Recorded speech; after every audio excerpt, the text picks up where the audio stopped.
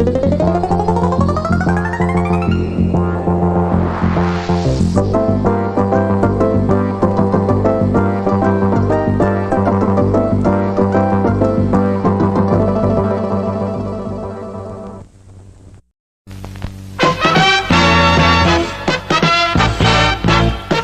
now, preview time.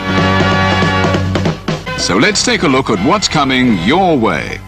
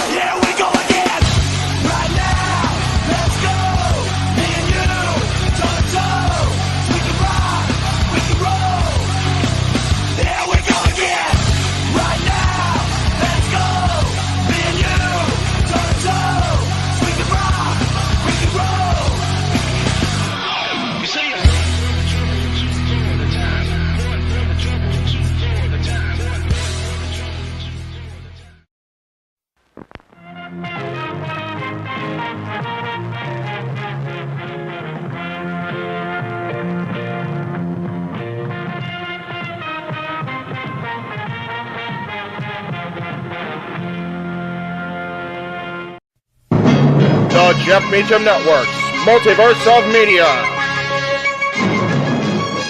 For over 15 years, the recognized symbol of excellence and the standard bearer in coverage of sports and entertainment.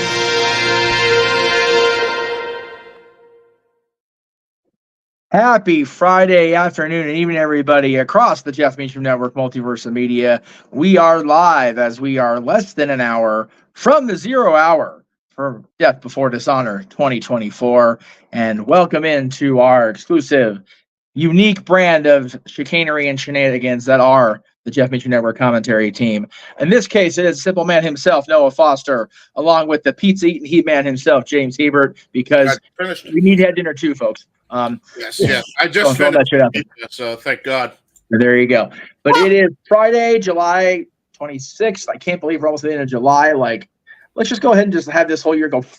Right. Damn it. And again, the watch long schedule is what it is. If we are not going to die, then I don't know how we are going to die. Right.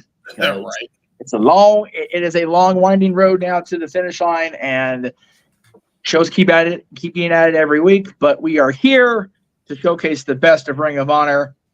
Noah, how the hell are you, man? Doing very well, Jeff. Good to see you. Good to see James. Good to see everybody here at Multiverse of Media once again as we cover all the wrestling. And now we demonstrate our attention towards Ring of Honor, a company that prides itself on true professional wrestling roots and foundation for the last 22 plus years. And we come around to Death Before Dishonor, the second pay-per-view in this year's Ring of Honor cycle. And I'm looking very forward towards everything that's ahead tonight as always. I don't really have anything bad to say about this show going in or anything that's going to be like, meh. I mean, even the match that we were thinking about the least at Supercard of Honor kicked off the show and blew us away. No one else had to follow that. So I'm looking for a lot of people to come out, show out, put up and show up tonight. And who knows, we might see some history made here as well. So this is going to be a very fun time. And I'm doing well. It's good to see you once again. Yes, sir. Just wanted to know, where is it going to be on your Triller, Jeff, or is it going to be on Noah's Triller? So Ring of Honor is exclusively on Watch ROH now. There is no Triller. Well, I have Noah's Honor Club, so I guess I'll go in there. That would be the way to go. Yeah. Okay, I am doing that. We run the issues. We got our plan D. Yeah. Anyway. That being said, again, folks, you want to join in the conversation, you also can catch the 0 hour across one of our social media platforms and Honor Club, because the pay-per-view actually kicks off 8 p.m. Eastern Standard Time, 5 p.m. Pacific. And please, no spoilers for SmackDown. It is pre-taped. And no spoilers for the Royal Rampage if we overlap that. No, we're not covering it. We're not going to send Jeff into craziness. Actually, it depends on if JJ feels up to when he gets home. He and Walter have agreed they're going to cover a Rampage if they're so inclined. Oh, nice. I love that. I love that we cover more wrestling with all our third teams. I love that. So double ring. It is fun. Exactly. But And as again, of now, gents, hope we've everybody got enjoys the video. 9 scheduled matches for tonight. We'll talk about that once we get synced up. I'll make sure we get James synced up. So go ahead, James. Continue. Oh, I was just gonna say, double ring. Like I remember the first time they did the Royal Rampage and Brody King had that hanging neose spot. I thought that was fun.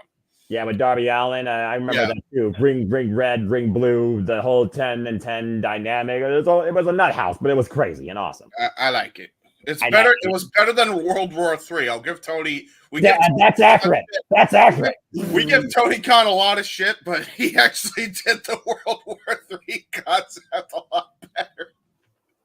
Yeah. It's kind of hard. That's a low bar to set, but I mean, valid. Yeah, that's one of the few times I go, I don't think that was a Bischoff edict, so I can't blame him for it. Other than, well, yeah, your name's on the bill though. But yeah, the Royal Rampage kind of was what it was, is what it is. So hopefully, I try to stay spoiler free unless it's newsworthy where I have to cover it right now. So hopefully it comes off all right, and if not, Godspeed to JJ and Walter when it happens. We've got the wrestling over here on the Honor Club. I'm trying to sign myself in, which is always fun when I have to type it out. Yeah, right. It's good to see it pass it, but I should figure that out. Like you said, we do have 9 matches, but we also know there will be a 0 hour. I imagine the matches are already announced on either Ring of Honor's social media or Tony Khan's social media. Plus, we know one thing for sure: the 0 hour. Yeah, exactly. Right. But we also know during the 0 hour we will get the debut of the MXM experience, Mansoor. Yes. Yeah! Sorry. Jason's very excited. My boys. Okay. Well, you saw what they did in Prestige Wrestling. Go check out our watch along in the archives. Post and also comments done by Brian Zane there, Chris Prestige Wrestling, where they had their first arena show, and MXN came out and showed up, came this close, becoming the Prestige Tag Team Champions. It did indeed. It was far more fun on that show than I figured it would be, and those guys were definitely a major contributing factor to that. Before we get into the crux of tonight's card, I do want to bring everybody at home into the conversation that you and I were having this morning, Noah, and then we brought James into very briefly before we went live on the air. For all the crap we give the various companies about the various states of their women's divisions, I see no problem with what we have on the horizon in the next month. Nope. Accurate. You've got the 3 matches tonight. You've got Roxanne and Thea, which, by the way, folks, oh, no. If you happen to super chat another, let's see where we're at here. I believe we're at 60 each. So if you manage to get 120 in before NXT starts on Tuesday, Noah has to actually actively root for Thea Hale because he will have been enrolled in Chase U. Just saying. Anyway, Thea Hale and Roxanne Perez on Tuesday. The 2 women's title matches at SummerSlam, the 2 at All In. Camille's back in the game. You love to see it. And Jordan Grace is always a problem for everybody as the TNA Knockouts World Champion. So I am so pleased. I'm pleased as punch that women's wrestling finally is getting back on track after a pretty stutter step of a year. Yeah. So far. I'd say a stutter step in the last few years. Like every match here looks like there's built-in story, long-term story in this. Yes. Mm-hmm. And a lot of promise in every single one of these matches, despite what people might think from even just looking at a character showcase versus an in-ring showcase. And again, as I'm going to see 2 of these live, I wish a little bit more for the challenger side in one, but I'll leave it at that. But I am curious to see what happens out of these because, again, like you said, there are storylines developing. Either whether you're character-driven or professional wrestler-driven, you have someone to take away in every one of these matches. Yeah. Yes, and like I said, Camille being introduced back into the fray on the side of Mercedes Moné. Whatever you think about Mercedes Moné and her character development in AEW and her term in AEW so far, and then like I said, Jordan Grace has been a breath of fresh air throughout women's wrestling. So I'm here for it. I'm just waiting for Jamie Hayter to show up and just wreck shop. I want the Hayter versus the Brick House. That needs to happen, Tony Khan. If you do a Continental Classic for the women this year, which you should, damn it, those 2 better be in it in opposite blocks. That's 100%. So Noah, I am looking through my chats here so I can get the proper graphics up in the proper order because I know I sent them out. But let's go ahead and talk about, since you mentioned it, we're going to have the 0 hour coming up at the top of the next hour, 7 Eastern, 4 Pacific, as they always do. And what are we going to see first as far as what is scheduled for the 0 hour itself? We'll get the graphics loaded while you wax proxy on it. Well, we know for sure the only thing that is known for the 0 hour is the debut of a tag team that has taken the independent scene by storm. Strike a pose if you choose. We will be finally included into the MXM experience as Marseille and Mansoor will make their tag team debut tonight in Ring of Honor. Of course, we know these two formerly were involved in WWE. Not to mention, we saw them wrestle in a Botch Prestige Wrestling for the Prestige Tag Team Championships. So, with the fact that the Ring of Honor World Championships are on the line against very unique opposition and two members of the conglomeration, I think about this Ring of Honor tag division with the Infantry, the Outrunners, the Iron Savages. You go on and on and on. You got Top Flight. You got freaking Dark Order. You got the Undisputed Kingdom that's been basically unopposed and saying that there's no competition for them. The famous newest member of the board, Paul White, well, they have a match tonight where they have to defend those titles. And I think MXN can make a very unique first impression on this Ring of Honor tag team division. Wait, is Paul White like a manager, general manager for Ring of Honor? Paul White is now part of the board of directors for Ring of Honor. Correct. He was literally appointed this Thursday, and he literally told the tag champs that you will not be taking the night off. You do have a match, and it's against the conglomeration. Yay! Finally, we Big Show's being used properly. Hey, now we just need a Captain Insano appearance because why would you trademark the name and not use it? Damn it! He owns the name. You gotta use it once. Gotta use it once. It's so he says. What? I mean, again, you're not wrong, but yes, tonight we get the debut of the MXN collection. And again, folks, that's tonight's Olympic Standard Time. Jeff, what's been your thoughts of these two since, you know, them coming onto the scene here lately in, wrestling? I think Jeff had be frozen. Jeff be frozen. He be frozen. We'll be waiting. Frozen. Jeff be frozen, folks. I'm actually looking to see if they actually announced anything else, and it looks like there we go. You're good, Jeff. I frozen again. You froze again. I don't know. I'm trying to send the match graphics from my phone to the computer through Messenger so I can see and bring up everything, and it just says sending. So okay, I'll turn the Wi-Fi back on, and it made it worse. That's why I froze. Yeah, well, that's fair. I mean, hey, he froze. He struck a pose. Yeah. Oh my god! Oh my god, Jeff! What was that? We now move on to the whitest portion of the show. Here's Jeff Meacham. Jeff did the strike a pose like we could dance if we want to. You know what? My name is not the marquee right now, but I can dance if I want to. God damn it, it's my show. Oh my gosh.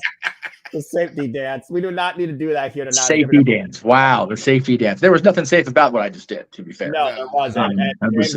That echoed the safety dance. That being said, I don't think a few people are going to be safe tonight, but talking about the 0 hour, there was another match announced, and I just spoke about the tag team division, spoken about these two tag teams. We're talking about, well, Jeff calling himself up for what he is. What do you call the Outrunners that call himself the youngest men to ever exist in Turbo Floyd and Truth Magnum? They'll be in tag team action against Top Flight. Yeah. I know who's winning. Right? No idea. Oh my god. Yeah, all I know is this is not a drill. I'm going to go ahead and bring this match up since we're talking about the rest of the weekend and everything. Where did it go? Wait. I find it. You find? What you find? So talk about gosh. You know, the youth of wrestling and the experience of wrestling. Ladies and gentlemen, this is not a drill because the winners of this match tonight on Ring of Honor are actually going on to tomorrow's presentation of Battle of the Belts. It won't change hands. And there actually is going to be a championship awarded on a Battle of the Belts show. Dear God, help us. Okay, That's fair. What a segue. But yes, ever since the Ring of Honor World Six-Man, as we get in the main card, let's get right down into it because that's the only match known so far for the 0 Hour. I'm sure there'll be like a women's exhibition, which is Dora or somebody. And I had no graphics for the 0 Hour matches, so I'm kind of going for it at this point. Well, I mean, I'll send you the graphic for the tag match in the MXN because I found them on the Twix. Thank you. Yay for Twix. Yeah, left or right, you're good either way. And that's the only way you're good either way, on left or right, is it with Twix. Anything else in this world, not so much. Well, I mean, I'm right-handed, so I'm always going to be right, Twix. But again, we're going off the rails. That's okay. That being said, the Dark Order, going in the Dark Order, Evil Uno, Alex Reynolds, and John Silver, again, they go up against Texas Legacy. Because remember, we're in Arlington, Texas, folks. And we got two of the most notorious families in Texas professional wrestling history working together. I didn't even know Rose, the Von Erichs. I completely forgot the Von Erichs were employed by Tony Khan. Is that bad of me? No. Yes, but I forgot too, so I guess we're equally as bad. It's okay. But anyway, we saw last night. Well, I saw last night on Ring of Honor in a tag team action. Marshall, for those that don't know, Marshall the one that wrestles barefooted. Ross the one that wrestles with boots. The Von Erichs were able to beat the Dark Order successfully last night, but then there was a post-assault. Dustin Rhodes came down, and before you know it, one of the members of the Dark Order got the Iron Claw from the legend himself, Kevin Von Erich. And what is Kevin Von Erich is in the corner here. We talked about, though, on City Predicting, though, James, Dustin Rhodes, again, the guy on one last ride. I think he does serve one last time in the sun. And he even said to the Von Erichs, stick with me, boys, and I'll take you to places. And again, you're talking about 3 decades plus of wrestling history when you look at the Rhodes and the Von Erichs, and here these two families are working together. What a time that we live in. But also, as Jeff alluded to, since the Ring of Honor 6-man tag champions were vacated after being unified, they are going to be rechristened tomorrow night. And the winner of this match will face the Undisputed Kingdom in trios actions to determine new Ring of Honor World 6-man tag team champions. That being said, James, what's your thoughts towards this? I like it. I'm glad that the Ring of Honor 6-man tag team titles are actually going to be around a team that is in Ring of Honor and not just unified with the AEW trios titles. Judging by the looks of it, I really hope that Texas Legacy wins this because, number one, Dustin deserves better. Number two, the Von Erichs deserve better. So I hope they actually win. I kind of want them to win here. There you go, Jeff. I sent you those two graphics. But, Jeff, that being said, again, you being the historian that brought me into the NWA world, you know a thing or two, I'm sure, about the Von Erichs. You could talk all night about the Rhodes as we talk about Cody. Here's Dustin, the older brother. What's your thoughts on this unique trio? Well, first of all, there should be one of two team names for those three.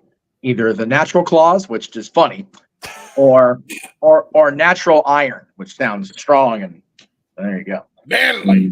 Either way. Manly. It's Texas, man. My God. The man's world in Texas. The man world. Sorry. Anyway. Okay. I promise I'm good now. Okay. No karaoke till August 17th. God. Beach party. No, it's a thing. Bring your flip-flops. Anyway. Continue. There we go. We need Noah in a shirt, no jacket, and a tie, and beach shorts and flip-flops. I am demanding that's a thing on August 17th. You heard me. I didn't stutter for once. Anyway. I've never worn flip-flops a day in my life, and I haven't worn shorts since my golf days in 12th grade. Mucker, brother, you're going to SummerSlam. You got to get ready for the beach party, brother. You should get back into golf. You actually have you're actually tall enough to pull it off. You're tall enough, and you have the inclination and the patience. So God bless you for it. Yes, and I suck. I really got. That's the most important thing. I literally got at least a snowball on every hole I did. That is the most important thing in golf: the ability to admit that you suck a dick at it. That is brilliant. There you go. Yeah. I never even got a point. Hey, what a time! Hey, I still rode up, and I still rode down a white limousine. So again. Who's the loser? That's right. I sucked, and I sucked in style. It's basically that's right. This is accurate. I sucked in style, and that's where the cover for my Slow Jams album came from. Richie was on the golf course. Yeah. In my white. Yeah. All right. Well, anyway, pull the needle off the record and get back to wrestling. Okay. Does anyone else have anything to say regarding this trio match? Yes. The fact that Evil Uno is still alive after what happened to him in Portland is a freaking miracle. Alan Angels destroyed him. And And Adam Angels, by the way, is no longer the prestige world champion. Starboy Charlie beat him. Starboy Charlie, yeah, and Starboy Charlie pissed off Alan Angels. Alan Angels was very mad on the Twix. Anyway, shout out to so yeah, but there was that. So considering this one of the 3 matches tonight out of 9 on the main card that is not concerning actually for a championship.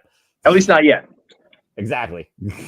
It'll be tomorrow on Battle of the Belts. There'll be a match where a championship is awarded. Tune in for the history, kids. Yay! Finally. Belts 11. Oh my god, dude! It took 11 to finally get a title to change hands. I mean, there was the TNT title debacle, but I guess we really don't talk about that. But anyway, we don't talk about TNT. No. All right, but we do talk about Lucha Libre, and this is a straight up Lucha affair. Commander taking on the Beast Mortos. We know what both these men are capable of. Beast Mortos, formerly Black Tourist in TNA. Commander, who literally walks the ropes and can do a shooting star press from the middle like it's nothing. Has hung with the likes of Ray Phoenix, AR Fox, Dante Martin, etc. And of course, this is just a straight up unique Lucha Libre exhibition singles. We've all seen the Beast Mortos nearly destroy Darby Allin and launch him into the lights in the new Collision set down there in this Arlington, Texas Coliseum, which was damn ridiculous this past Saturday. We all seen the Beast Mortos before, though, in singles as here at Ring of Honor. But to my knowledge, I don't think the Beast Mortos has gotten a win in a long time in singles in Ring of Honor. It almost feels like he's trying to be maybe a stay there. But Commander, he's one of those that I feel like if Bandito wasn't injured, King Commander could probably go after the Ring of Honor Tag Team Championship. Yeah. James, you're a lifelong fan of Rey Mysterio, so obviously you honor and respect Lucha Libre. I mean, Rey Mysterio probably is literally an idol for these two men amongst so many others. Yeah. So what's your take on this match?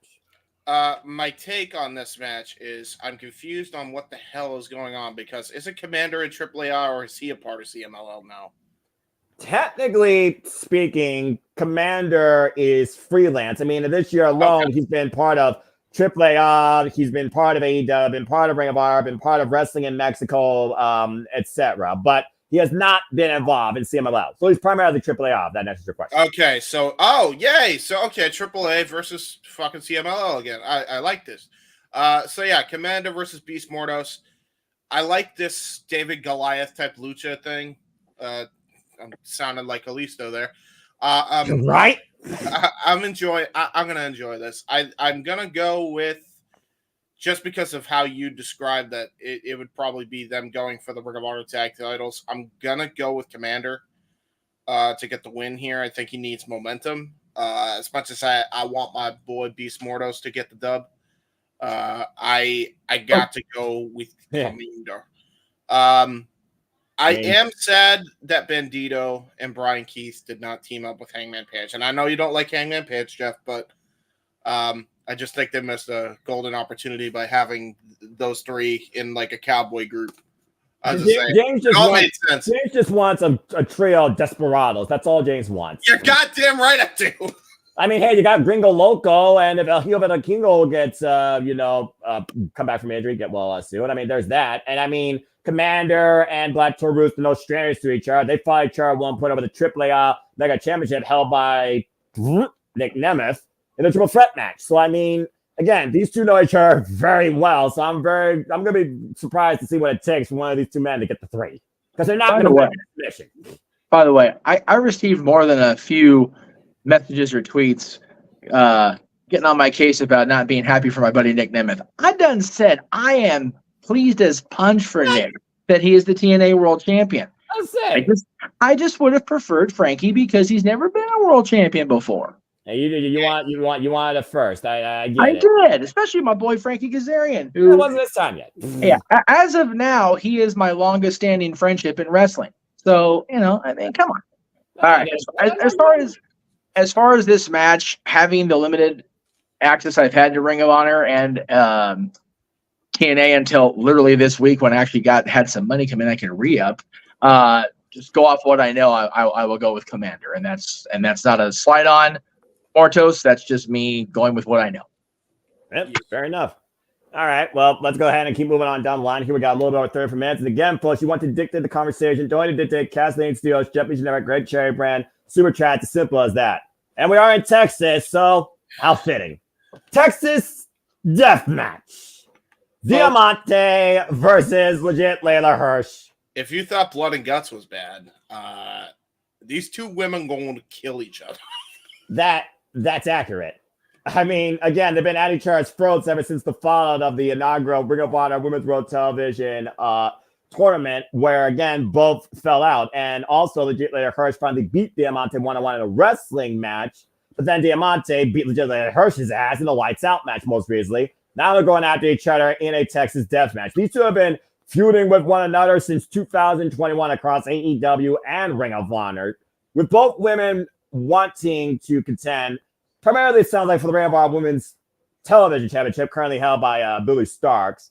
I think that Hirsch, though, is out to prove more a point, because at one point, if you all follow Layla Hirsch, she was doubting whether or not she actually can win the big one. Can she actually continue to sustain in this crazy world of professional wrestling, especially to coming back from injury? It's also one of those things, though, where Diamante, she does have more experience. She's the veteran. We all remember her from LAX, one of the meanest to come out, of course, of Florida. 16 years of experience, in fact. But last time we were in Diamante's world, a street fight. Here, though, we're taking it to another notch, Texas death match. And I think legit Layla Hirsch might surprise us. Jeff, I'm going to start with you. Your thoughts on this and who you got? Yeah.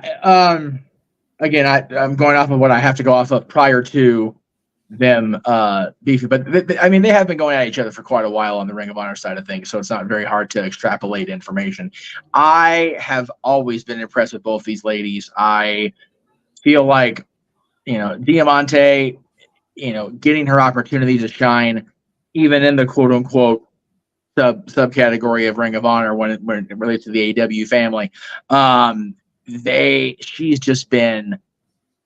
she's impressed the hell out of me. She really has, and the time I've seen her. And legit Layla Hirsch, she's one of my favorite things about the women's division in the Tony Khan family, because it's one of those. I remember the quote from Lou Grant back when we were talking about show. She's got spunk. I hate spunk, but man, I love the spunk of legit Layla Hirsch. She is just full of P&V, and I'm here for it, because she is determined to prove that she belongs in this roster of incredible women. You figure you got two unbelievably, on paper, stacked title matches tonight in the Ring of Honor women's division. These two women, while not fighting for a title, definitely fighting for pride. And if you're in a Texas death match, you have to be able to fight and just beat the tar out of your opponent. And they're going to be in Texas, so it's going to be hot anyway. So it's going to be a fun thing to watch. And I feel like, based on what I do know and how I feel about both of them, I'm going to go with legit Layla Hirsch, but I'm not unhappy either way here, because both of these ladies are so impressive. James, do you echo a similar sentiment? What was your pick, Jeff? He picked legit Layla Hirsch. Her grind is legitimate. Gotcha. I picked Layla.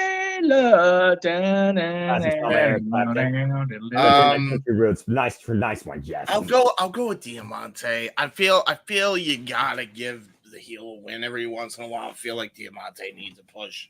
I love Layla too, but which, by the way, put her in Bloodsport. God damn it, do it. Bloodsport's stacked enough on both gender sides Sunday. We'll talk about that later. My goodness. Masha versus Shayna Baszler. I'm just saying. Hey, I'm just saying, you can have Layla Hirsch in a match too. True. And with Texas death match, we know both these women have friends that could come to their aid. Diamante has the former Ring of Honor Women's World Champion, Mercedes Martinez. Legit Layla Hirsch has Rachel Lorraine. So this could be a complete gang warfare that we get tonight. True that. Either way, it's good stuff on the horizon. Damn right. Worker course, piece of dog shit. Anyway, carry on. No, sorry. No, you're fine. Correct moment. Sorry, had to. Hey, you know what? It's your network, so you can do what you wish. I'm just. That's right. Yeah. And nobody will forget that either. I'm right. But yeah, for me though, I just feel like legit Layla Hirsch again. She has a lot to prove. She's looking for that big moment, and I feel for me, she kind of needs this more just to try to bounce back and maybe renew that confidence in herself, which I do wonder, is that fully restored, or could it be fully restored if Diamante pushes to a point that pushes legit Layla to a spot that Layla didn't know she was capable of? So I'm going with legit Layla Hirsch as well. All right. There you go. Let's get your predictions in. They are finalized in about 30 minutes. And then we are no longer able to submit or change them. World Tag Titles or TV title next, Noah? Let's go with the tag team titles at this point, since we've been talking about them verbatim. I mean, we got the Outrunners and Top Flight and MXN on the 0 hour. It sounds like we know one of these three teams is going to challenge one of these two teams for the Ring of Honor World Tag Team Championships, probably. At the Undisputed Kingdom's already being the likes of the Infantry and, of course, Matt Menard and Angelo Parker, and thought they were going to get the night off, and there's no real competition for them.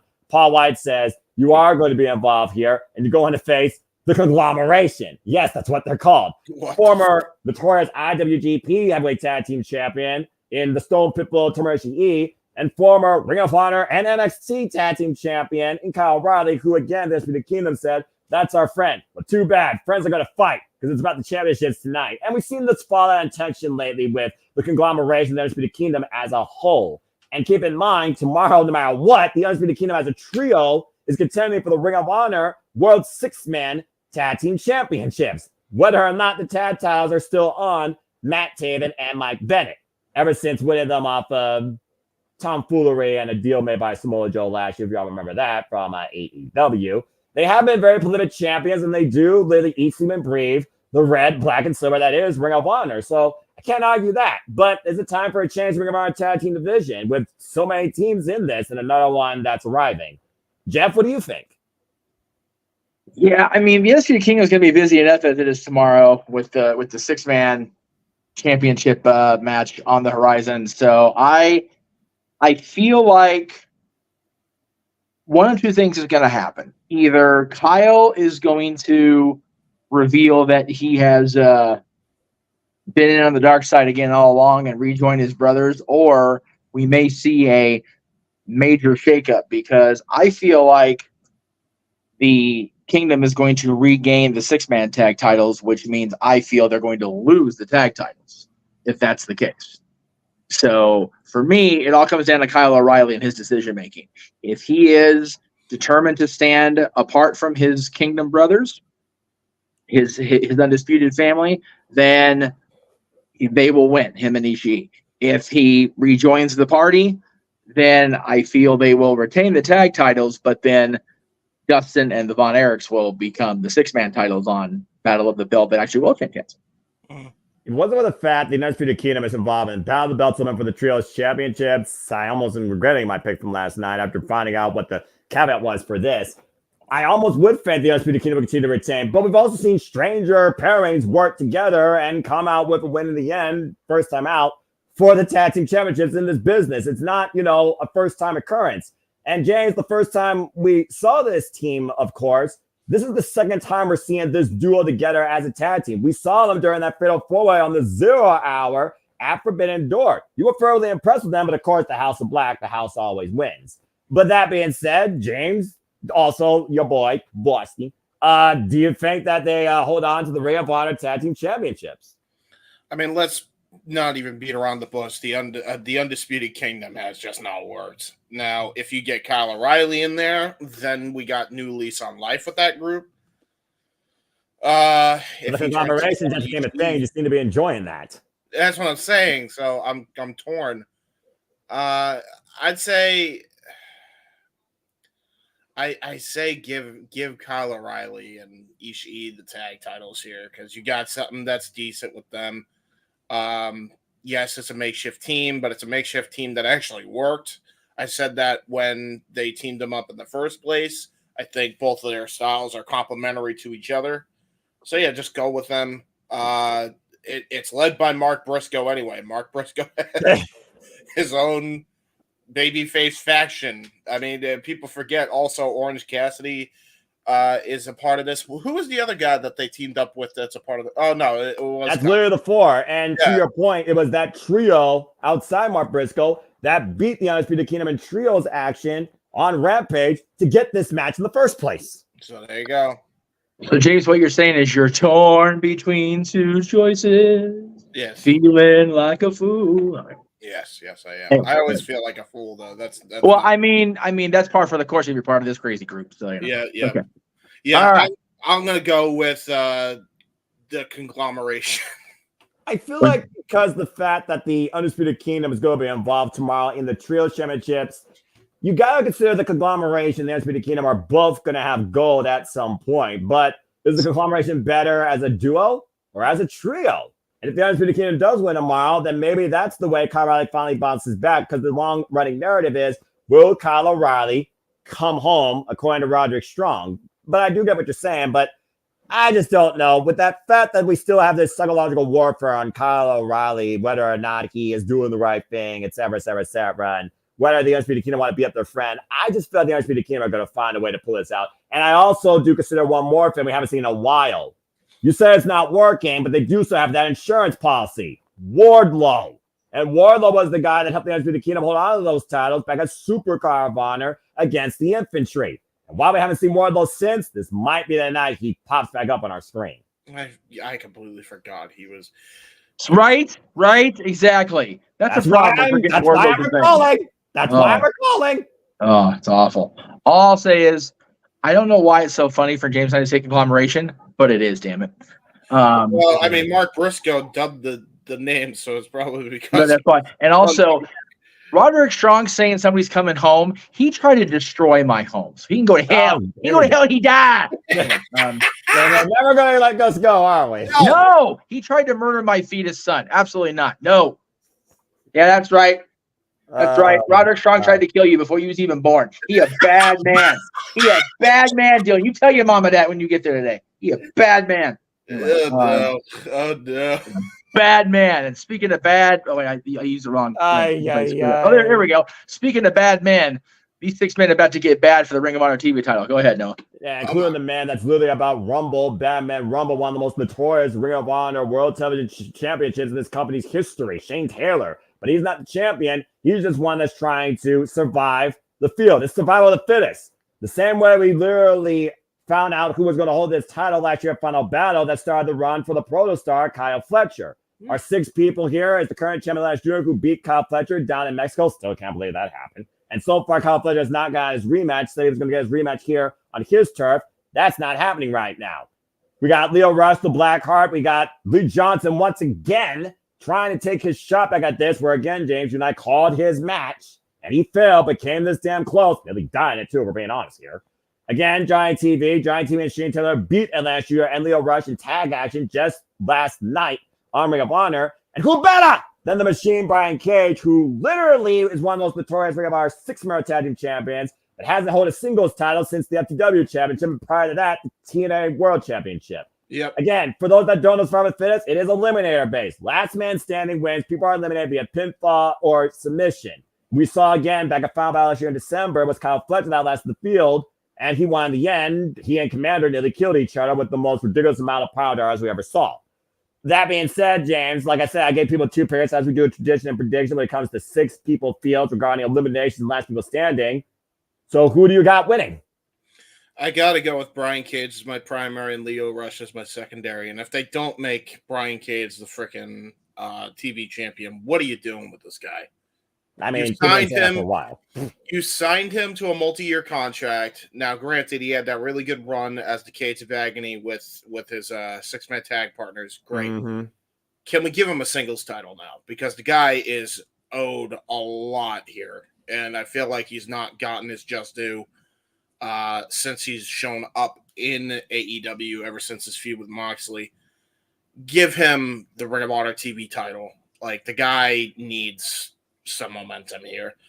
Lio Rush is only my secondary because I feel like I could see them pushing Lio Rush and this new Blackheart gimmick going forward, like where he's in between 2 worlds. Like, one day he's Lio Rush and the next time he's the Blackheart, whatever. You could kind of go along with that. So that's why I'm going with Lio as the secondary.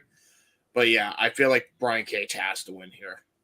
It sounds like, regardless, though, Jeff, it sounds like this might be the one time now if nothing else changes that might change hands here. Again, Lance Jr. just came onto the scene, CMLL, but it's not the first time Ring of Honor had somebody from our company holding one of their championships for a short duration. Mai Watani, former Ring of Honor champion. Just to name one example, Norizuki, former Ring of Honor World Television champion, literally at the start of this era of Honor, before losing it, of course, to Samoa Joe, became the most notorious and longest reigning of all time. That being said, California presents, because I know Brian Cage also, who better? And James, you do make up a very good point, but Lee Johnson's been taking how many shots towards this? I feel like he has to finally call his shot and win at some point. But I also think Shane Taylor right now trying to really push forward Shane Taylor Promotions. He's also a huge candidate to take this here, formerly holding this title for over 200 days. So, Jeff, where do you stand on this? Well, personally, I want Brian Cage to win. Right. And then I want LA Knight to win because that way somebody will be smiling down from on high after August 3rd. Yeah. Oh, yes, he will. Please However, let that happen to SummerSlam. Continue. Unfortunately, I don't think it's going to happen, at least in Brian Cage's case. I do thoroughly believe that LA Knight's going to whoop that Logan Paul ass, and all will be right with the world again. Right. But as far as this match goes, I tend to believe that Leo Rush is definitely in the conversation. Like you said, James, there's good potential there for him to go back and forth between gimmicks and that crazy head of his. But my top picks are going to be Lee Johnson and Shane Taylor. I really think that those two guys have the what do you call it? The best opportunity, as you said. Lee Johnson had multiple opportunities at the title, and Shane Taylor holding that title for as long as he did. I think he wants to get back to it. As far as the chat, first of all, Eddie, thank you for the super chat from Missing Monday. Never a worry. It's always appreciated to have the $5.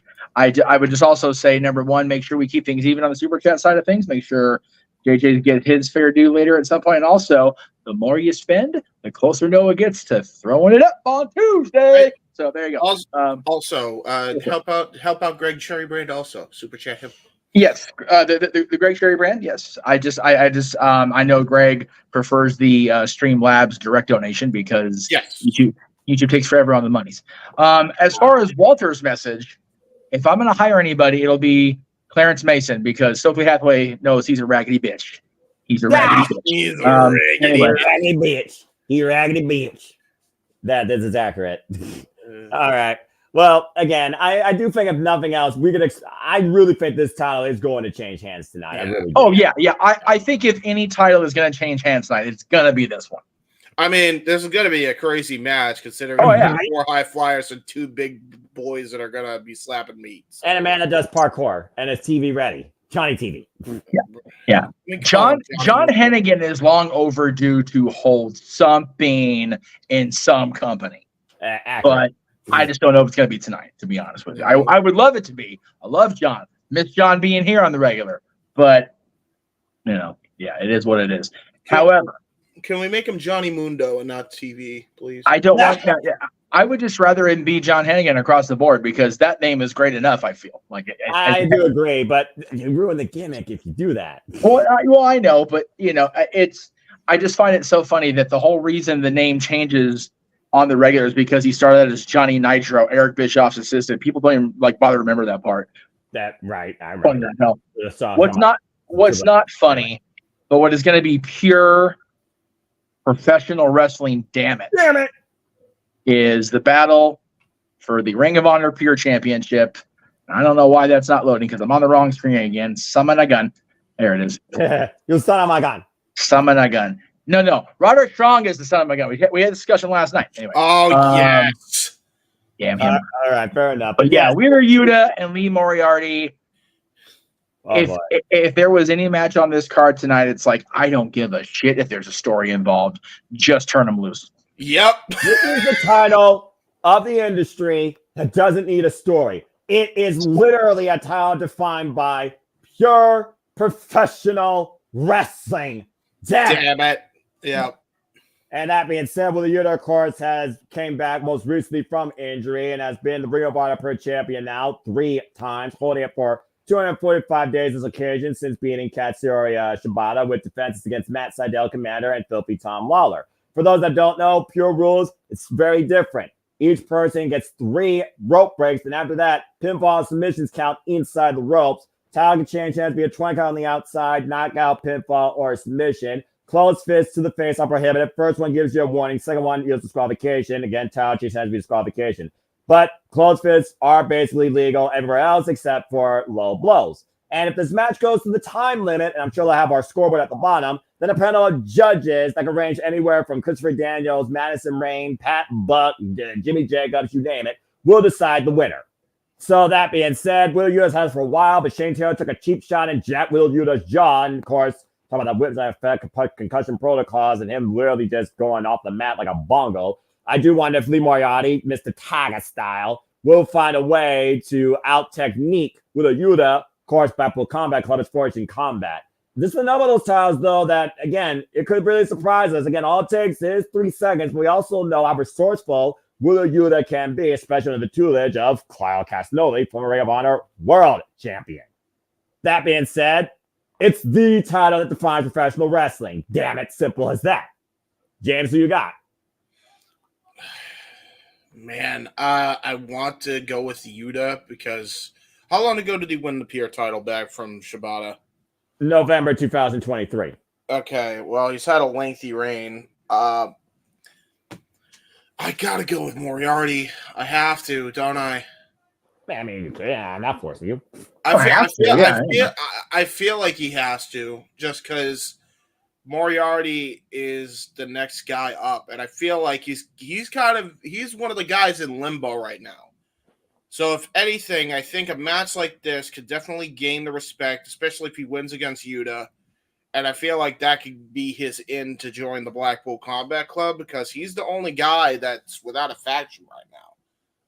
And remember, the 3 guys that Danielson originally wanted in the Combat Club were Daniel Garcia, Wheeler Yuta, and Lee Moriarty. So, I mean, I wouldn't be surprised if they all joined together at some point as part of the Combat Club. I can very well see them going that route. I feel like this is the start of that. I really do. I feel like Lee Moriarty wins, earns the respect of Yuta, and Yuta vouches for him to join. Fair. And also, Jeff, the reason that Lee Moriarty has this match is because he lasted against Wheeler Yuta 10 minutes in a proving ground. They were unable to beat each other during that time. Yeah, I find it pretty cool that Shibata, when he won it in Los Angeles, held it for 239 days. Wheeler Yuta is now at 242, so he just passed Shibata's reign as champion, correct, which I think is pretty cool. And again, this is his 3rd run as champion. He is the longest reigning cumulative pure champion at 512 days, maybe and counting. After tonight, but yeah, I gotta go with James's thing. Moriarty is number one of the guys that they wanted in the club at the beginning, and number 2, now that Yuta's back off of concussion protocol, he can rejoin the storylines within the Combat Club, whatever they may be, leading into Bryan Danielson's final match, which we have been told from Bryan directly, his wrestling contract expires this coming Thursday. Which is great. 6 days until his wrestling in-ring contract expires with AEW. That's insane. And if he holds true to what he said, anytime after August 1st, it is the final countdown. Yeah, and possibly in the last one, the close of a dream. Not to mention right now, you talk about a Combat Club. Thank Christ, you crazy man. Please enjoy yourself. Jon Moxley is finally taking a vacation. Right. Thank you, by the way, to my AEW crew for sharing that with me. I mean, truly the hardest worker in AEW history, being perfectly honest here. One of the hardest workers in the professional wrestling business is finally taking time off. Much needed and deserved. Yeah, even if it's a month and come back for Wembley, fine. Do that. Jesus. Right. But again, also keep in mind, seconds cannot be involved here. If anyone gets involved, they either risk suspension or termination. So yeah, based on go Clara Castagnoli. But yeah, I would definitely want to see Yuta. I mean, it's weird to call it that, but be unshackled from a championship so he can go and help handle BCC business. And Moriarty as a champion in Ring of Honor I'm here for that. So that's my pick, is Lee Moriarty. Yeah, this is one of those titles I was really torn on because the fact that Shane Taylor Promotions has been feuding with the Blackpool Combat Club, like you said, for as long as I can remember, across Ring of Honor and Collision, it does feel like Shane Taylor really is trying to push forward Lee Moriarty and Ebony Ogogo for that matter. And if Shane Taylor wins the Ring of Honor Television Championship, Lee Moriarty wins the Ring of Honor Pure Championship, that is some stock in Ring of Honor for Shane Taylor Promotions. Rumble, Batman, Rumble. But again, when they deal with the Blackpool Combat Club, they are forging combat. And Wheeler Yuta, this is his first defense since he came back from injury. Why he's had quite a long run with it, and how far he's willing to go to get back from Katsuyori Shibata. I'm very curious to see if Wheeler Yuta can get through this. That's why I did go with him retaining. Yeah. And then we move on to the 3 matches left. Yeah. 3 matches left. We have the women's world television title, maybe. And the women's world, and then the Ring of Honor world. No, I was saying maybe because I thought I clicked the link. I didn't. Yeah, I did. Both women's matches, as far as the championships are concerned, are directly involved with each other. You've got the students battling the partner of the opponent of the teacher. So it's going to be an amazing pair of matches, at least in my opinion. You got Billy Starks, the women's world television champion, taking on Red Velvet.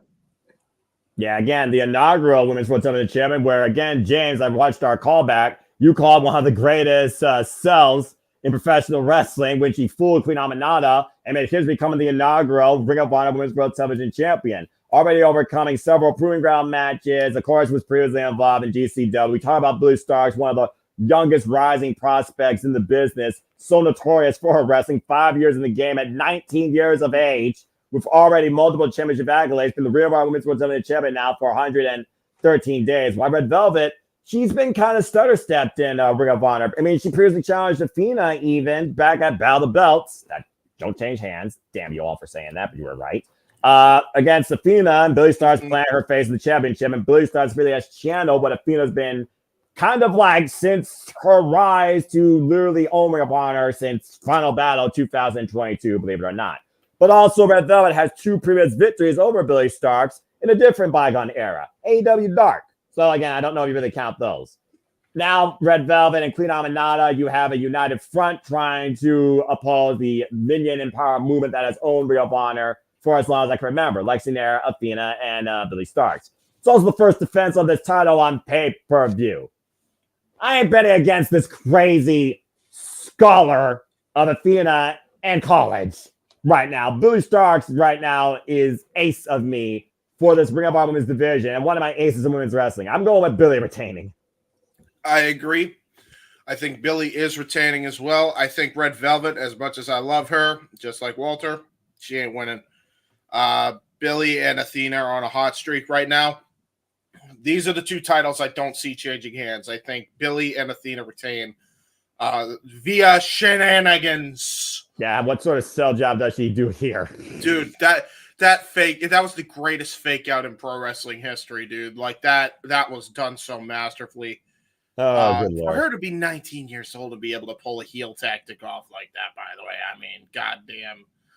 I mean, again, when you're under the learning tree of Athena, which definitely has far more graduates and success than another learning tree that I'm not going to get into. Hey, that just started. Give it time. Dude, you already are on the kids about the bad apple and the red, but don't even give me that. Oh, no, I think that's funny as hell, though. We're lucky Jericho was able to brief strap what Minoru Suzuki did to his chest. I'm just saying. That is true. That was but yeah, Billy Starks, again, she is that quirky, unorthodox competitor that really has surprised us ever since being part of Ring of Honor. She said this title was her destiny. I don't think she's ready to let go of that destiny yet. She's going to stir it up in Red Velvet. They're going to mix up a spicy dish, but I still see Billy dropping Red Velvet on her head. Did Jeff give his thoughts? He did not yet. Jeff is off screen. Be right back. Let's take care of something. He'll be back eventually. But we'll have him do a quick rundown. Yeah, that's no problem. I mean, again, I didn't do anything private, but it's just one of those things where, again, I look at Red Velvet, again, AEW original Nightmare family member. She's been stirring it up, mixing it up. Previous challenger for the TBS Championship against Jade Cargill. And, of course, came back from injury and then tried to, renew her career, going down to Ring of Honor. She just has a star step. She's kind of been out there since she lost also out on the Ring of Honor inaugural tournament to the very person that's challenging for the World Championship, to your point, Queen Aminata. It was that night that really Red Velvet and Queen Aminata earned that respect for each other. It was a very competitive match. But Red Velvet's been on a hot streak with 3 matches in a row. So we'll see, but I just don't see Billy losing. No, and I don't think Athena's losing to Queen Aminata either. Even though I think you could make an argument it makes sense. Athena's she is the longest reigning champion in TK Promotions right now. So yeah, in the business right now, that's not named Roman Reigns. 595 days. Dude, it's so crazy, dude. That's so absurd. 21 defenses. She's also she's dethroned Jade Cargill's reign now, right? Yes, she surpassed. Yeah, so good for her, man. Like I'm so happy for her after everything she's gone through. Jeff, who do you got for Billy versus Red? I got both to retain, Billy and Athena to retain. Cause and effect. I mean, that's it. Really is just that simple for me. So since I said what I said, and I made my prediction quick and dirty, if you will. What the? Oh, okay. There's the. You sent me the MXN. Okay, and you even said you did that, so clearly I was paying attention. Well, I mean, again, there's a lot happening tonight. I mean, we got Ring of Honor for Honor. People are going to watch SmackDown main has for free. People are going to watch Royal Rampage. Please main has does put it free. And then we go into tomorrow with Battle of the Belts 11 after AEW Collision. So there you go. So Noah, are you also going with Athena to retain? I am not going against my fellow gamer and my minion overlord, the fallen goddess Athena. She is, again, the most superior women's champion right now in the wrestling business on the Western Front. No disrespect to Roxanne Perez or Jordan Grace, but she has been on top, holding down this company, putting it on her back, facing every opposition possible in and out of Ring of Honor, AEW, and Joshi Pro for nearly 600 days, including 2 out 3 fall tables match and a Chicago street fight at one point. She has been unopposed on her throne, and that is not something you could say for anybody else right now in this business that's a woman holding a championship as long as she has. The dominance continues. This show is Athena's domain. We thought Hikaru Shida was her undoing. We thought that was her final boss. And outside Billy Starks, Shida was the second longest championship match in Athena's run. Wow. If Billy Starks and Shida can't do it, no disrespect to Queen Aminata is going to try and drive her boot as far as possible for Athena's head. And you know exactly what I'm talking about, James. But Athena and Billy Starks are Ring of Honor, period. Yep. Athena is to Ring of Honor what Obafemi is to NXT. The ruler. And motherfucker. Yeah, and the ruler. Now, go ahead. I'm going to start off the predictions for the main event. And I say that because I'm going to shock the world here. I don't like him. He an attempted murderer. But he is your next world champion. And it happens tonight. Really? Yep. Okay. Well, then. And then when he wins the world title and starts getting world champion money, then that lawsuit will go into effect. Walter was talking. I see. Motherfucker's going to get sued for attempted fetal murder. You know what? I'm gonna be on just side. I want Roddy to win so that lawsuit can go in effect. Let's make it happen. Let's make it happen. All right, that shit's long overdue. There is no statute because I got it on video still. Let's do it. I'm not going to show it because I just don't want to get down the rabbit hole with minutes to fucking go. Let's just put this in context, though, to be fair for a wrestling standpoint. Honestly, truthfully, I do think Roddy's going to win the title tonight. I will also say happy birthday to Roderick Strong. What a birthday gift that would be. The problem would have a whole different thing on her hands besides Mother's Milk as of late. That being said, Roderick Strong is a former Ring of Honor World Champion back in 2010 for 2011, beating Tyler Black, Seth freaking Rollins, until losing it to Eddie Edwards. So, again, don't worry out the side of the backbreaker. Former NXT North American Champion, former NXT Tag Team Champion, and, of course, former AEW International Champion. Mark Briscoe, who, again, fought for this for 11 years, who met him against Eddie Kingston back at Supercard of Honor. I do wonder how he is physically, and that's what Roderick Strong may exploit like he did with Orange Cassidy back in Revolution. Remember, Mark Briscoe, he's coming off blood and guts. Yep. So we'll have to see what happens here. But I think for me, just because the fact it's first, again, we got to say, guys, the first pay-per-view since Supercard of Honor, and that's really where all these champions are going to shine the brightest. And if we're going with the Undisputed Kingdom tomorrow for the trios, I don't think you need to drape everybody in gold. Hello, Switchblade Jay White. Get well soon. I think Mark Briscoe is going to retain here, despite all the shenanigans, all the backstage attacks, all the tomfoolery, and the fact that Roderick Strong beat down and counts into injury. Get well soon. I just think right now that Mark Briscoe is still our no front two-faced, smiling redneck kung fu man. chicken man of Ring of Honor. I go with them boy retaining. James, where do you stand? In all seriousness, I do stand with Roddy retaining. I only say that because he is Mr. Ring of Honor, and what better to win the Ring of Honor World Title on your birthday? So. Well, Roddy should celebrate his birthday. He almost cost somebody else their birthday, so he might celebrate his own. Damn.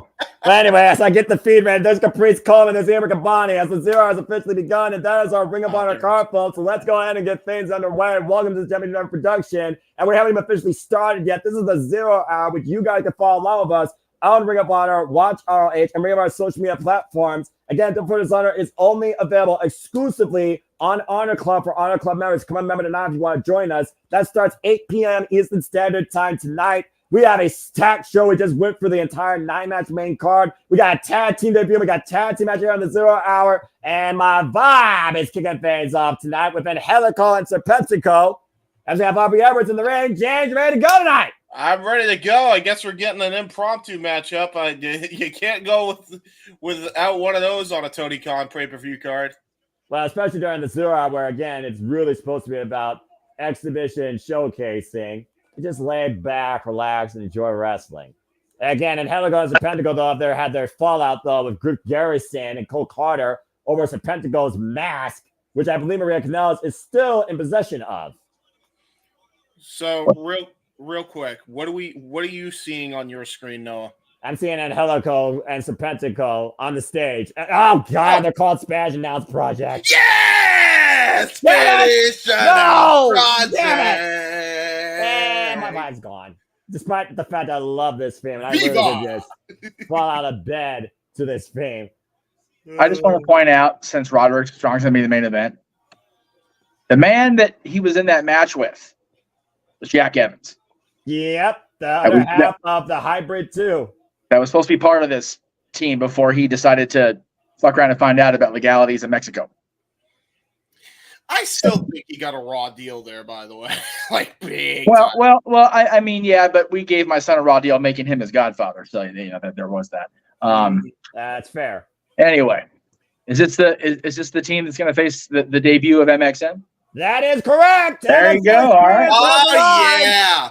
Well, in that case, I'll put the graphic. Strike a pose, baby. The MXN collection is in Ring of Honor. This is a good matchup for their first match. Yeah, no, for real.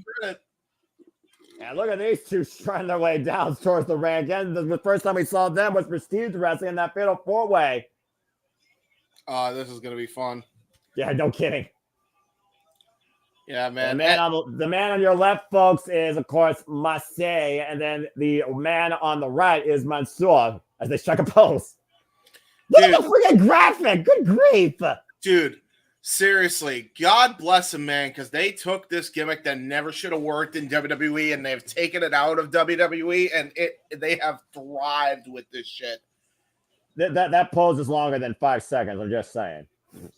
They're soaking it in, man. They're on new territory. They're in TK Promotions now.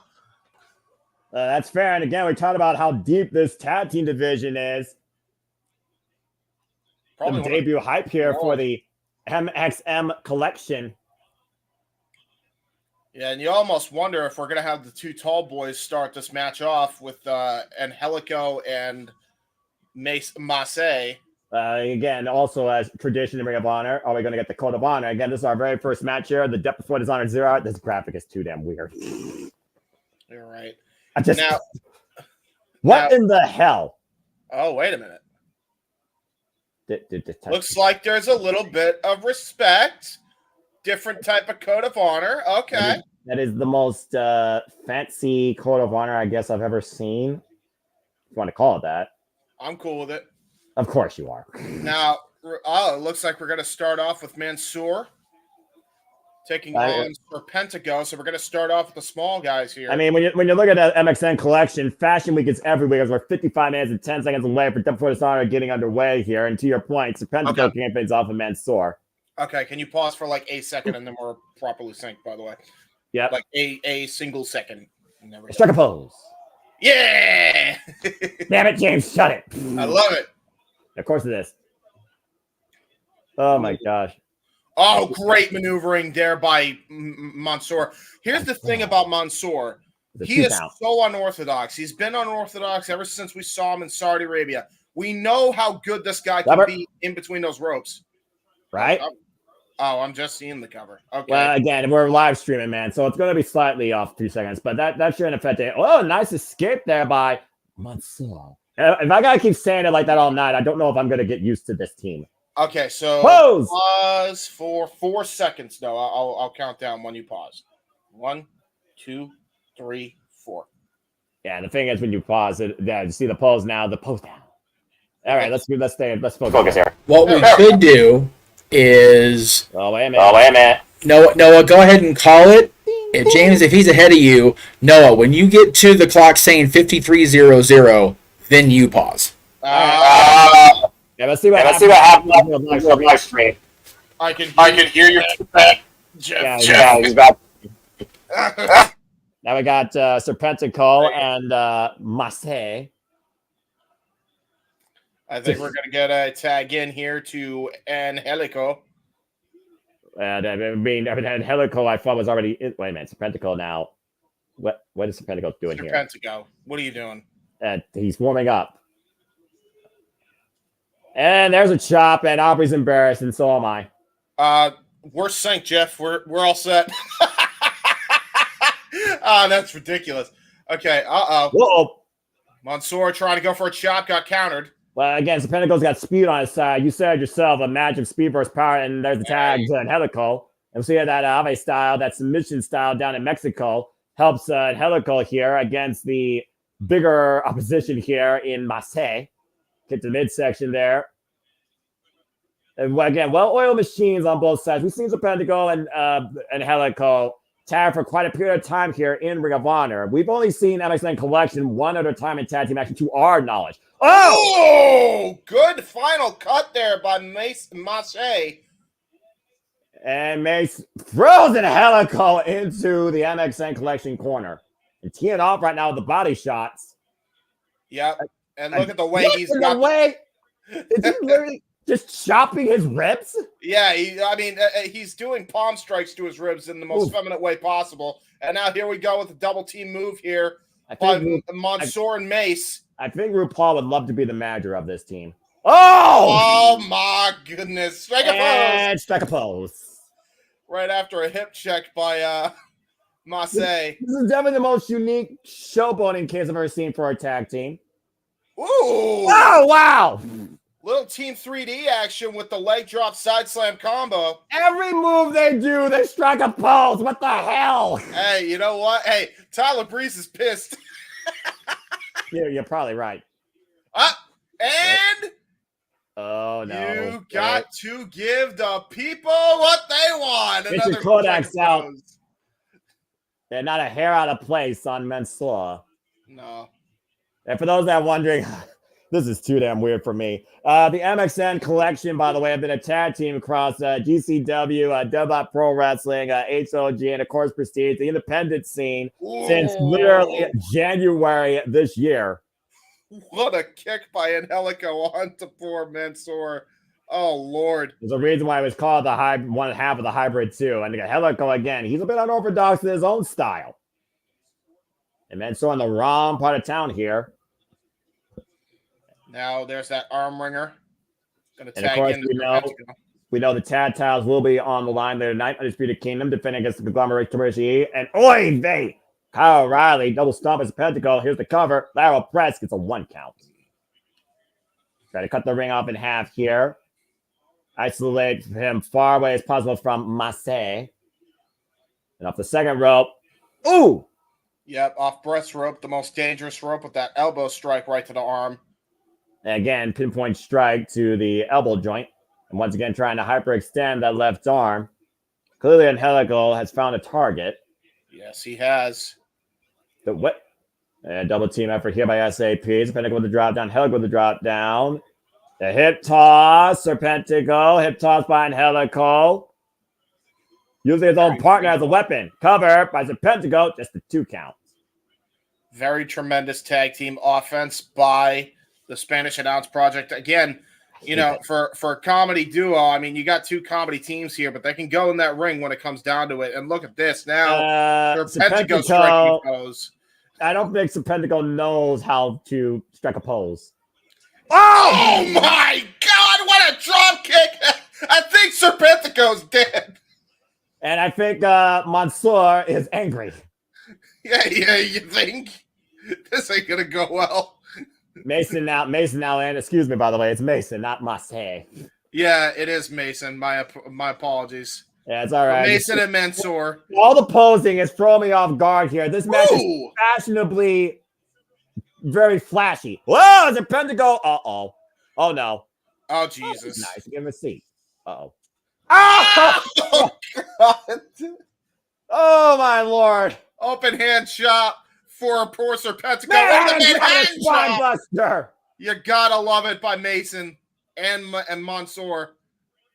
Again, welcome to Ring of Honor, the MXN collection right now, showing what they offer. And there's not the whole shopping network. There's a choke slam, German suplex. Ooh. And Helico comes in time. Oh my God! Jesus, what a headbutt by Mason!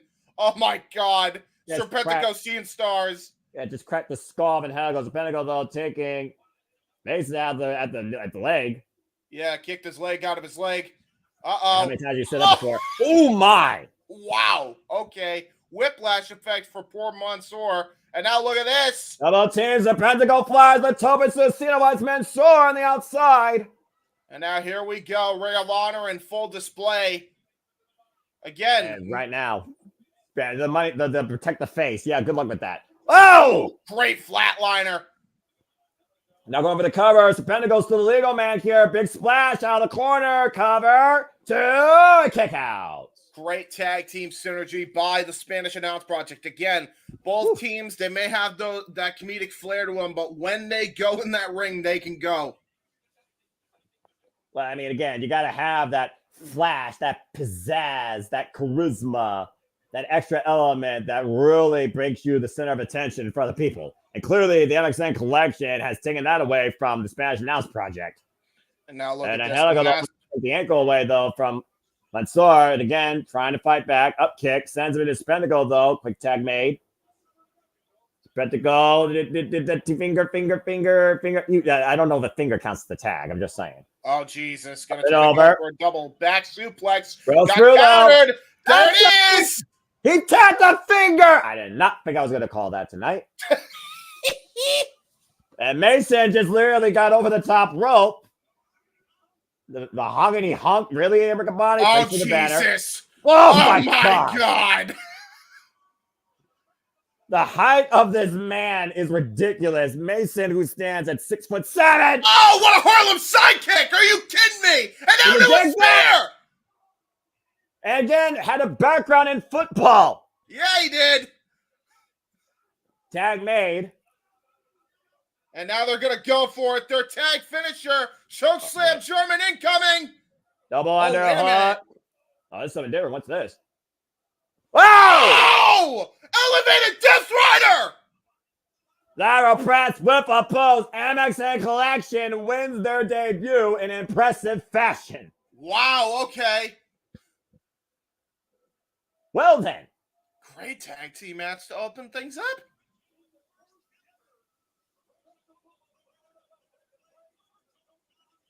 And Aubrey right there, holding their hands up as they strike a pose. And Aubrey does not strike a pose. Oh, I love this. Impressive. Wow, very impressive debut by the MXN Collection. Great tag team opener here in our 0 hour. That was definitely the most unique showcase I've seen in a long time for a tag team. Yeah, for sure. They are definitely more than just flash. They definitely got some pizzazz, and they definitely have some great wrestling acumen. Again, the tag team titles will be on the Hello Maria Canales. Yep. Yes. James, control yourself. Yes. Yeah. Well, here's the thing. It's perfect for Maria to have this team. How do you not go for the MXM Collective after what they showcased tonight? Yeah, you know what? You're absolutely correct there. I think Maria might have just found the tag team to invest in. Yes, she has. And here's the thing. You know, when it comes to these two individuals, Mason and Mansoor, you may have future tag team champions written all over you, especially with how Mason performed. That Harlem sidekick of the year was nuts. Yeah, that's accurate. Can we get Max's oxygen tank for James, please? Stat, thank you. Yeah. Well, I'm sure it'll be fine. We got a preview now again, a moment to breathe. As we talk about, again, the tag team division, of course, the Ring of Honor Tag Team Championships will be on the line there tonight. It will be the Undisputed Kingdom, Matt Taven and Mike Bennett defending the gold against the conglomeration of Tomohiro Ishii, the Stone People New Japan Pro Wrestling, and the Valiant Artist, Kyle O'Reilly, after, well, the newest member of the Ring of Honor Board of Directors, Paul White, made it official. I'm so happy that Paul's actually being used. I'm just happy.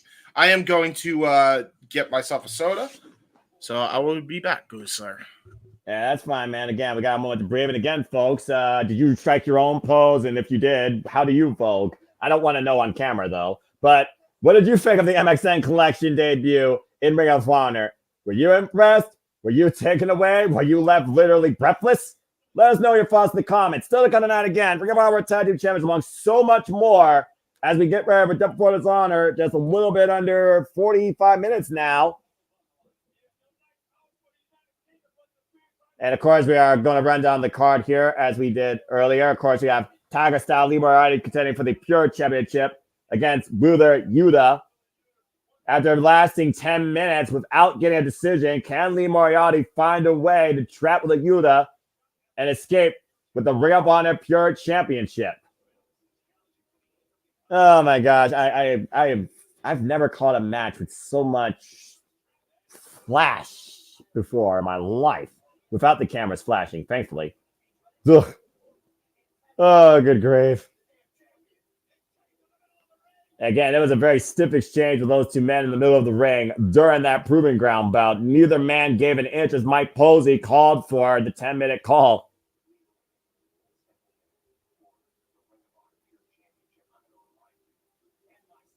Will Yuta have to prove a point here, remind himself. And damn, did Shane Taylor knock him out the last night. This ongoing war with Shane's Emotions and the Blackpool Combat Club comes ahead tonight for the Pure Championship. Here we go, baby. Are they doing this now or are they doing it loud? They're hyping it up, man. You know we're on the 0 hour. They're not going to do this during the 0 hour. Are you kidding me? I was about to say it. Like, what are you doing this on the 0 hour for? We also know why we're going to mix it up with Pure Foundation. These two are going to stir it up with each other. Billy Starks and Red Velvet for the Ring of Honor Women's World Television Championship. And Valentina's prize pupil and minion show exactly how much she learned. I still can't believe that sell by Billy Starks and the maniacal smile on her face while doing it. That was so good, dude. And Queen Amana then dropped for Billy Starks where she stood with the headbutt back at Battle of the Belts 10. And then Billy Starks got the better of Red Velvet, playing her face first in her championship, Shades of Athena herself. Ever since Battle of the Belts 10, we've seen nothing but Red Velvet, Queen Aminata, Athena, and Billy Starks literally go to war with each other without facing each other one-on-one here. But again, it's the third time that Billy Starks will face Red Velvet. In the previous two encounters, Red Velvet did win. But that was a whole different Billy Starks back then. It's going to be fun. There's going to be a fun couple of matches coming up. After Athena called them two raggedy-ass lot lizards, and Billy Starks, they attack from behind, and Athena showing that she's healed the whole time, using the boot to both their faces. Her figure of receipt is coming tonight. So much match, so much more to come tonight as the 0 hour continues to unfold here. Looks like we're getting ready for women's action with, we got a problem. The problem. God damn it. Marina Shafir. I hate it. Well, I mean, if Roderick Strong's going to be in the main event, it only makes sense for his wife to be involved here. And, of course, right now, Marina Shafir is undefeated in Ring of Honor in singles action. Record of 4-1, 8-2 in her past 10 matches. Well, let's see if she improved. Well, I mean, come on, man. You saw her in Blush, but you saw her win that 4-person tournament. Of course, you and Walter Cruz will cause Blush. Yeah, I'll give her that. I understand why Moxley gave her so much credit. And Helica Ritz is her opponent tonight from the place here for Ring of Honor and also the Texas area for that matter. And little fun fact for you, also appeared in DPW's first ever episode. So there you go. And of course, our DPW tag champs are still Jake Sullivan and Spiel My Blood, the new X Division Championship. But ever since the problem with Shafir came back to show exactly why she's a problem for everybody else, she has not been beaten in one-on-one action. And we'll see if the Code of Honor is adhered to referee Mike Posey for this contest. It's never going to be adhered to when it comes to Marina Shafir. Yeah, look at that just blank stare. She's kicking it away. Yeah.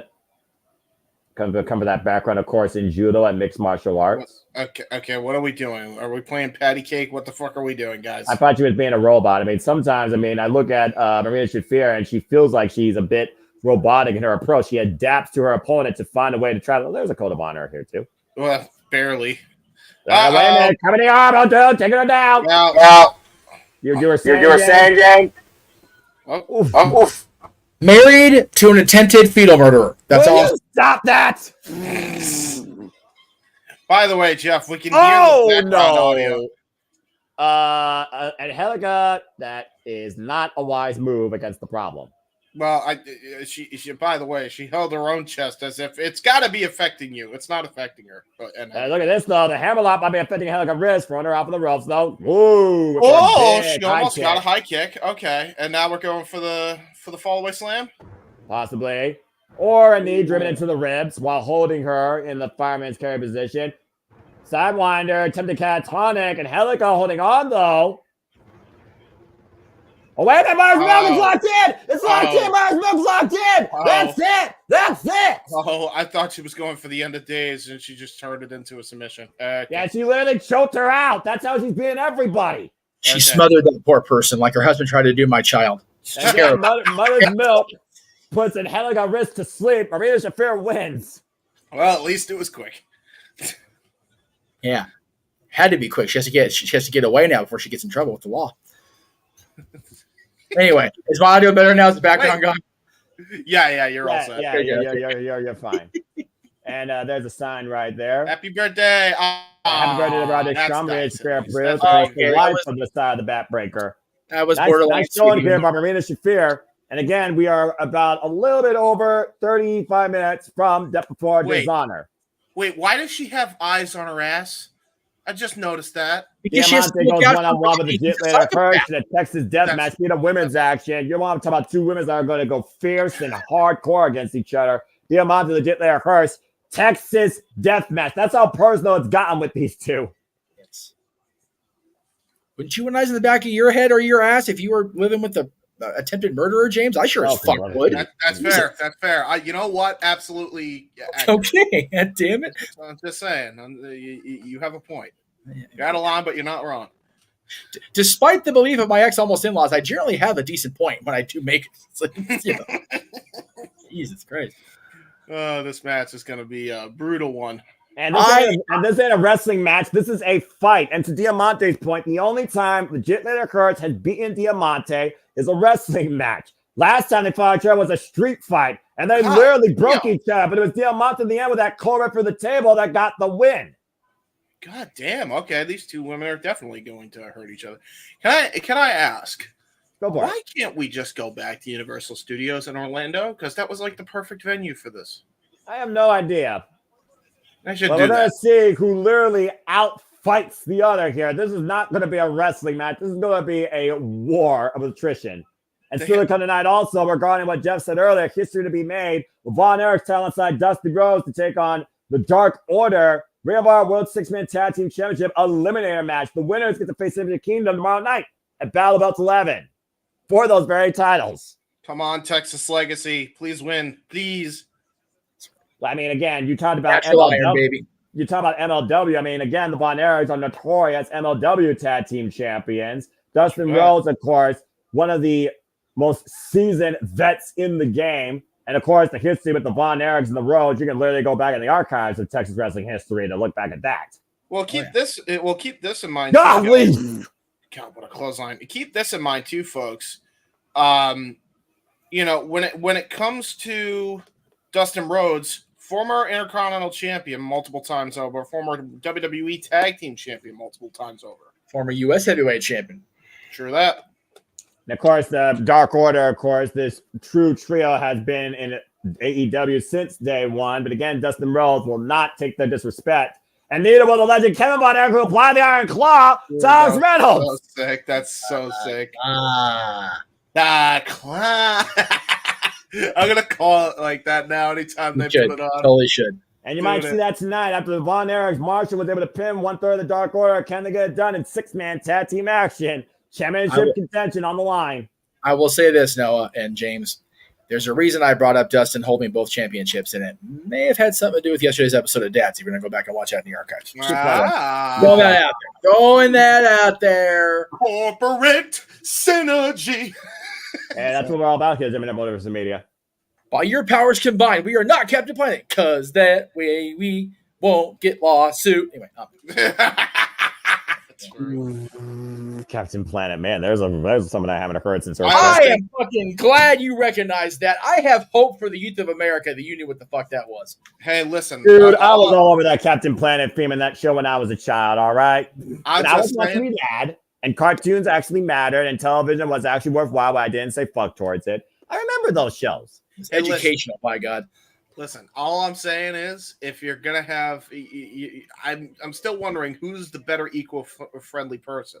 I always wanted to see a match between Captain Planet and Master Bison, because Master Bison, he's a hero. He's gonna take the pollution down to zero. If you get where the hell you get that from? Street Fighter. Master Bison's a villain, dude. Yeah, you didn't know that the whole reason for his villainy is because he was trying to reduce the world's population of pollution? Right. That's right. A villain has to believe that what he's doing is right, whatever anybody else thinks. That's from Freebird Michael. He's just Joseph Stalin, except he's for the environment. And Billy Starks is for herself and Athena defending her Ring of Honor Women's World Title Champion tonight against Red Velvet. Finally looking to beat Red Velvet in one-on-one action. That's right. And Bison is Joseph Stalin without the communism. Exactly. He's only communistic when it comes to the environment. And once Maria Kanellis coming out with Griff Garrison. Share. That's not communistic. We should all share and share alike with Maria Kanellis. I agree. Maria Kanellis coming out here tonight with Griff Garrison, coming off Honor Club Trios win. No, it's not. It's not the Outrunners versus Top Flight yet. I realize it. So I'm back on. Never mind.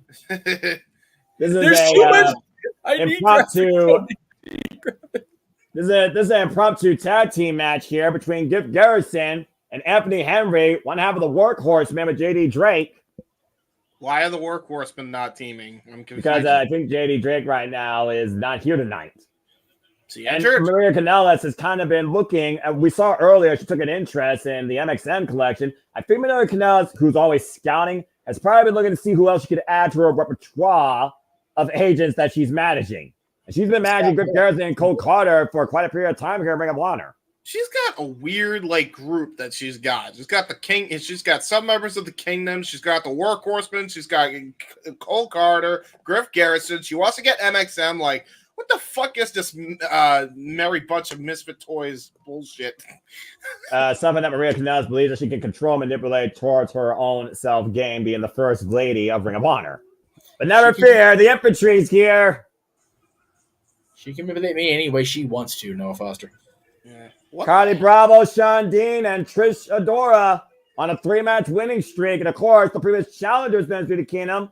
I got Supercard of Honor. What are these glasses? What are these outfits, man? They're their own style, man. You don't have to go along with it. What is going on here? We are trying to hang on to whatever sports entertainment we can. We don't know why either. The infantry has their own style, in case you haven't figured it out. So I guess it's an impromptu match, Jeff. I don't know if you have a graphic. It is impromptu. He doesn't have a graphic. He wants to fuck with me because he hates me because I hate him. Yeah. The Afro Punk, the Captain, and the bad news with tattoos.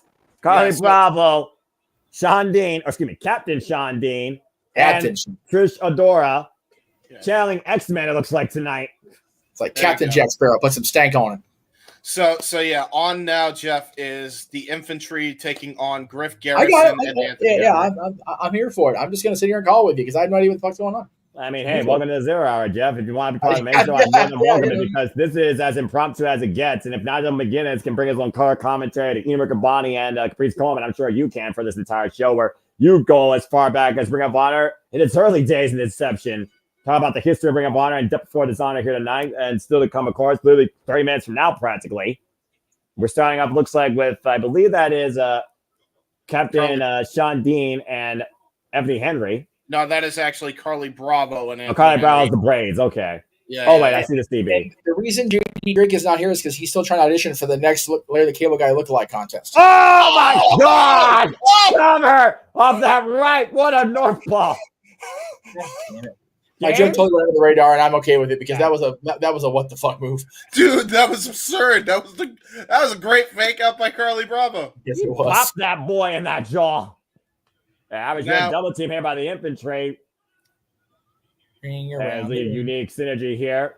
A leaping form strikes in the corner. Ebony Henry down. Uh-oh. Cannonball! Jesus Christ. Captain Sean Dean launches himself, and Ebony Henry gets a 1 count. Sudden impact. Yeah, Sean Again, Dean infantry, though, they've been one of the most dynamic tag teams in Ring of Honor, and there's a tag made out of Griff Garrison. Ebony Henry had enough of that. I mean, guys, this is not a good look.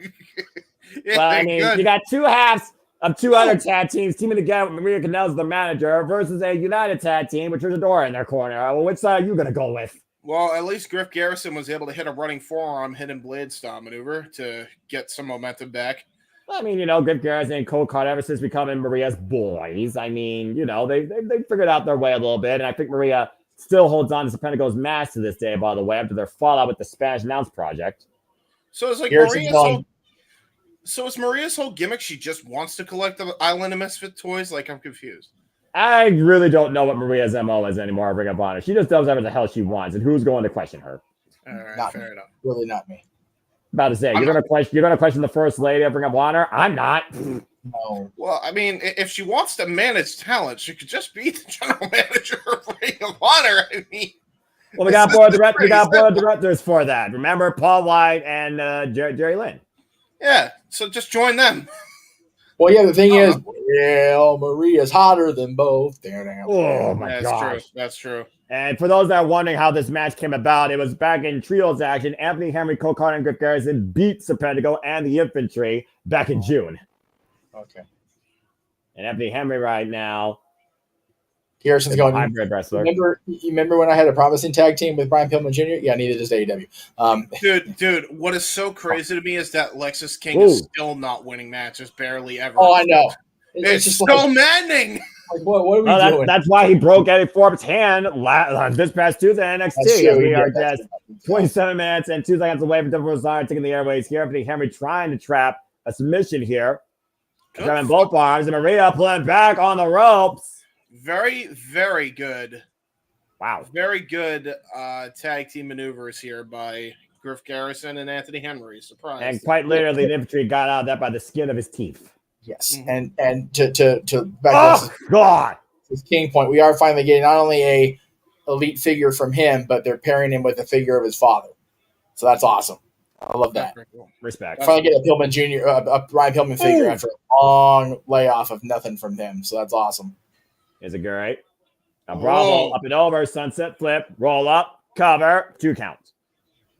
Anthony Henry. Oh, man, he's some knees. That's absurd. Wow. Tornado DDT from Anthony Henry. Floats over, cover, lateral press. Not enough by weight, 2 count. By the way, there's a reason why they have been winning the DPW tag titles because they have had MFers, the workhorsemen. Yes. Like Griff Garrison. Yes. Yeah, about to say, JD Drake, one of the last real workers of the business, if you ask him, and a huge supporter of Griff Garrett. Carly Browderman faced first in that turnbuckle. Griff Garrison now legal, by the way. Trish Adora, though, trying to hype up Carly Brown, make the tag to the captain. Captain stands on deck. The back of Carly Bravo sent hard into those turnbuckles right now, crawling to the wrong direction. And Griff Garrison. He went that way. Should go this way, I think. Oh! Look at the snap suplex. Float over. Cover. 1 count.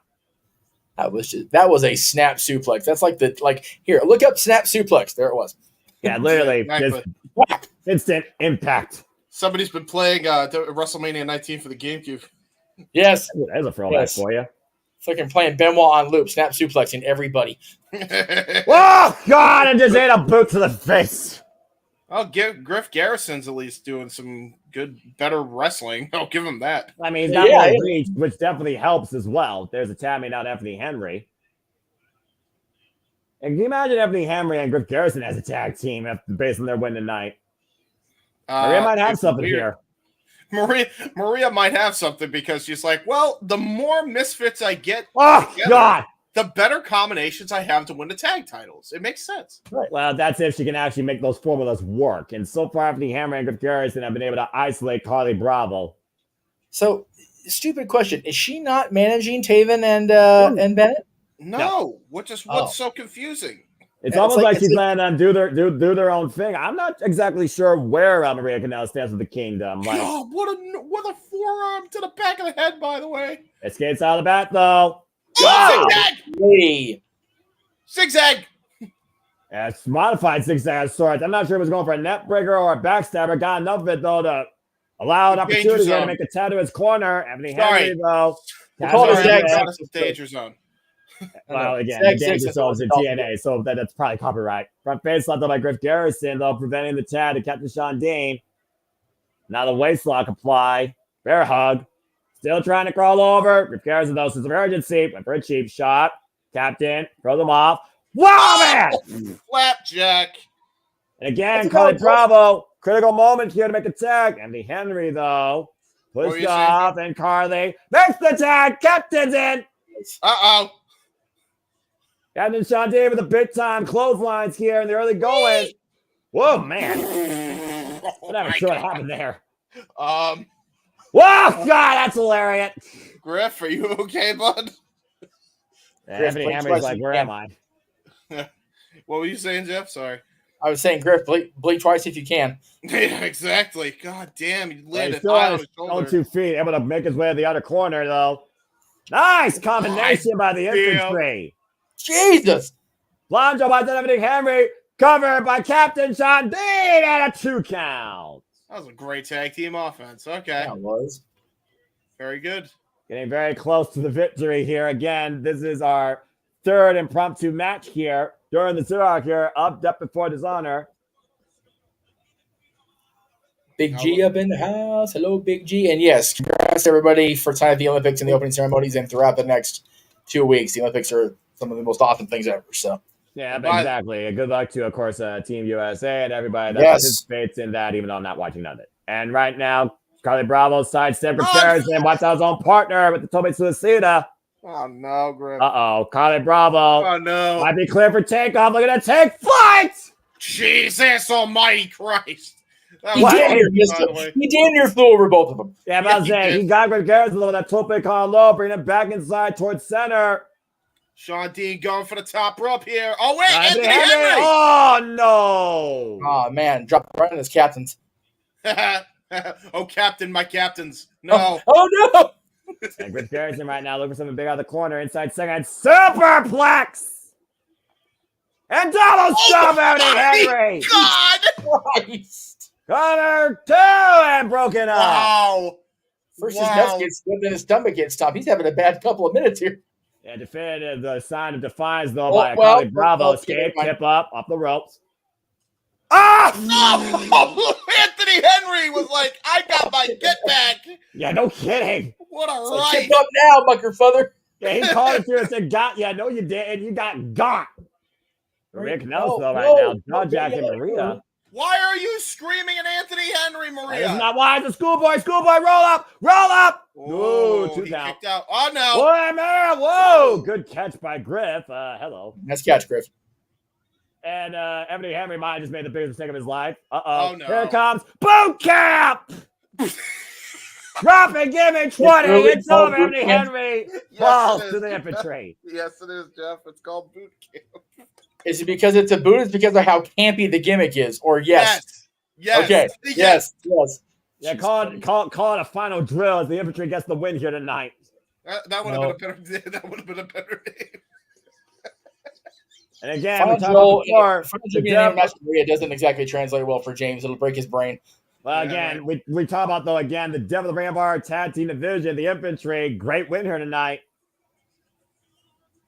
Oh, that was fun. With a campy gimmick and a boot because it's funny. I understand the reference. Again, Captain Sean Dean, also former serviceman for our country. That's right. Absolutely. With that. So, the whole boot camp thing just makes sense with the entire presentation. Now, I will say to Sean Dean, since this was his group idea, God damn it, Captain! You're a goddamn genius! That's right. At ease, soldier. At ease, James. It's okay. Infantry with the win here tonight during the Double 0 against Griff Garrison, Anthony Henry, and Maria Canales does not look happy. No. Yeah, you think? But nothing to fear with the infantries here. Congratulations, Captain Santi and Carly Bravo. Trish Adora is way too involved dancing with that song. I'm still on that, but she's joining that shit way too much. Well, again, wait a second. Whoa. Top flight coming. Well, now we going for a right. Well, they are in tag team action as well. Damn. Darius and Johnson and Martin. And Action Andretti. Foreshadowing. These guys got no more respect for each other. They literally were involved in 10-man tag team action last night on Ring of Honor and got the W. That's true. I was just about to say, this seems like it could be an infantry in and of itself. Look at the 5 individuals plus Trish Adora in this. You got a small militia there, basically, is what you're trying to create, James. Ooh, yes. The high fly, the airstrike. Book it. There you go. Top Flight 3-1 in their past 4 matches. Current tag team record of Ring of Honor 2-0 as a duo. And to Darren's point in the chat about Ring of Honor displays your wrestling, I tend to describe Ring of Honor like I talk about Mike Trout. Ring of Honor does that wrestling thing good. Yeah, the actual word professional wrestling at its heart. The word that some people don't fully understand what that means. Meanwhile, let's go back to the 80s with the youngest man alive. The Outrunners. Dude, these two should be teamed with freaking Johnny Swinger. They should be in that. You should be a part of this whole thing. And it looks like they got a person in their corner here tonight. Who the fuck is this? Not sure. Again, Turbo Floyd and Truth Magnum. As old school as they come. Synthwave 80s and neon and bright colors live in 2024. Thanks to these guys. And I love it. They sure do. They sure do. It's a throwback and I love it. Visors are still cool. This team just makes me have fun in tag team wrestling. I'm not going to lie. I'm enjoying the presentation, but if the one with the visor and the stringy blonde hair goes, dude, I'm the fuck out of here. I'm just saying it. I'm the fuck out of here. All right? I ain't having no Michael P.S. Hayes rip off on my Ring of Honor. Girl? Who is it? Who are these people? What is happening? I know Truth Magnum and Turbo Floyd. Run away. Who's the female? Maybe she's their precious to their Freebirds. You know what? You know what? Maybe so. You got a good point there. Kind of a tie up here. She's precious until somebody tells me otherwise. And then Turbo Floyd to get a cheap tactic, grabbing the braids. Truth Magnum in, isolating Darius Martin. There's a tag now to Turbo. And nothing fancy about this. Freaking long, stringy blonde hair, chest hair for days. I am in the 80s. Yeah, dude. Damn it. The 80s lives forever. They truly do. Nice shoulder block there. This is basically what FTR would have been in the WWE had to stand there right longer. For fucking real. That's a scary thought, but you very well might be right. Drop down there by Darius Martin. Drop kick! Almost hit him. Anyway. Yeah, look at Darius Martin there going back in time. He went so far back in time, he missed the drop kick and sold it anyway. Drop kick! Well, that time he didn't miss. There we go. That fucker didn't miss. Yeah, Truth Magnum got caught right between the eyes. Hi, welcome Jeff on the call all night. This is fucking awesome. I'm loving this. By the way. Oh, wait. Sidestep. One good take! What is happening? Dante Martin's fire! That's what! Axe handle and sold it by spinning around. This is the 80s. He's even selling like the 80s. Oh my god, that's hilarious. This is too much fucking fun to be allowed. I tell you what. Yeah, wrestling just needs to be fun sometimes, and this is the definition. That's right. Now, once again, to Turbo Floyd. Turbo Floyd. I can't even say his name without cracking up. Jeff, I'm trying to call a match here. Get some instruction. Dude, Swinger should be a part of this. Like, get oh God, no! Don't you put that on the apron? Yes, I do not need Johnny Swinger and Ring of Honor with these two. Dude, it will be the most. Are you kidding me? Absolutely not. Oh, good combination there. Covered by Darius. There we go. 80s Unleashed. These two, Johnny Swinger and Zicky Dice, book the fuck out of it. Yes, no! yes. That's way too outlandish. Dude, it would be the most over Johnny Swinger has ever been. Oh, dear with all respect to Simon Dunn, we have lost our damn minds. The Irish Whip. Look at this. Good grief. Up and over. Darius. Oh, my God. The Turbo Floyd face first, the second turnbuckle pad, caught on the side headlock. What is happening? Oh my gosh. Top Flight, though, again, one of the most explosive, high-octane teams there in Ring of Honor. So the highest of heights on their leaps. And Ring of Honor in AEW and TK Promotions, period. Whoa! And there goes Truth Magnum. Up the second rope. Back elbow strike. Great springboard. And, oh, wait a minute. And Stephon Smith checking on Magnum distracting the referee. 80s heel tactics anymore. And Turbo Floyd, though. Oh, there's that girl. Precious. She tripped him up. Freaking Precious Freebird. Dude. Goddamn her. And now you got Turbo Floyd tagging in Truth Magnum. Oh, again, the Outrunners, they created an opening for themselves. I can't believe these names. Runs in with the shoulder block. Guys, keep yourselves together. I can't. We're trying. Snap back. Again, that snap of the neck. And by the way, in case you're wondering why they constantly spin, that's how they stay the youngest men this century. So what?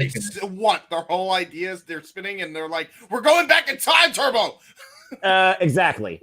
Does this spin make the space-time continuum rotate back on its axis? Is that what's happening? Oh. Hey, double body slam, 80s tag team move. Freaking Superman style. Oh, good lord. If I keep flying backwards, it'll be O-Tick. Cover. B-O-Tick. Oh my gosh. What the fuck are you doing? I can't with you all. These guys truly are living the 80s in the current century. Who the heck is the chick with him? It's pissing me off. I must know her name. That's it. I'm going to Wikipedia. Unreliable or not, they will have the answer. Up and over, sunset flip by Darius, looking to bring down Turbo Floyd, who refuses to fall. 10 minutes of Magnum. The roll up, pins not legal. Oh, God. Oh, forearm right to the back of the head. Yeah, the shot you don't see coming, even if it comes from the 80s. Turbo Floyd is given the old Canadian flip off. Again, Battle of the Bells, the Undisputed Kingdom will contend against either Dark Order or Dustin Rhodes and the Von Erichs to crown new Ring of Honor 6-man tag team champions. Uh-oh. Oh, no. The girl. She's getting involved. She's choking him on the middle rope. 80s heel tag team offense, I tell you. 80s heel tag team offense. You know what? Top Flight should have kept Action Andretti in their corner. Maybe this wouldn't have happened. I'm just saying. The numbers game. Yeah, that's true. Again, going back to the eyes right now. Turbo Floyd isolating Darius Martin in their corner. And referee Stephon Smith marching in. Darius trying to fight back, though. Trying to get back to the present here. Tag made, though. Truth Magnum in. Jeff is researching right now. That's his research. I am finding out this woman's name if it's the death of me. I swear to God I am. Well, I'll tell you her name is not Olivia Newton-John, but it looks like she wants to get physical. Oh, man. Falling across body by Darius Martin. Gets the 2 count. Damn it, Noah. You can't ask us to not act like fucking kids and say shit like that. You wrong for that. You can't strike. I have officially succeeded in what I wanted to do this entire night. That's right. Oh, the shot to the body. At least you broke him during the 0 hour. That's the important part. I'd rather do it sooner rather than later. No, valid. I appreciate that. Darius next, though. That elbow strike. Tell me if I'm telling lies, though. Good. Thank you. I may not be on that list of commentators, the color commentators, but I'm a class of my own, clearly. Good to me by Turbo Floyd. We love the fuck out of you for it, for the record. Yeah, y'all nice. Irish whip. That's not nice. The slipper hold here applied. An 80s wrist hold. No. The most devastating put 80s in front of every move the Outrunners do, James? Yes. You're damn right. 80s wrist hold. The next thing you know, James is going to wear a pink visor and make his virtual background look like something out of a Superwave music video. Something! Wait, what? I'm sorry, go ahead. Sorry. And right now, you see Dante Martin trying to wheel his brother back in this. Turbo Floyd, though, keeping Darius isolated in the middle of the ring. Nice snap air, though, by Darius. Turbo back to his feet. Back to his feet again. He got caught in the 80s hold again. Not the dreaded sleeper hold in the middle of the ring in the 80s. Yeah, forearm underneath the jawline. Whoa, man! Oh, Elman with a backdrop suplex. Critical moment. You're going to make a tag. We're back in 2024, folks. It's okay. I'm not going with the sleeper. You're not Roddy Piper. And Esports Arena right now, wheeling Top Flight to get back in this fight. Tab made to Turbo Floyd. Tab made to Dante. Oh, jeez. This is where we're going to pick up now. We're going to pick up speed here. Yeah, we are. Forearms connecting furiously by Dante Martin. Rocking Turbo Floyd. Oh, damn. Okay. He's like, you're good. You're coming back to this decade. You're coming back to this decade. You're not in the 80s. You're in the 22s. Turbo Floyd needs the turnbuckles, though, and Dante springing up and around. Kenzan Izaguri. Jesus almighty. Thing is, James Ward crossbody. Hooks the leg for the win. 2 count. What were you saying, Jeff? I was saying the way you phrased it, if we're in 224, we're always in 227, then we're back in the 80s again. It's a fucking loop. No. Oh, no. And not Turbo Floyd down with the buzzsaw kick and Truth Magnum. Oh, dear. Not saying anything. Press kick to Truth Magnum. Body strong cradle by Turbo cover on Turbo. 2 count only. Now, listen. Frowned upon in the 80s. Just saying. Knee strike. I'm not one to judge 2024. However, that's pretty gay. And Darius and Dante double teaming Truth Magnum in their corner. Tab made of Darius. Darius Martin now they go for the fireman's carry. Goes Truth Magnum. They're looking for here. And Dante. God. Turbo Floyd back to the 80s. He almost broke his leg again. Truth Magnum taken down, and Darius with the win. Oh, they won. Yay. Thank God. You're both okay, seriously. No. I have no idea what just happened on my television, except that we went first class, and Top Flight got the win tonight against the Outrunners, despite the lady in the corner. Who's the lady in the corner? You're going to have to rewind and get her name. What is her name? What the hell is her name? Personally, I want to see more of this woman, though, in the Ring of Honor Women's Division.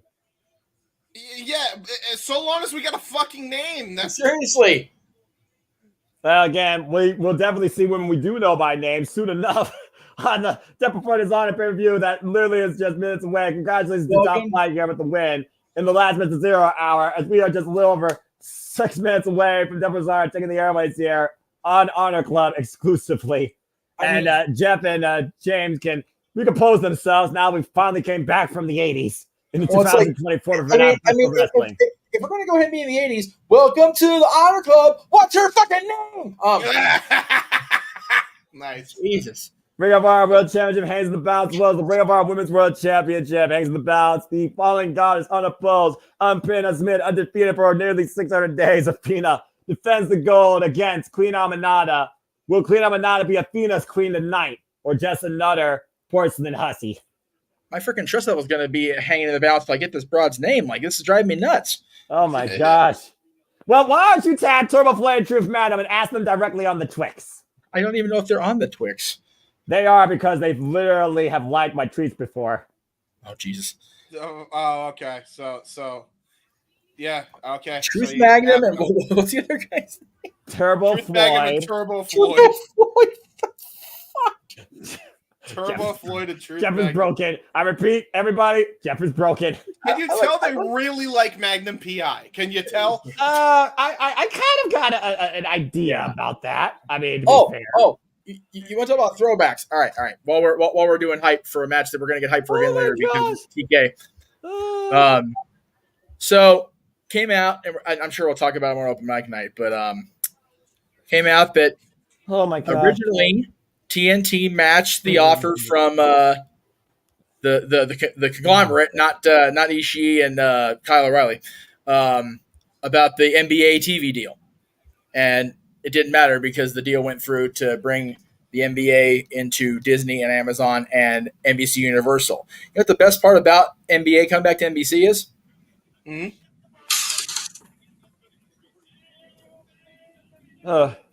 I heard a little NBA on NBC, bitches. That's right. I was about to say I couldn't really hear the sound, but I heard some drums. It's the theme they used on NBC, and I only know that song because when I worked at Six Flags in the arcades, they had an NBA on NBC, like freaking big ass like pinball game or whatever. There you go. And that shit played all day, every day. For an 8-hour shift, you'll go a little. Oh, yeah, Yes. I know what you're talking about. AEW used that during the Best of 7 series. That's the Monday Night Basketball team. Oh my god, yeah, they did, didn't they? Yeah. They actually I don't they're not going to acknowledge that shit on television because they suck. Of course they not. poach the fuck out of that theme. Like, damn, that's shady. John Tesh wrote that shit. That is freaking round ball rock. Like, no, you poaching. You wrong for that, TNT. So, oh my gosh. I want so bad. So this means then that AEW did get. We know why AEW got the HBO Max deal, though. Right? Yeah, because we need content. Please help. Yes, because WBD is losing the NBA for the first time in like 30 years or whatever the hell it is. Yeah, good for them. See, look at how dangerous he is. He's attacking from behind, making people bleed with a smile on his face and wearing glasses. So you can't hit him back. It's improper to hit a man wearing glasses. He is just a bad person. This Roderick Strong. Yeah, he is. And he attacked a man. He attacked a man after he just got done with blood and guts, after bleeding all over the place. Right? He's attacking him when he's barely got enough blood. He's a rotten human being. Man. Rotten human being. How dare you? That being said, James! We got to prepare for our main event tonight at Death Before Honor. Mark Prisco defends the Ring of Honor World Championship against Roderick Strong. Holy fuck, that scared the shit out of me. Seriously, no, jump scares are a thing. We're just in the 80s. Jump scares. How do you think Arcady and Renee Paquette feels every time Roderick Strong comes in yelling somebody's name out of nowhere? Commander, of course, goes on Lucha Libre exhibition against the Beast Mortals. That's going to be a very unique match in itself. AAA versus CMLL, as we see the two can coexist and also be in competition. And I'm running down the card right now, in case y'all are wondering. Dark Order and Trios Action against Dustin Rhodes and Marshall and Ross, the Von Erichs. Winners go on tomorrow night to battle at 11 to crown brand new Ring of Honor World 6-man tag team champions. So yes, for pay attention, there's going to be a champion crowned on Battle of the Belts and Never Change Hands. And Diamante legit later hurts like to finally sell the score once for all, not a wrestling match, but a Texas death match. We got a pure championship match between Wheeler Yuta and Lee Moriarty, the pure title on the line. Two of the best on the mat in the ring. This is going to be a barn burner.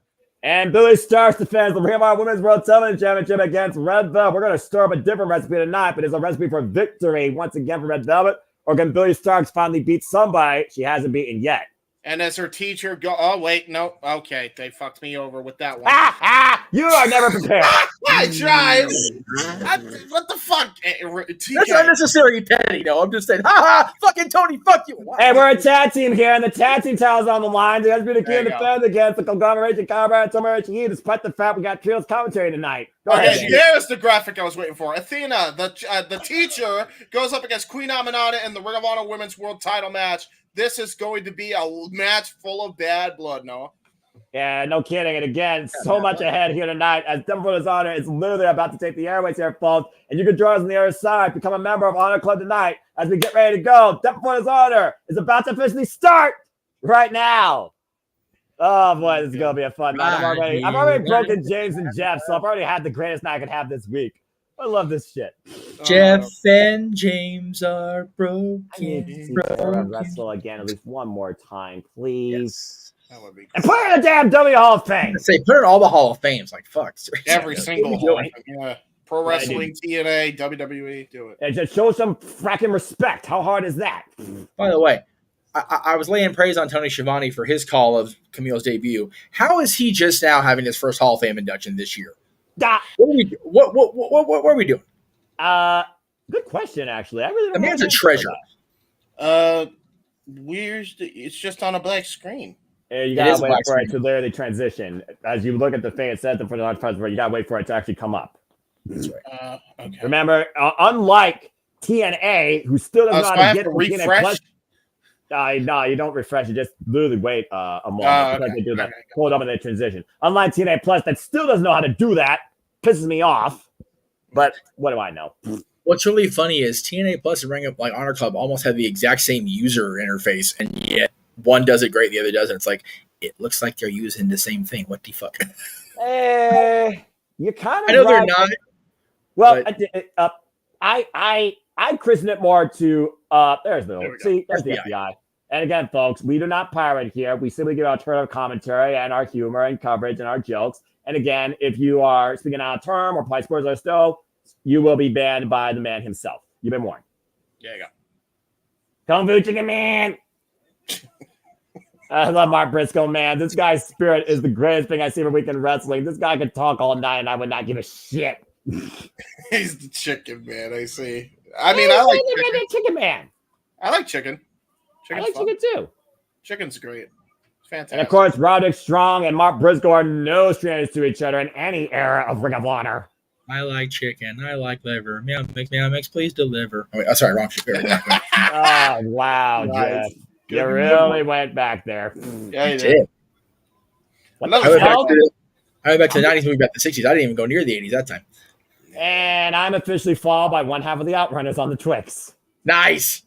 Ask him who the fuck she was. Yeah, please find out what the answer. I don't know.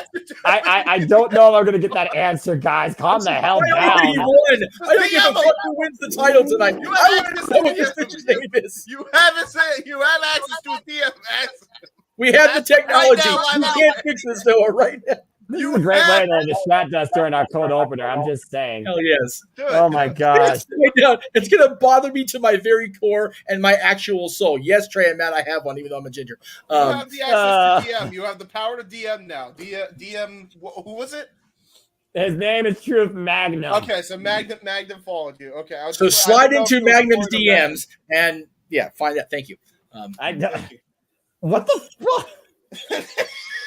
What is happening? I don't know. We need to know. Oy vey. I don't know because they don't know her name, so I don't know what's happening. Oh my god. That's hilarious. Right. All right. Maybe start the fucking PvP and it's already gone off the damn rails. And here we go. That was just a 0 hour, though, to be fair. Yeah. Well, while no one is busy DMing and finding out who the fuck that woman's name is, we are live here at some arena in Texas. Welcome down to Texas Esports Stadium. This is Ring of Honor Multiverse Media. This is our Friday night special. Bobby Cruz brings us into the night show. Hope you enjoyed tonight's presentation. I'm Noah Falls with TNT, but alongside the man who's there, the marquee, Jeff motherfucking Meacham. We've already had a wild 0, and action's going to kick off fast and furious with Lucha Libre. As the Beast Mortals goes one-on-one with Commander, we have 9 matches on the ballot tonight. Are you guys ready to go tonight? I am.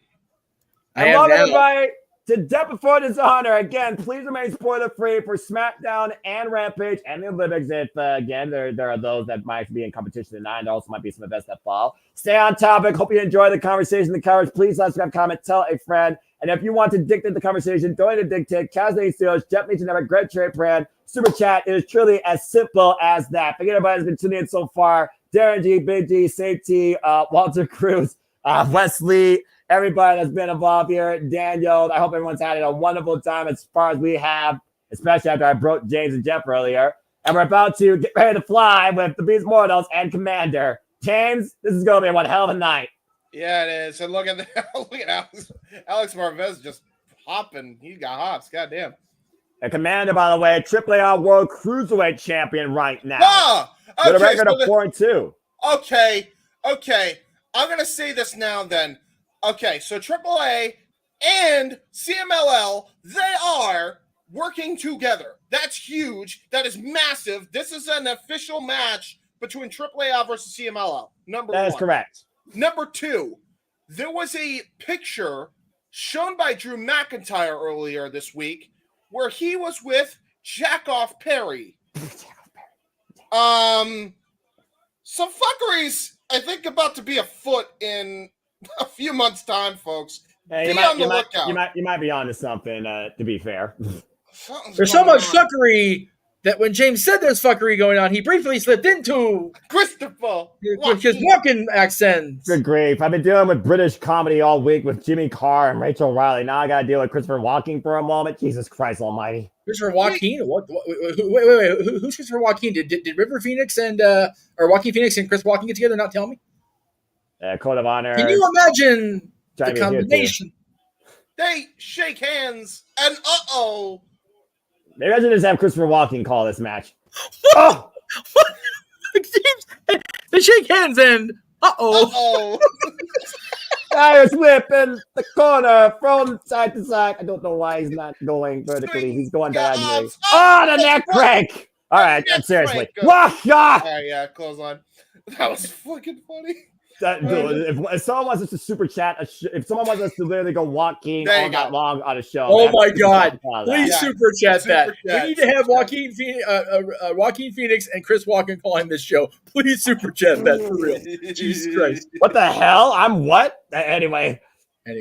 Back to wrestling. We're losing our damn minds again, and the show just officially started. And now combination offense here by Commander.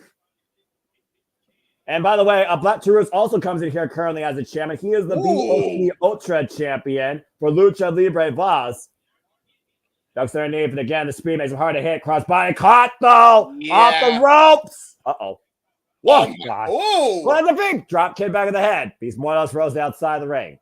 I don't think I've ever seen somebody land on their feet from a fall-away slam attempt. That's a first. And the crowd coming alive, and Commander might be looking to take flight. Have you seen the upright position? Oh, man! Oh, got caught. Oh, Jeebus Criminy. Oh, Lord. He caught him out of midair. He's just holding him. He's just making Alex Marquez suffer here. Oh, no. Oh, Jesus. Oh, God. Oh, no. Oh, no. Marquez down. Commander down. Bomb into the barricade of Alex Arbenjantes. That's not good. God damn. I just noticed Beast Morto's mask actually, like, anytime he growls, the mask opens up. Anytime he talks, that's sick. Oh!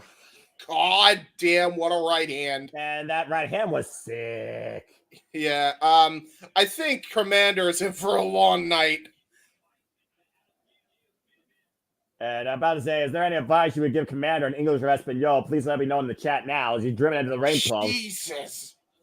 Yeah, I don't know if there's much advice I could give him in the moment. I mean, I would say use his speed to his advantage, but he just tried that, and Mortos is like, nah, fam. This is accurate. Oof. Do we have an answer, though? While Mortos is decimating Commander Noah, have you gotten a response back on the girl? No. Okay. Why are you all so hell-bent on learning that woman's name? Because we have ADHD and we want to make sure that we know our shits. That's why. Oh, my goodness. Nice chop, though. Whoa! Oh, my God. You just pimp slapped him all the way to hell. Beast Mortos just absolutely leveled the Cruiserweight Champion at AAA. This is not good. And right now, this is not the night you do want to take the Beast Mortos likely, and Commander's learning that the hard way. Okay. Did he just blow snot into his face from the mask? Oh, I'm so confused. I know what's not confusing right now. The fact that the Beast Mortos is in full control of Commander. Commander with the rope through. Shoulders down, trap the legs, cross leg, 2 count. Referee Brandon Martinez for this match, by the way. Beast Mortos runs in, though, into a boot. Now going for another boot. This is exactly what he needs to do. Just he needs to neutralize the power of the Beast Mortos because speed is only working somewhat. Nice Tijeras there, though. That was a great TRS, and he had to get all that leg strength to turn him over. But here's the problem. Beast Mortos is only down to a knee. And I think Commander right now is just trying to readjust his mask to make sure he can see. After getting jacked in the jaw how many times? Beast Mortos catching it again. Overhead. Military press release across the top turnbuckle. Texas skyline. Oh, God. And a ribcage landed fresh on that turnbuckle pad. Yeah, and that's the metal part of the turnbuckle pad, by the way. There's like the thinnest layer of curtain over that steel. Take a look again. Jesus. Man. Commander literally just got his breath back, and now Beast Mortos is looking to use the exposed steel underneath that pad into your point. That's not good. Oh, God, if he hits this again, this could be a disaster. Yeah, Thunder Rosa knows exactly what that feels like, courtesy of Lavero Gataya Valken, the Virtuosa, Diana Perrazzo. And he's going to do it again. He's going to do it again on the exposed steel. Whey! Oh, he got countered. For a disaster. Yeah, he did. Commander holding those ribs, though. So the follow up, a spin over. That's in the apron, though. Catches Beast Mortals and Seguri. Oh, man. Jawbreaker. Again, trying to use that high-flying offense. Again, you can't breathe. It's hard to fly. And now he's going to try to go to the top rope here. Commander taking a disguise. Beast Mortals, though. Oh, no. Uh-oh, there goes the Commanders. And again, closing the distance. Slow to follow up, and Beast Mortals shut him down. Now Beast Mortos looking to do a move on the apron here. Oh, no. Oh, no. The fireman's carry. And Crowder ran. Beast Mortos and exposed steel. Throat first. That might be the momentum that Commander needed here. And right now, Commander needs to take the advantage here that he's created himself. Yeah, he does. Oh! And Commander up and around. Catch our DDT! Pulling a Sami Zayn El Generico-esque with that tornado DDT. Yeah, I think El Generico, though, is more appropriate considering we're dealing with Commander. I still don't know what happened to that guy, by the way. Yeah, right? Where did he go? Where did he come from? Where did he go? Where did he come from? No, I remember in PWG, and I think he's doing like an orphanage thing or something. I'm not sure. Oh, good for him. Crowd coming out live here for Commander at opening contest as people are hell bent on me trying to figure out a young lady's name. Yes. Yes. Get to the midsection. I'm focusing on the wrestling. If we get a lull, then maybe I'll try again. All right. Besides, Turbo Floyd and Truth Madden are trying to stay young in the 80s, and they might be getting physical therapy from that woman. We don't know. An elliptical. I don't know. And right now, Commander going up to the top rope. We're going to fly here. Beast Mortos in the drop zone. Yeah, he was in the drop zone, and then Mortos got himself away from that. And the crowd get that moment. Fix the outsmart Commander. Commander, though, on the ape. What's this? Uh-oh. And Commander, look at this hurt. Oh, lunge after him with the other strike. Pump kick. Yeah, great forearm there by Commander. What the hell's he planning on here? Up, off the shoulders. Wow! What? He just did a handstand on his shoulders into a tiara off the apron. Incredible run off the apron to the floor. That's absurd. What? That brought the eyes to their feet. Take a look again, by the way. That DDT in between the ring post and the bottom and second rope, to your point. He's using this momentum for sure. He's got a good low center of gravity, and that's all in the legs, all of that. Both of those maneuvers. Yeah, right. Oh, and shit. right now, Commander, uh-oh. Oh, man. He's going to do the tightrope walk into the crossbody. Most comfortable. Boom! Holy shit! Fellsbury flop, and he got all of it. The twist and the dive. Dude, the Commander is so on good. both men right now. Commander literally going for broke.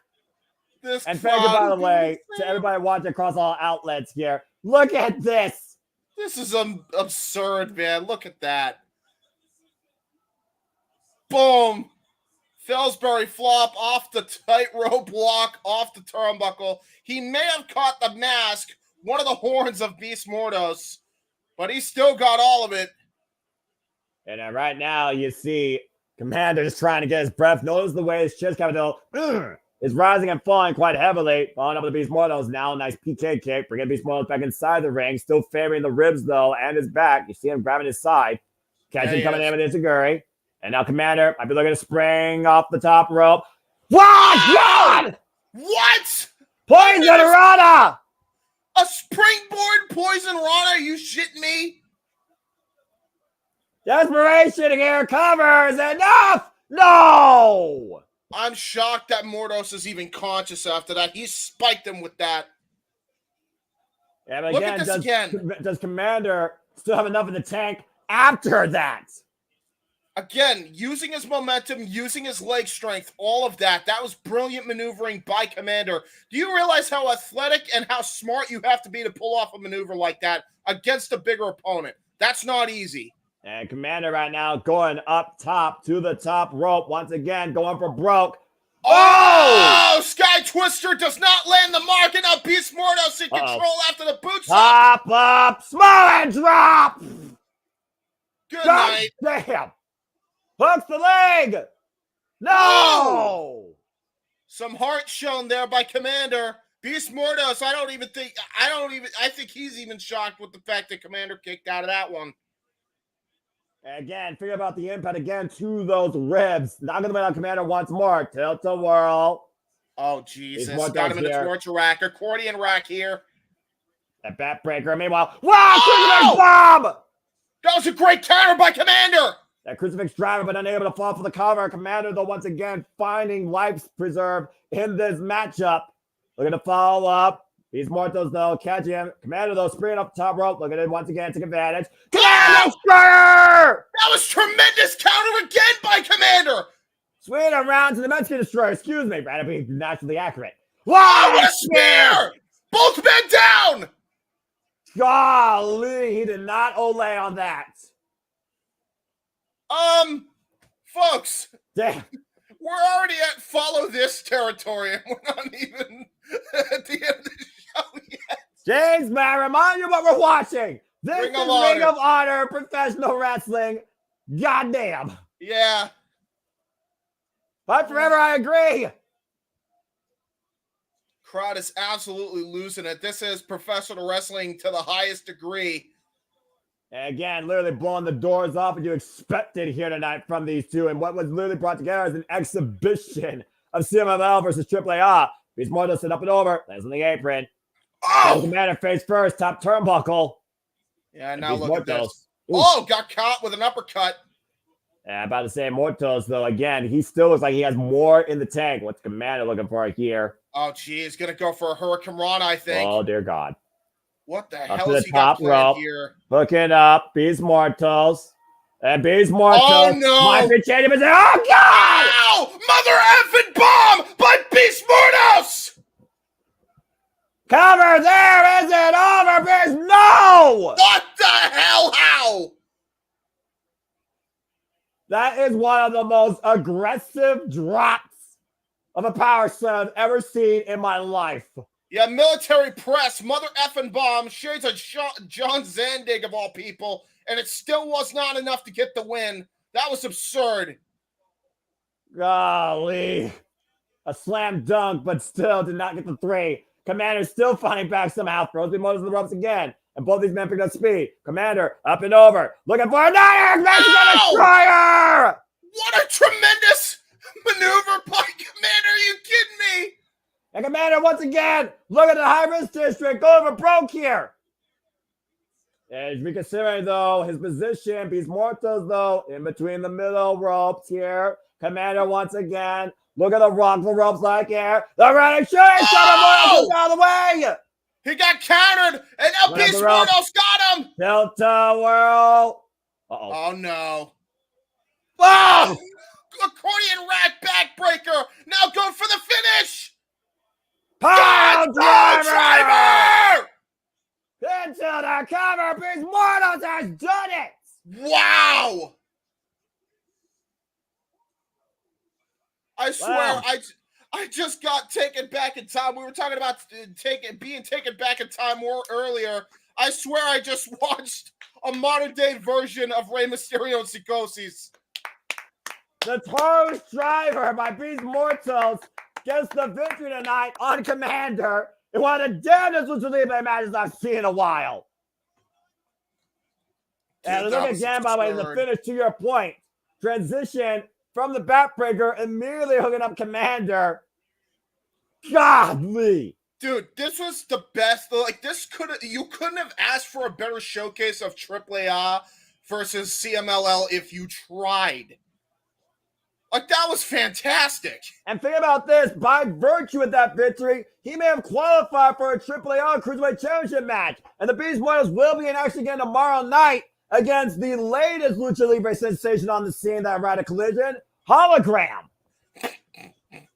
What the hell? Oh, and let's go backstage to our newest backstage commentator, Melissa Santos. That was fantastic. Wow. Welcome, Melissa Santos, to Ring of Honor. And for those that don't know, the wife of Brian Cage, as she's about to interview the MXN collection. Why is that Melissa Santos? Haven't seen her since TNA Impact. Oh, these guys are crazy, man. Crazy bastards. Yeah, that's putting it up politely.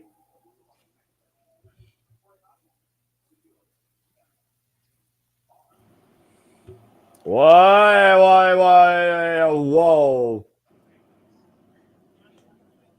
What did they call out? FTR. And they turn it one way order. Huh. Okay. MXM want the top dogs. Okay. Well then, make it official, TK, if you please. Strike a pose, baby. Okay. Ladies and gentlemen, MXN collection. Well, thank you for that, Melissa Santos. And again, it looks like the finish tomorrow night. It's FTR versus MXN collection. Remember, FTR are on a crusade to beat everybody from the bottom to get to the top for the AEW Tag Team Championships. Oh, man. Speaking of tag team titles, coming up next on the line here tonight are the Ring of Honor Tag Team Championships. Mike Bennett and Matt Taven defend the gold against the conglomeration Tomohiro Ishii and Kyle O'Reilly. Oh, jeez, I could breathe for a moment. Yeah, seriously. I need a drink. That match was so good. Jeff, did you see what the hell we just saw? Get on commentary while I'll get a drink. I mean, if he wants to get on commentary, he's more than welcome to his video packages, but I know he's also had issues throughout the night with technology, so I mean, again, that was one of the damnedest Lucha Libre matches I've ever seen. That was amazing. Also, I don't like you because, damn it, I got that wrong. That being said, one match down, 8 to go. Again, it was Paul White, the newest member of the Ring of Honor board of directors, that made this match official last night. That the Undisputed Kingdom will defend against Conglomeration after the Conglomeration beat the Undisputed Kingdom in trios action on Rampage, literally just a few weeks ago. Which means tonight, the Undisputed Kingdom has to fight somebody to look at as a friend in Kyle O'Reilly. Here we go. Oh boy. The Valiant Artist, no stranger to Ring of Honor or Tag Team Gold. 3-time Ring of Honor World Tag Team Champion, of course, Red Dragon. What a game! Alongside Bobby Fish. So great seeing Kyle back in the ring, man. And back in Ring of Honor. This is his 2024 Ring of Honor debut. Yes, that's true. And look at the partner he's got. Right? Oh, man. If there's anybody that knows I'm a professional wrestling fan, you know how much I fucking hold this man up to in professional wrestling. Ishii! Stone Pitbull! Former Ring of Honor World Television Champion, former IWGP multiple-time never openweight champion, former six-man never openweight champion, part of one of the most sensational six-man trios teams ever in New Japan Pro Wrestling, alongside Hiroshi Tanahashi and Kazuchika Okada. And prior to that, Hiroki Goto and Yoshihashi.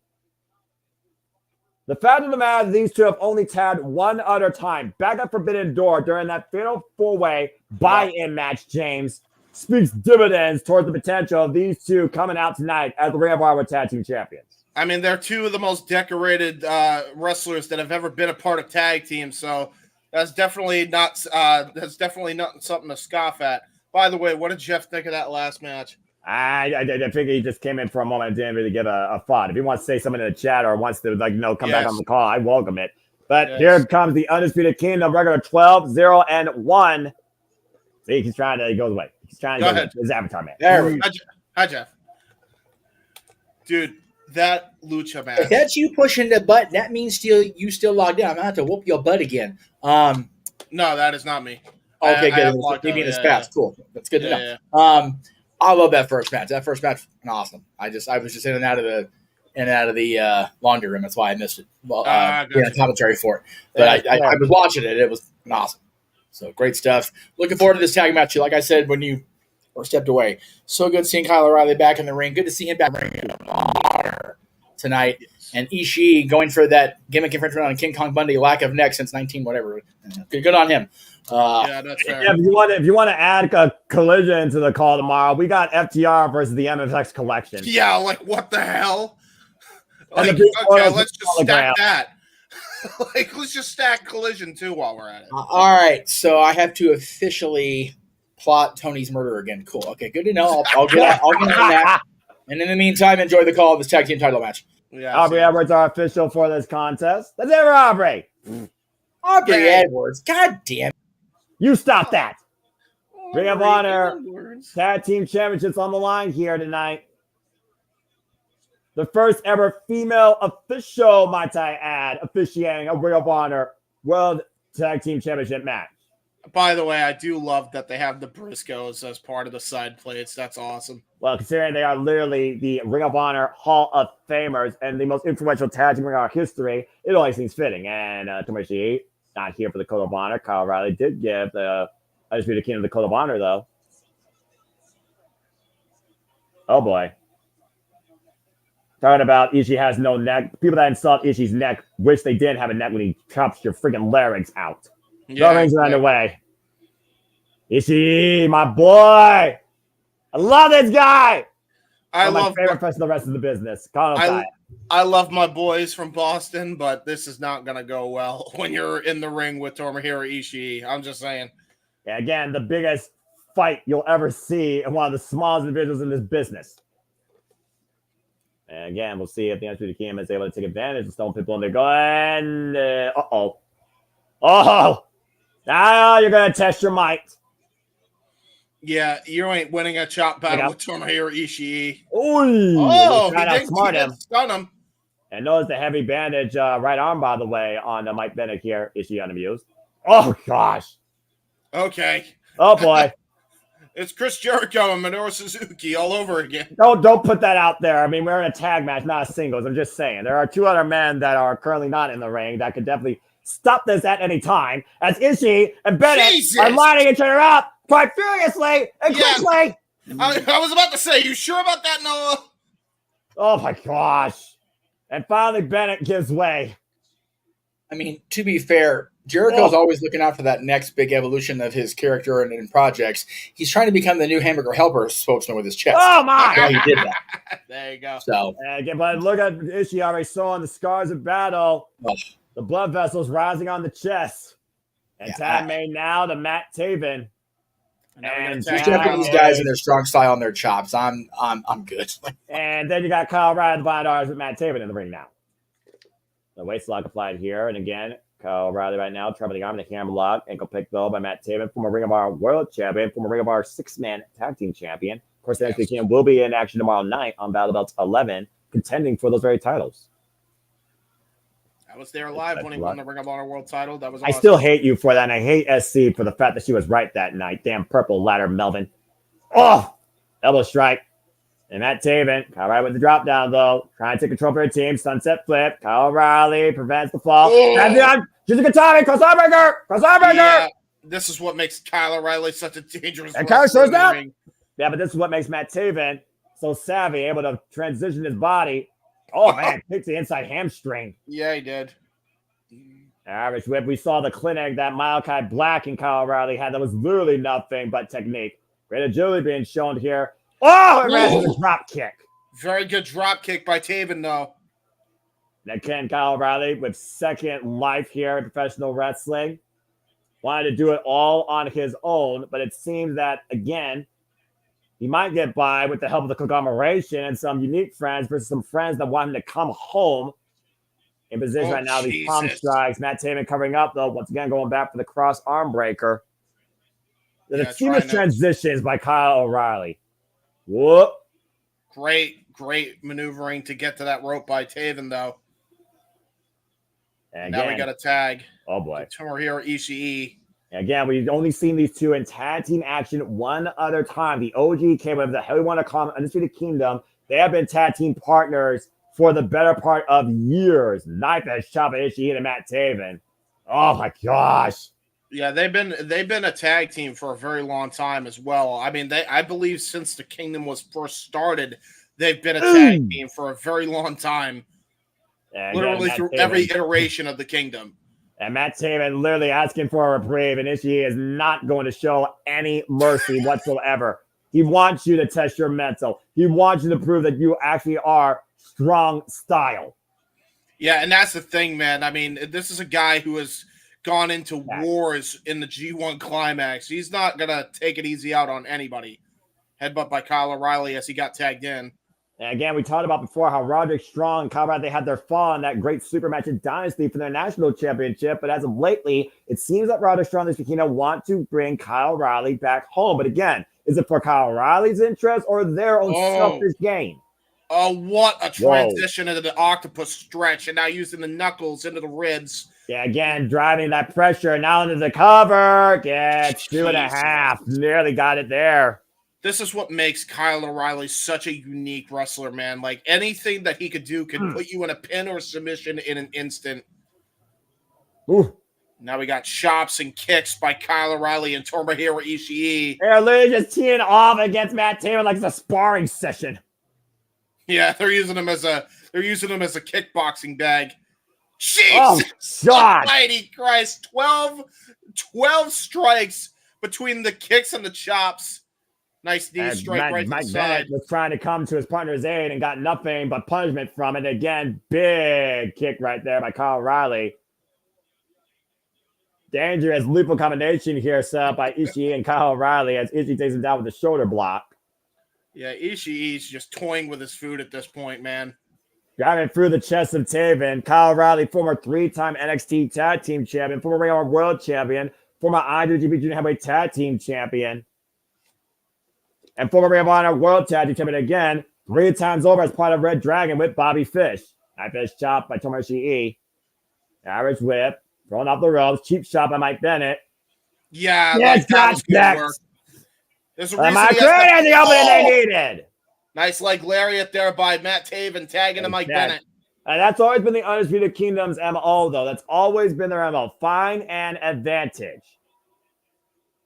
And right now, Mike Bennett has isolated the Stone Pit Bull. Again, Tomohiro Ishii, I talked about how notorious he is as a tag team competitor and a strong style competitor. Record 6-time, never openweight champion. Held the 6-man tag team championships, a combined freaking 721 days across 2 runs.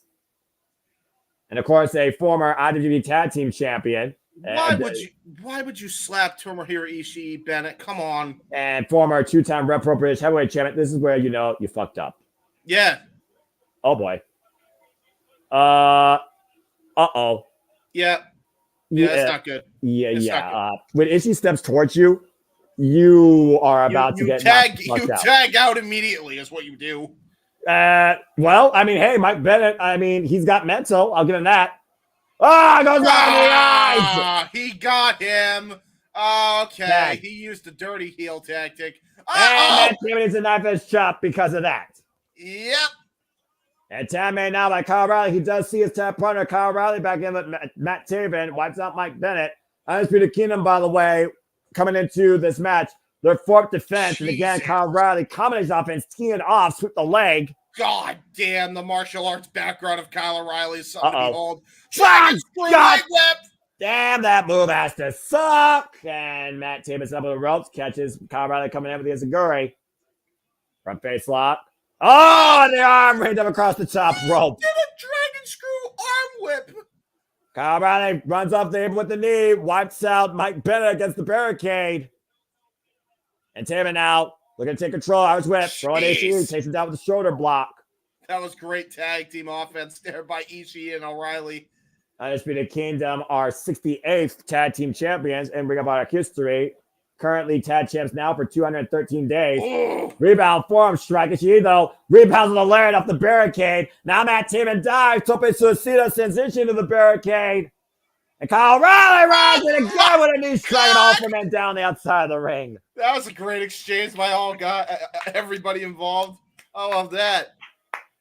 And wrestling. ROH chants ring out loud and proud. This is where you know honor is real. And nice to see you, RYN, and I do agree. And for all we know, that could be some of that happens down the line. By the way, Canucks to the Catch Cup, phenomenal run so far in the G1. Jake Lee, not so much. And right now, again, it kicks teeing off against Matt Taven and Kyle O'Reilly right now. Matt Taven pleading. Kyle, again, that's not your friend. That's your opponent. Think about what's on the line here. Uh-oh. The ankle lock. Riley's got locked in deep here in the middle of the ring as well, and there's nobody coming to Matt Taven's aid right now. Up kick, though. Kyle rolled off. Went for the PK. Matt Taven ducks. That's his feet. Nice that kick on the inside. Looking for the rebound lariat. And Mike Bennett, though, hooking up Kyle O'Reilly, hanging in from the apron. Oh, boy. Slingshot plunge! Holy shit! And the crash that Kyle O'Reilly got on the way down off the hangman's position. Yeah, and if anybody knows the Kyle O'Reilly fake out when it comes to that rebound lariat, it's the Kingdom. And they scouted that picture perfect. They got him with that hangman cross body plancha. And nasty landing for Kyle O'Reilly there. You see the shoulder right now. And Kyle O'Reilly gasping for air. Yeah, look at Mike Bennett again. Going to toss him back into the ring. Two legal men here. Tag. As tag is made to Mike Bennett. Undisputed Kingdom, of course, who won these tag titles last year against MJF and Samoa Joe after some underhanded business. And now Mike Bennett's got the full-on advantage here. Going for a knife-edge chop on Kyle O'Reilly. Forearm Undisputed shot. Kingdom successful defenses against Cool Hand Ange and, of course, Matt Menard and the Infantry and the Iron Savages. And now Mike Bennett just lining up Kyle O'Reilly here in the corner. Jesus, what a forearm shot. Absolutely crumbles Kyle O'Reilly. Tag back into Matt Taven. Yeah, we're talking about also two of the most influential men in the Briscoes history as Mark Briscoe defends the Ring of Honor Championship against Roderick Strong main event. Drop kick off the combination in the corner. And Matt Taven with the cover gets the 2 count. Yeah, Matt Taven and Mike Bennett, they are a very well-oiled machine when it comes to tag team wrestling. They've proven that for years and years. And right now, that chin lock applied middle of the ring, wearing down Kyle O'Reilly even further. Ishii nowhere to be found, just finally getting back up to his knees. And again, we talk about the tag team chemistry, the experience level here, heavily in favor of the champions versus the challengers. Nice stalling suplex. Perfect. Floats over. Arrow press. Cover. 2 count only. Aubrey says it was 2. That made. Again. And Ishii right now still down. Now quick cover followed by Mike Bennett. It's a 1 count there. Yeah, trying to expend energy. That's all that was by Mike Bennett. Yeah, but we know Kyle O'Reilly will always continue to fight. That's been his MO his entire life. Oh, another forearm shot. And Taven right now in position off the catapult. Oh, it's Izaguri. Lands over the knees. Step up off the top rope. Drops the elbow. Double impact cover by Taven on retain. 2 count again. And that time, Kyle O'Reilly just tried to pop his shoulder. He didn't even try the full kick out. And again, Aubrey showing the margin to the decision. Again, the Undisputed Kingdom thought they were going to get the night off tonight. And here they are getting one hell of a fight. They demanded competition. Arguably, this is their strongest competition to date. Into the ropes. Kyle O'Reilly brings the boot up, though. Matt Taven falls up. Gets the boot again. Kyle O'Reilly once again trying to fight back. Cover the Enziguri. And Mike Bennett might be looking to set him up for that backpack stunner. Oh, Jesus. Oh, God. Backpack stunner. Hooks the leg and enough to retain. No. That's straight out of the Honor No More playbook, by the way. That's a blast from the past a couple of years ago. Yeah, I'm about to say, they've beaten Kyle O'Reilly before with that very move. You talked about, again, the launcher history of these men.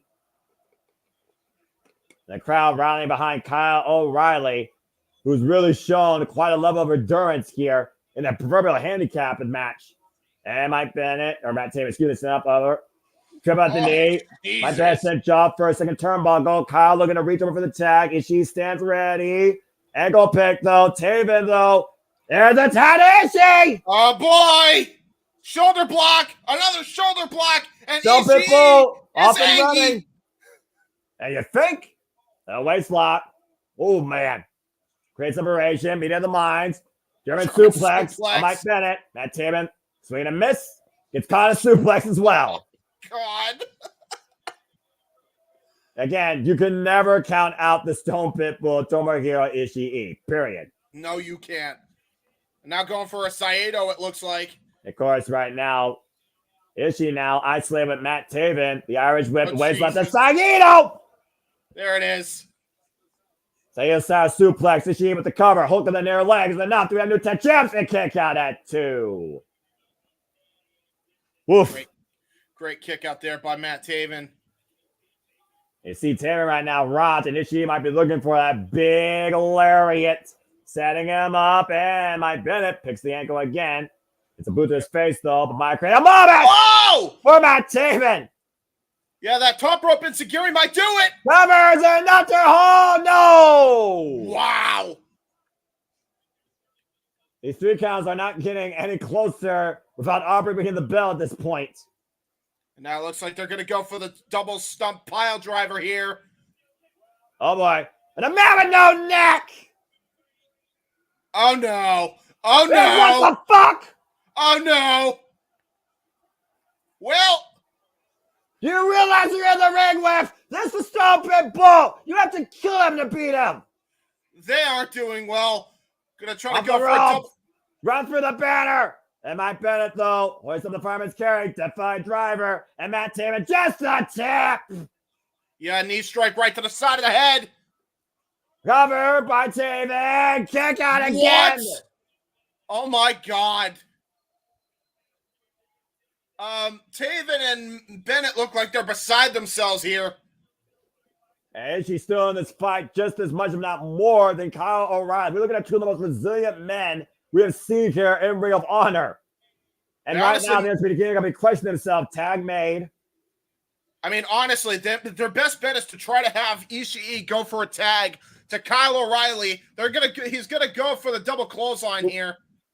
Big Boot takes Mike Bennett. Matt Taven's up and over the apron. Rising knee strike running by Kyle O'Reilly, who is now legal, by the way. Why is that Matt Taven? Brainbuster! He got it.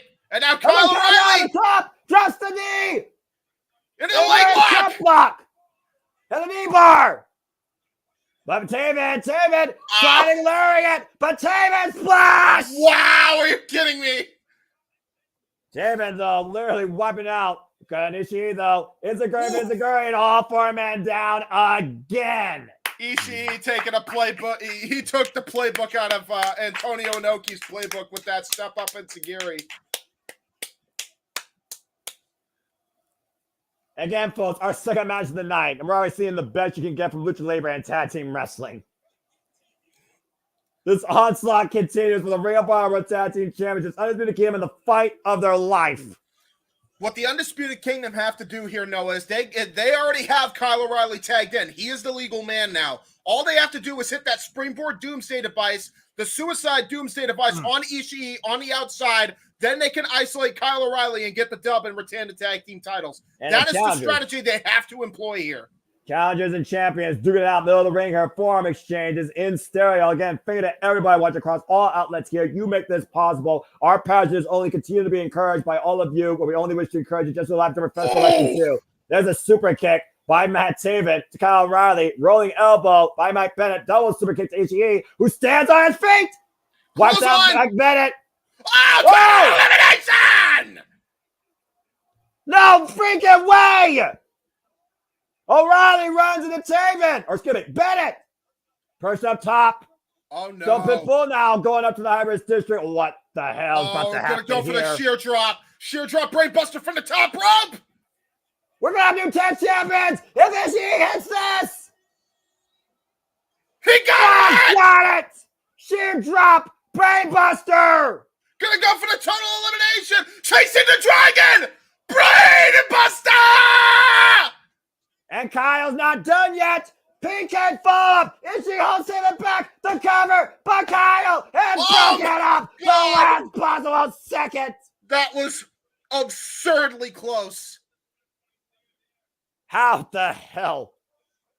What a throwback to a time before this era.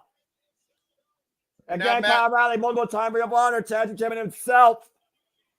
And now here it is. We got Ishii and Taven on the outside. And look at this. Mind games by Meg Bennett onto Kyle O'Reilly. And now, meanwhile, we got a fight going on. A Donnybrook and Ishii head first into the post by Matt Taven. And again, I think the symmetry card is trying to be played here by Mike Bennett for sheer perseverance. Kyle O'Reilly, though, looking to hoist on Mike Bennett. And Mike Bennett, though, finding leverage. Once again, going down to a knee. Kyle O'Reilly juggling for position. Aubrey firmly right now watching on.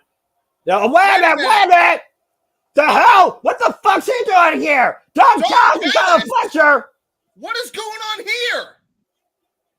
Get this virus out of here! Wait a damn minute. No, are they a part of the Don Callis family, the Undisputed Kingdom? No, but I know they have fallout with the conglomerations. Freshly squeezed Orange Cassidy. Aubrey distracted by the virus. There's the schoolboy, though, by Mike Bennett. And Kyle Fletcher distracted Kyle O'Reilly. Oh, come on! Not like this. Absolute bullshit. Kick out Kyle Anderson. Oh, my God.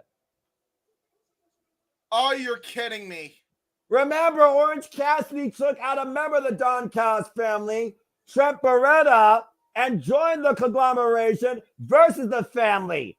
Familiar ties allows the Undisputed Kingdom to survive. Survive! Holding those Ring of Honor Tag Team titles. A freaking long-term NO with a casualty of Kyle O'Reilly cost them the tag titles tonight. Fuck you, Don Callis. Oh, man. Well, that just put some intrigue on the Don Callis family, didn't it? Yeah, clearly they are far from done with the conglomeration, especially squeezed Orange Cassidy is associated with them. And the crowd booing heavily, and I don't blame them. An absolute incredible clinic, tarnished by the parasite of the business. If they'd had a referee that was easily distracted, it may not have happened. Jeff, I swear on everything good and pure, I'm going to go off on you for this. If you blame Aubrey for this versus that fucking parasite, Don Callis. Hey, I was about to say, nobody's Red Shoes. Let's be real. Yeah, Red Shoes is the only guys in the business that wanted to let that shit fly. Mike Bennett and Matt Taven fucking survived. And hopefully this match will see the best woman survive without any sort of tomfoolery from some parasites. Diamante goes one of the legit later hers. Texas Death Match is up next. This is the third match on the card after two barn burners like that? Are you kidding me? That's correct. And the first women's match of the main card, by the way. Well, this card's all sorts of fucked the way they have this laid out. I don't know, man.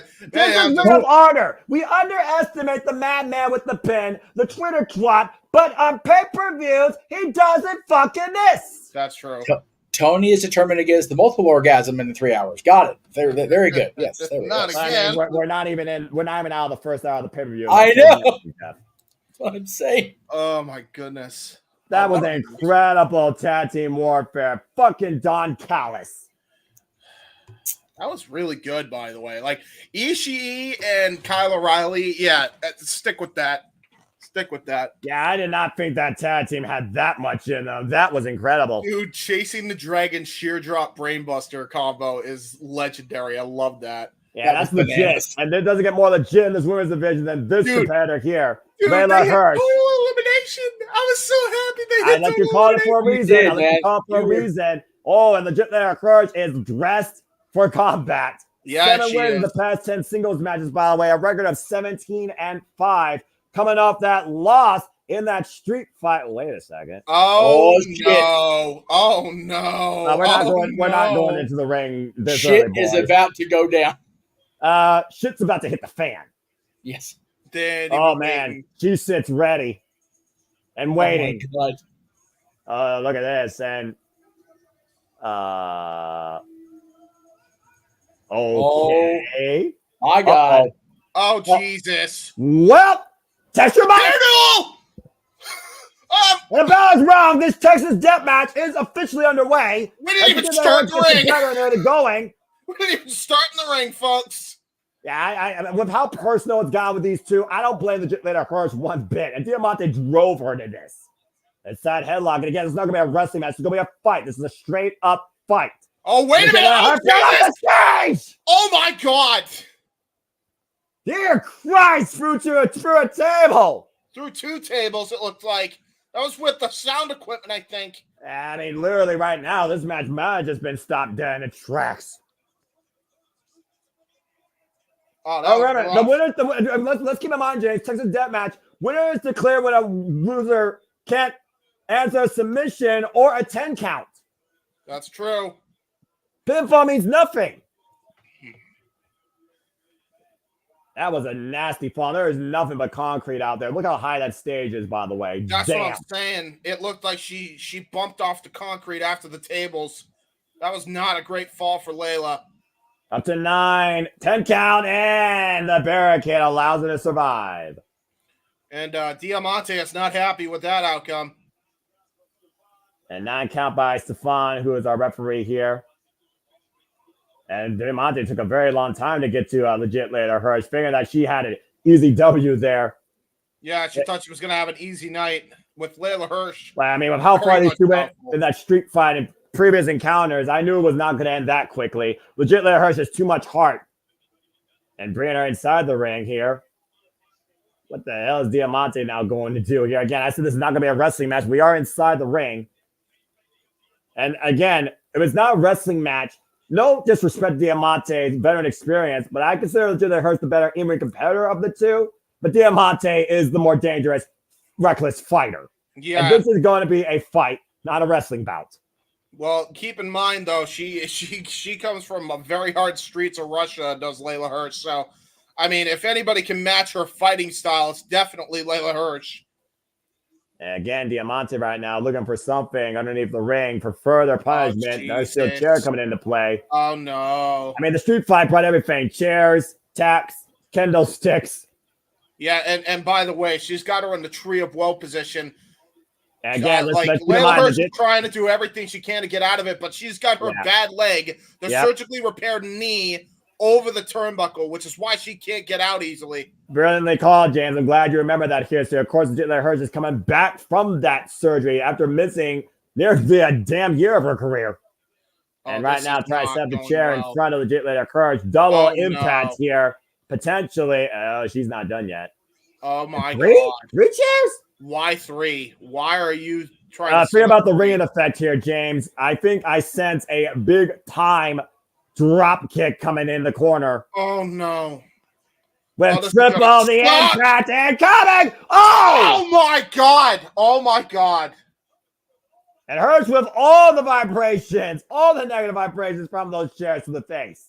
Yeah, she bent off that, too, and that's what made her get out of the trio. That could have screwed up her knee, her back.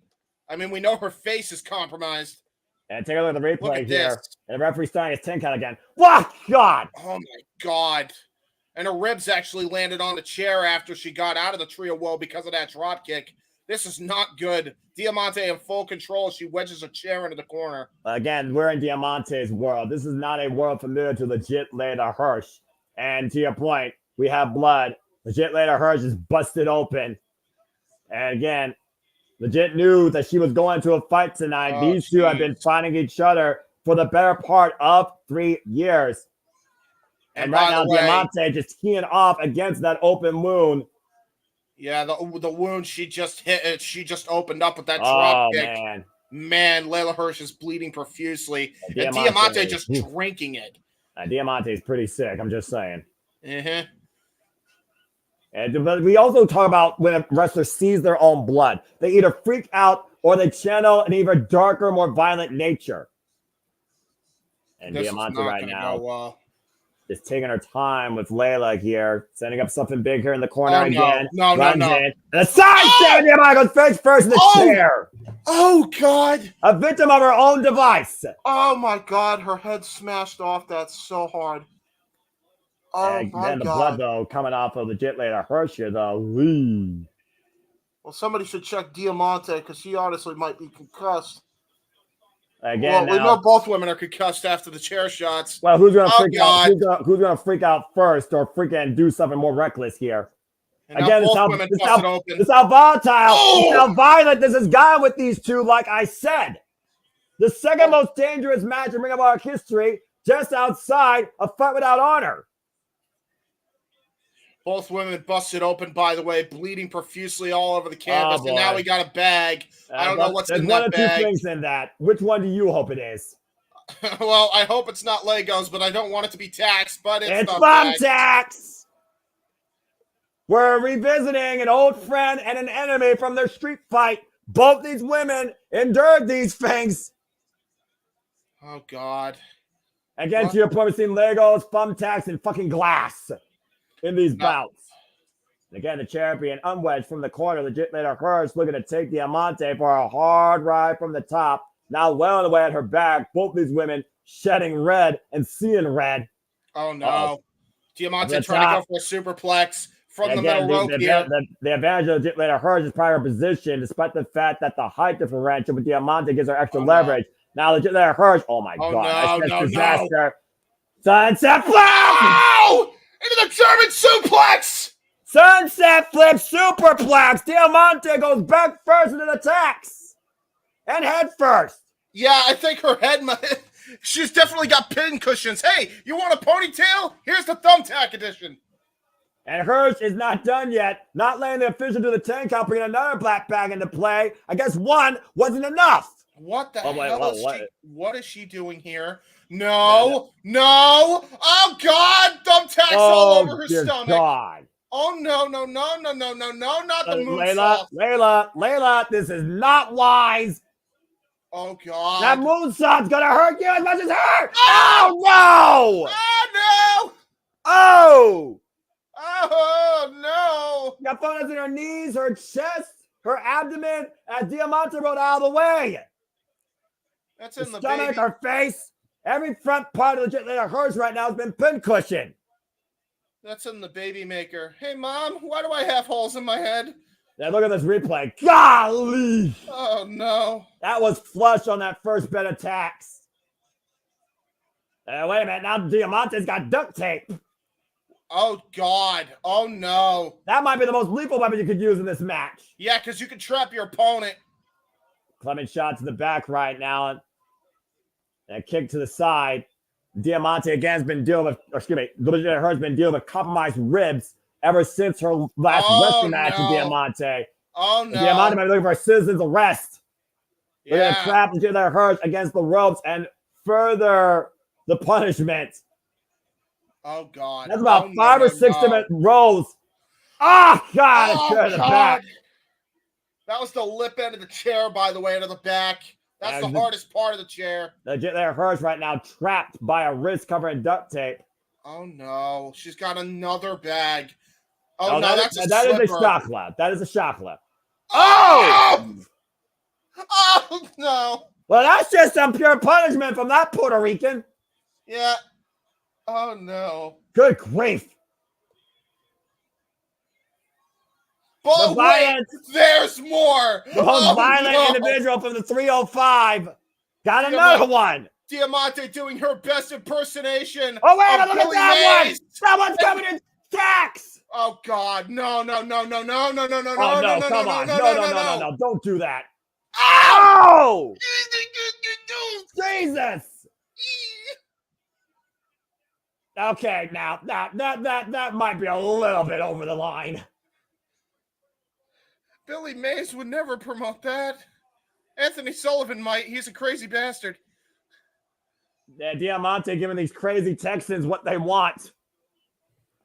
And she is so comfortable in this environment, as I said before, pinning legitimately hers head with a tack-covered schlachla. Oh, God. Oh, no. And now Diamante is setting up a bed of chairs on the outside while legitimately hers is still unable to move. And notice the knee brace, by the way, to your point, on the right leg of legit later Hirsch. Yeah, look at this, man. This is not going to go well. Yeah, again, the surgeries that Layla has endured over the last few years, this is not going to help matters in the longevity of her career. This is not going to help the matters of either of these women in the longevity of their careers, being perfectly honest. No. And again, Layla still fighting to break her grip from that second rope, peeling away at that duct tape every way she can. Diamante right now given precious time to set up a whole new weapon of destruction on the outside.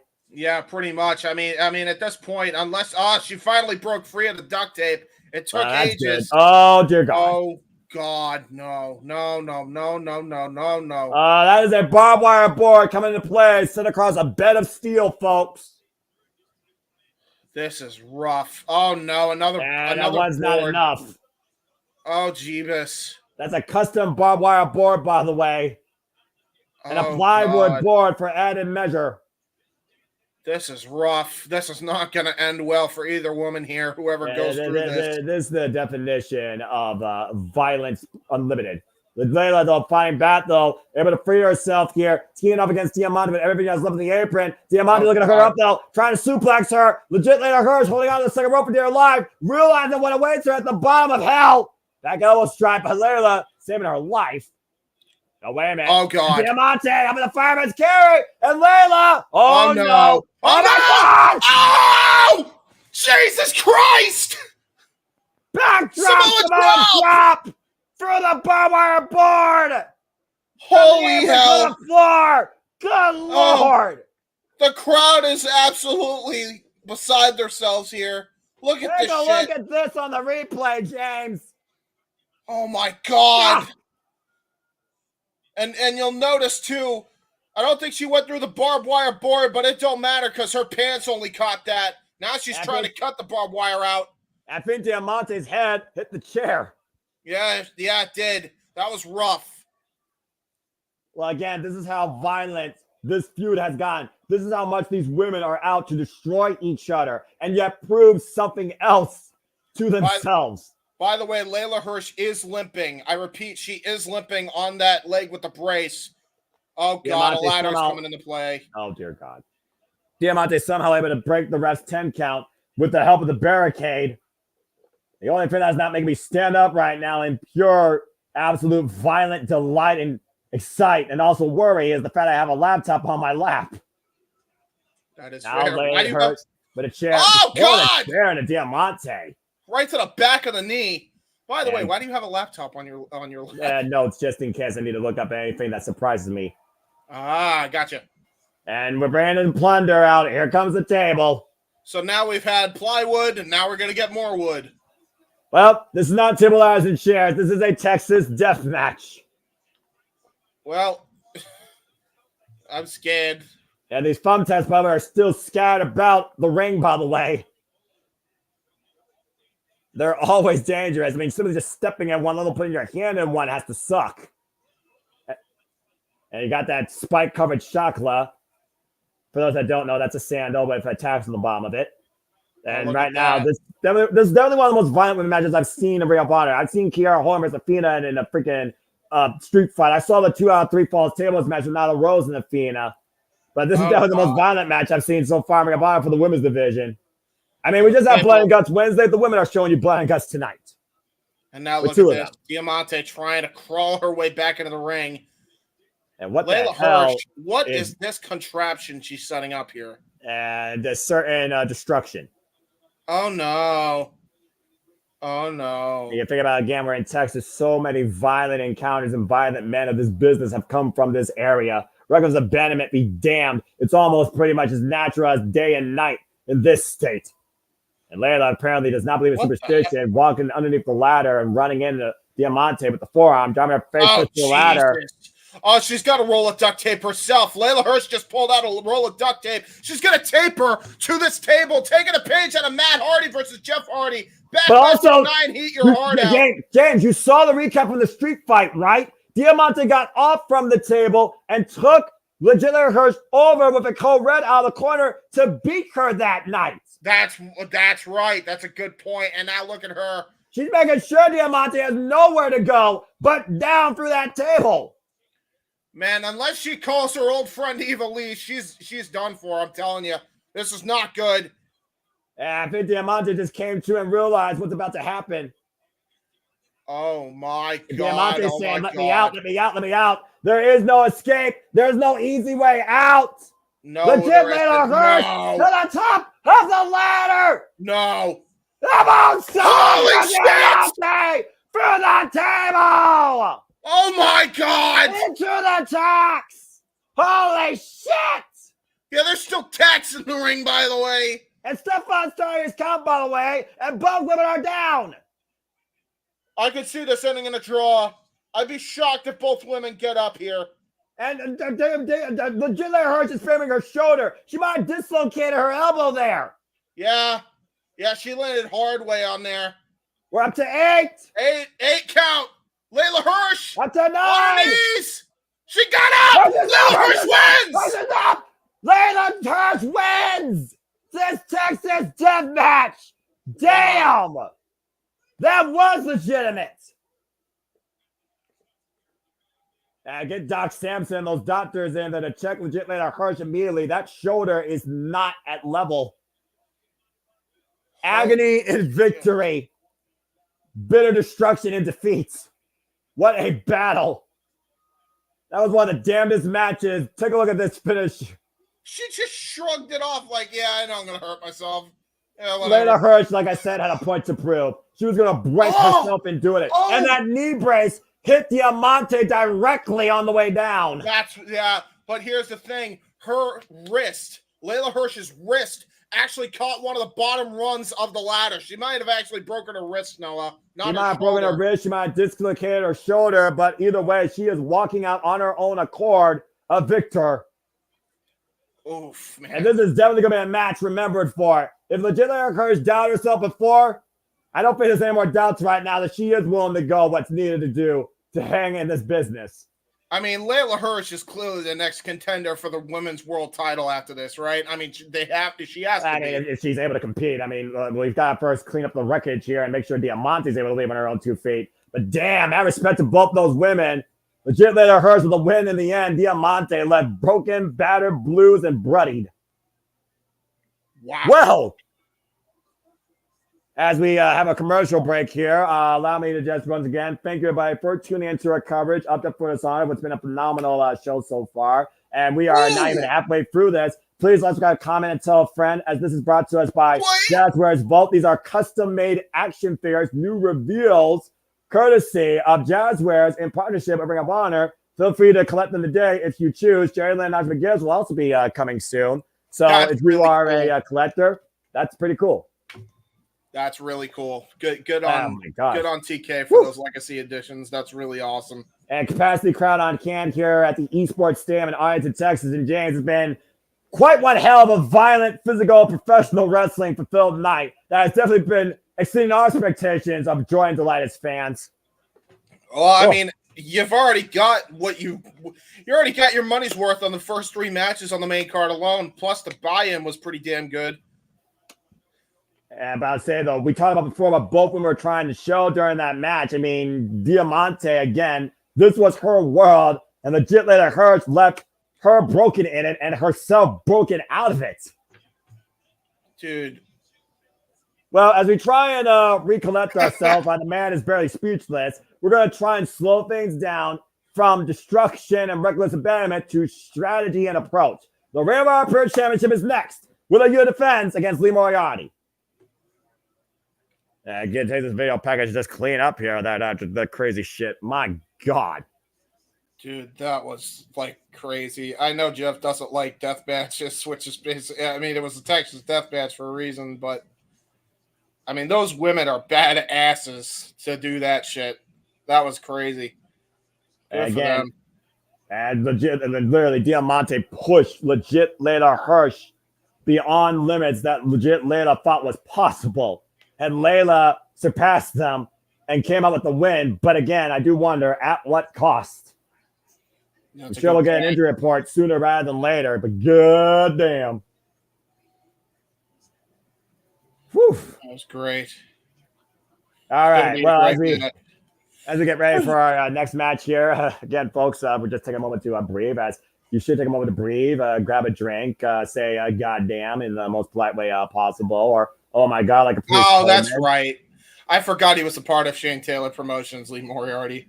Well, let's go ahead and get ready for the foundation of Ring of Honor. That's not Texas Death Matches, but pure rules. It is time for the Ring of Honor Pure Championship match. For those that never watch Ring of Honor or don't know what a Pure Tour match is, allow me to explain it to you. First off, let's say hello to our judges, Paul White, Jerry Lynn, and Christopher Daniels.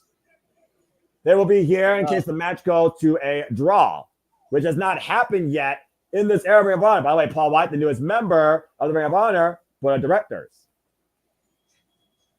So I guess he's getting re-signed if they just made him a board of directors, right? Let's go ahead and talk about the rules here, James. Each wrestler has 3 rope breaks to stop submission holds and pinfalls. After a wrestler exhausts his rope breaks, submission and pin attempts on or under the ropes by the opponent are considered legal. There are no closed fists to the face permitted at all. Open-handed slaps and chops to the face are permitted. Punches to the rest of the body are allowed, excluding low blows. Duh. The first use of a closed fist to the face receives a warning, and the second use of a closed fist to the face will result in disqualification. Oh, man. And, of course, the title can change hands via count-out, submission, pinfall, or disqualification. It is the Ring of Honor Pure Championship, the foundation of pure rules that this company was founded upon, held by the all-time greats, Nigel McGuinness, Bryan Danielson, Daniel Garcia, Katsuyori Shibata, and, of course, right now, for the 3rd time, Wheeler Yuta, as Tiger Style looks for his first piece of gold in Ring of Honor. Lee Moriarty is a multiple-time champion already in his young career in MLW as well as other places in the world of pro wrestling. So he can get it done when it calls for it in those squared circles, but has not been able to get his dub here in TK Family Promotions.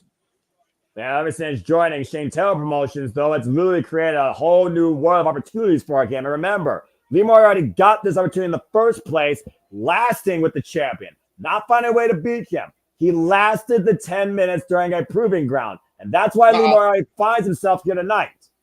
Jeff, wrong graphic. Botch. It's all right. I hate this fucking computer. I told you Chromebooks suck.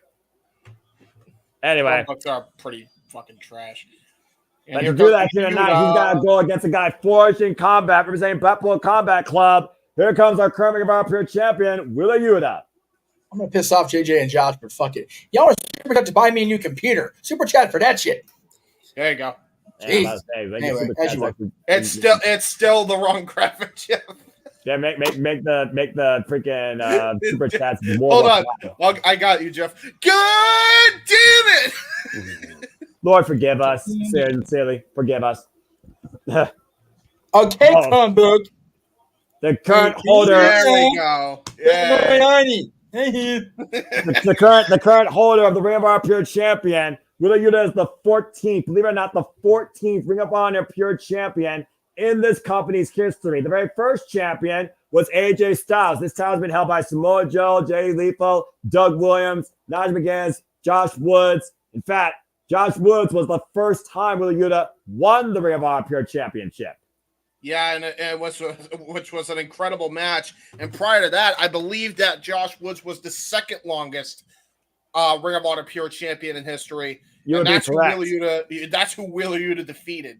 Nigel McGuinness currently still holds the record, though, at 350 days. Katsuyori Shibata, though, came very close, 239 days. Wheeler Yuta, his 3rd run now, champion for 245 days. Code of Honor adhered to our Pure Official Course, referee Mike Posey. Bell rings, we're underway. There's your scoreboard at the bottom. Here we go. And again, this match is really a match that just lets you study wrestling. This is pure wrestling. Conor will tie up here. We're going to finally slow down the mood, breathe, and really bring people into a study of professional wrestling. Damn it. Armringer here. And no, I'm not Bob Ross. I don't know how to paint, but I will paint you a picture blindly of pure wrestling here. And now, right now, Wheeler Yuta jogging for control. Great wrist control applied. Driving a knee across the arm and trapping Lee Moriarty down there. Yeah, great pressure onto that joint. Whoa. That counter. Great into the Indian Deathlock of sorts here by Lee Moriarty. Going to try to go and transition it into an STF, pulling on the hair. And but again, you only can bend the rules so far in a pure rules match. But we've also seen Wheeler Yuta as of late do that. Again, he's already defended his title against the likes of Filthy Tom Lawler and Matt Sydal. And right now, jogging for wrist control. Wheeler Yuta brought down the mat again. Knee driven to the side of the head. And Lee Moriarty with a little bit of joint manipulation. Yikes. Oy, babe. Oh, man. Minoru Suzuki would be proud of that. You did talk about before what Tiger Style brings and how dangerous it is. Pressure on the rotator cuff, double wrist lock here. Yeah, both of these men went a full-on hour, by the way. I mean, we talked about hour-long clinics before, but both of these men have history with each other. Going for a leg lock again. Snaps through, and that's one rope break used by Lee Moriarty. Yeah, now going to try to get some feeling back into his leg as Lee Moriarty. And we talked about before. Yeah. Yeah. And again, I just want to point out, I mean, both of these men know each other so well. They have had hour-long clinics against each other in the Indies. That's one of the reasons why Bryan Danielson touted these men so highly. So these two are not slouches when it comes to in-ring psychology and joint manipulation. And again, you do wonder, though, when you think about both men from a technical background, what can both men do to surprise one another? Lee Moriarty already lasted against Wheeler Yuta for 10 minutes, but didn't find a way to get the win. You almost wonder if Lee Moriarty is going to try and literally run the clock as far as possible, or if Wheeler Yuta is going to try and beat him before the 10-minute mark.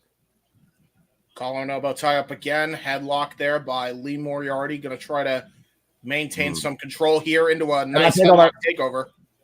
And again, MJF knows a thing or two about that. Yes. We talked about before about clinics, hour-long clinics, of course. Let's not forget Wheeler Yuta and Daniel Garcia did that. Wheeler and Daniel Garcia feuded over this title. In fact, Daniel Garcia previously beat Wheeler Yuta for the championship, and vice versa. Look at this. Transition right now into the headlock, trapped between the legs, and cut up the oxygen.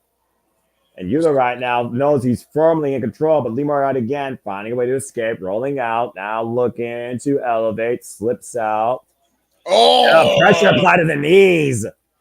Into a headlock. Yuta transition, key lock.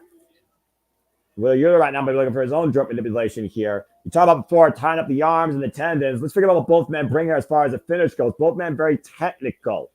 You almost wonder, what is the most dangerous weapon in each man's arsenal? We know that Wheeler Yuta has the seatbelt pin, but what does Lee Moriarty bring? What's his ace in the hole? Let's drop down there. Good agility shown. Ooh. Oh, look at that. Caught the schoolboy reversal. Oh, STF into the crossface. No, and Yuta immediately goes to the rope and uses his first rope break at 3 minutes and 43 seconds. Both men got that cocky bravado to them when it comes to in-ring psychology, and there's the round-the-world clap there by Wheeler Yuta. I think Yuta kind of expected that, for being perfectly honest. I don't think Yuta man surprised one another at this point. I think we're still filling out again. They went 10 minutes to a draw. We're not even at 5 minutes yet. Yes. And maybe what's the time limit, by the way, Noah? I believe it's 30 minutes. Oh, there we go. Let's hope it's 30 minutes, because I remember last time we thought it was 30 minutes, and we had an hour-long clinic between MJF and Ospreay. That match of the year, don't at me, but I do agree. But to my knowledge, pure rules matches don't go for 60 minutes, at least not in this era of Ring of Honor. Nice bridge there and neck control there by Wheeler Yuta. Great neck strafe shown in the Greco-Roman knuckle lock. Arm wringer, sweep on the leg, lateral press, quick cover, 1 count. Both men right now, we got 2 rope breaks left, and both men now looking for the quick pin. Covering the legs, stepping through, looking for the ground octopus. Brilliant octopus stretch here. Black Widow style submission. And again, the leverage. And you see the elbow right now driven into the side. And Lee Moriarty is carrying Wheeler Yuta's weight. Oh, moving with them. Sits down on the cover. Keep both legs. Yuta able to reversal. 2 count again. Both men bend their feet. Elbow strikes, knife edge chop. Lee Moriarty down. Yeah, look at this, man. We got Big Show. We got Jerry Lynn. We got Daniels. I feel like Big Show's, he probably feels like he's the odd man out here, because it's like, I never had to do these moves, so I don't know what I'm doing here. I was about to say, you're about to say, oh, the closed fist. Oh, that was, and a closed fist by Moriarty. The referee didn't see.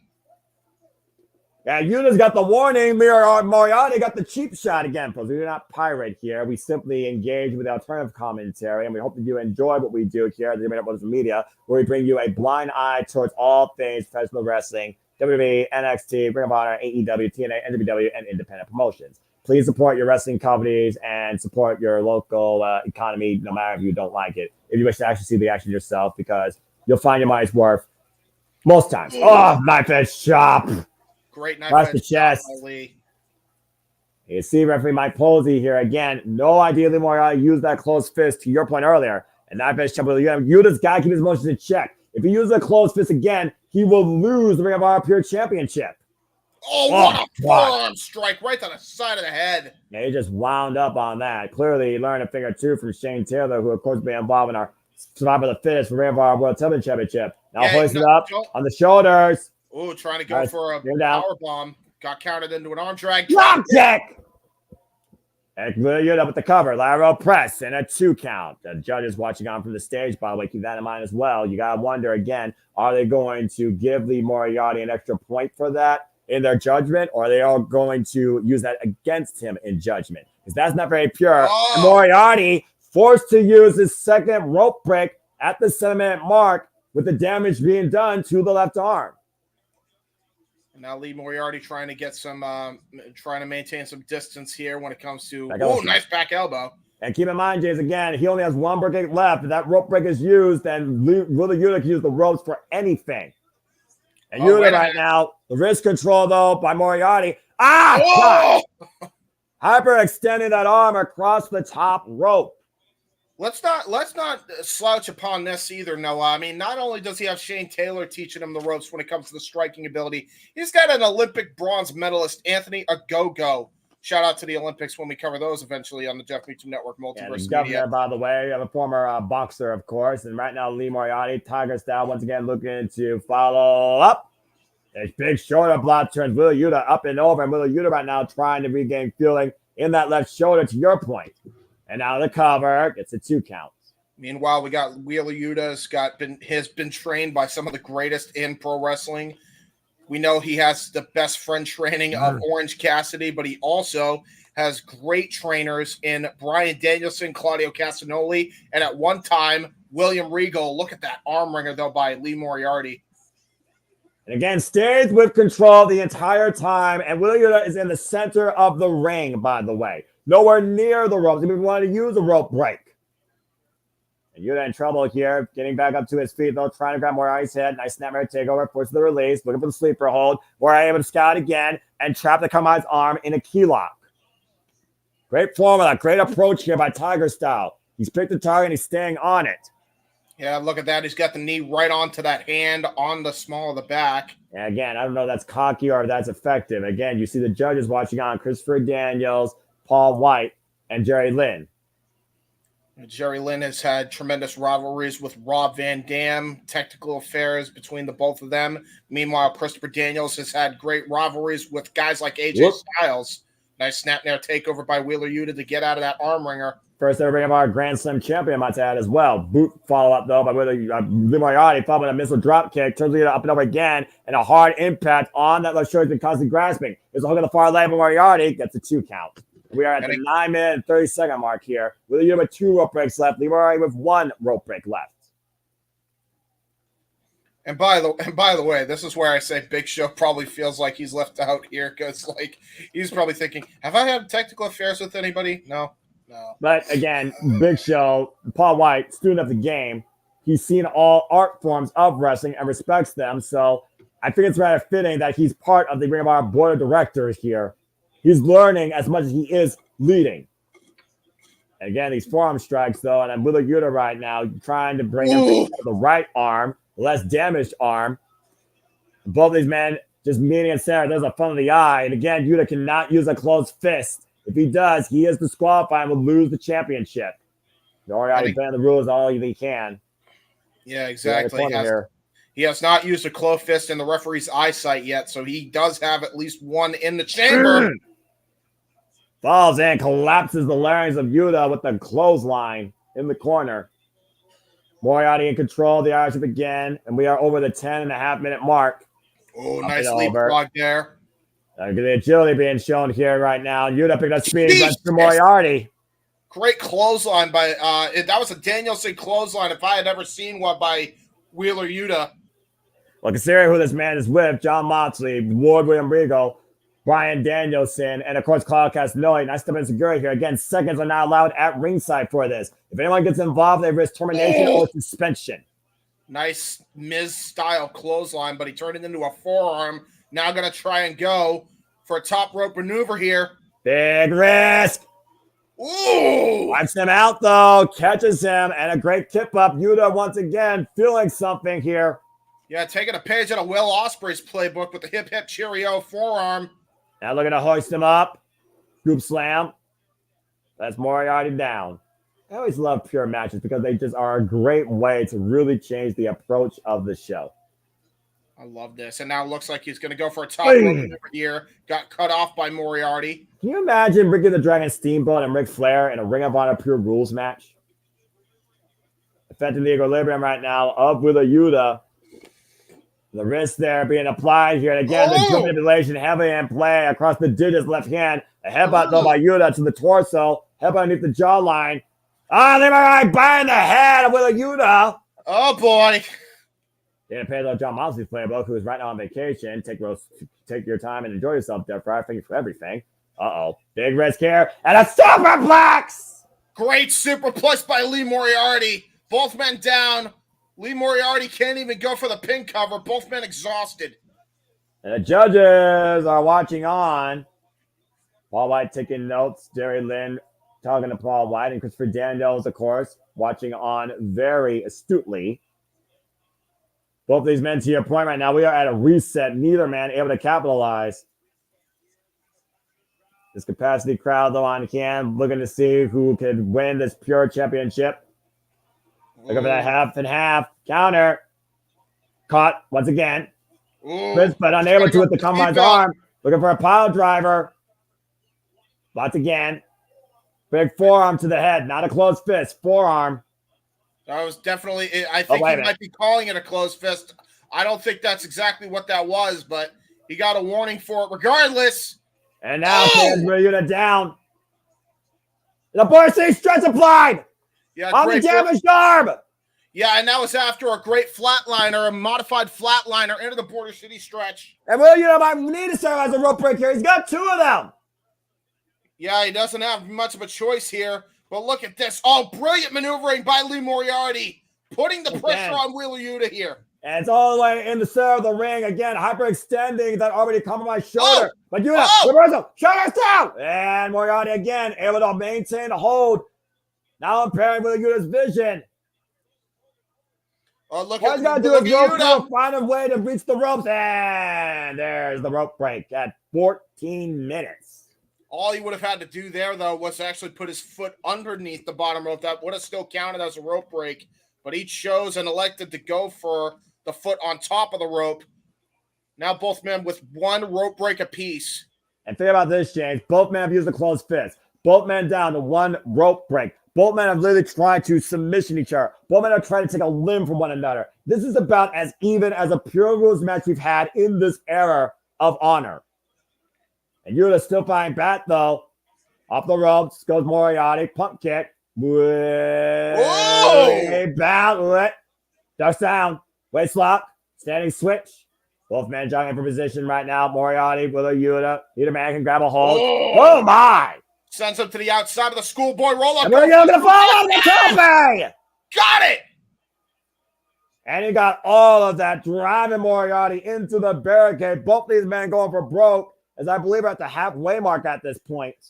I've never seen a schoolboy roll-up go to the outside for a suicide dive. That's a first. Yeah, again, both these men showing how innovative they can be under pure rules and how much they're willing to risk. Certainly a very innovative move here, but Will Yuta needs to capitalize on this. Yeah, going to try to go to the top rope here. Possibly going for a frog splash of some kind. We've seen Wheeler Yuta utilize that in the past. Go for broke, and he might break him some of the pros if he misses here again. Still trying to fill out that left arm. Big frog splash! Deep hook, both legs to retain. A kick out by Lee Moriarty. And Lee Moriarty had to use his entire core strength to kick out of that, and you could see him clutching his stomach there after that tremendous body splash from the top. Again, Iron Man here right now is literally just a pinfall away from winning this. Now the hammering of the elbows with the damaged arm coming into play by Wheeler Yuta, unable to continually deliver them. Oh, look at this, though. Going to try to change up strategy. Oh, wait! Moriarty's got it! Moriarty's got it! They look for the clutch. Clutch pin! That was tremendous. He should have gotten that. I'm surprised Wheeler Yuta was able to kick out of it. Arm wringer, though. Right back to his strategy, though. Back to that left arm. Now hooking him up. Jesus. Taking him down, twisting him. Deep hook, both legs. Kick out by Yuta again. Innovative twist on the Michinoku driver. Going to try to go for another modified submission here by Lee Moriarty. Yeah, the neck wrenching that shoulder, by the way. Lee Moriarty might be trying to exhaust Wheeler Yuta's final rope break here. You can see Wheeler Yuta trying to go for those ropes. He wants you to use the rope. No, he don't. Now he's going for an ankle pick. All he has to do it, and there it is. There it is. He got the rope. He had no choice. Between the arm, the shoulder, and the ankle, he only had one limb free. And now Lee Moriarty has one dangerous. rope break. He's got one rope break. Wheeler Yuta has none. Both men have used closed fist. Lee Moriarty has to maintain that rope break if he's in a dangerous situation. But also, think about this. Now Wheeler Yuta has no rope breaks. This means... Bridging German! Bridging German! Cover! Kick out. Moriarty could use the ropes for pins or submissions legally. Yes. Oh, wait a minute. Camulation. A submission here. Moriarty, though, trying to roll his body to the ropes. And, wow. Okay. The cattle mutilation exhausts Lee Moriarty's final rope break. Shades of his mentor, Bryan Danielson. He'll be in the main event at All In London for the AEW World Championship. You know what this means, right? Both men have used a closed fist. Both men have no rope breaks left. And we are in the longest pure championship match in this era of Honor. It's basically anybody's game, and the ropes are legal for anything. Tremendous. Very rarely have we seen this situation in Pure Rules. Oh, God! Back suplex on the apron from high up over the top rope. And a hard crash down to the floor. Oh, God, that was rough. And again, what does Lee Moriarty have to do to become the new Ring of Honor Pure Champion? That move right there might be the death note. Look at this. Jesus! Oh, Jesus Christ. That's how you rearrange a spine and a tailbone. Look at that. And feel out the pain shooting up to your point, the spine, the ankles, the back of Yuta's neck. Lee Moriarty smells blood. This might be Lee Moriarty's moment. Forget Yuta back inside. All he has to do is go for joint manipulation tactics. Gonna go for the Border City stretch off the flatliner. Flatliner, cover! Kick it! All he has to go for is the Border City stretch or that modified submission he had locked in earlier where he had his leg and arms trapped. Again, he's got to give his best shot and more if he's going to beat Wheeler Yuta for the Ring of Honor Pure Championship. How many minutes left? 1 minute? 11. All right. I was about to say. And right now, Moriarty, again, and Wheeler Yuta showing what Pure Rules is all about. Yuta may have nothing left, though, seriously. Well, Wheeler Yuta might be playing possum as well. Keep in mind who has trained him. Oh, into the Danielson special! Into the Danielson special Fujiwara armbar attempt! And trap the arm, though, and go possum for the lapel lock here, though. Moriarty able to scout it. Moriarty trying to escape, though. Wheeler Yuta, though, maintaining hold of the arm. Remember, no more rope breaks for either man. And the rope, there is no rope breaks. There is no rope breaks. Yuta going out to that as long as he wants. Oh, God. Trap! Holy shit! Moriarty did it! Moriarty did it! Moriarty did it! Moriarty used the ropes to his advantage, by the way. He used the ropes to his advantage. The referee wasn't even paying attention. He was paying attention to the shoulders on the mat. He literally trapped the outside leg. And again, it was perfectly legal. I don't believe it. Lee Moriarty is the new Ring of Honor Pure Champion. That was Tiger tremendous. Style did it. Tiger Style wrestled the perfect Pure Rules match to capture the Ring of Honor Pure Championship. His first singles gold in AEW and Ring of Honor since joining the promotion back in 2021.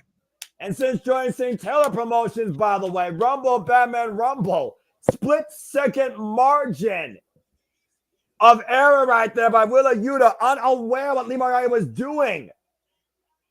I mean, you got to give respect to Lee Moriarty and Wheeler Yuta. I mean, both men have to adhere to the Code of Honor after a match like that. That was the best Pure Rules match I've seen in this era of Ring of Honor.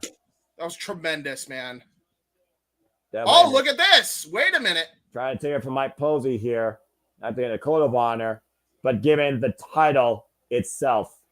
Wow, that's awesome. That is respect, and that is pure wrestling, damn it. Congratulations, Lee Moriarty. You did it.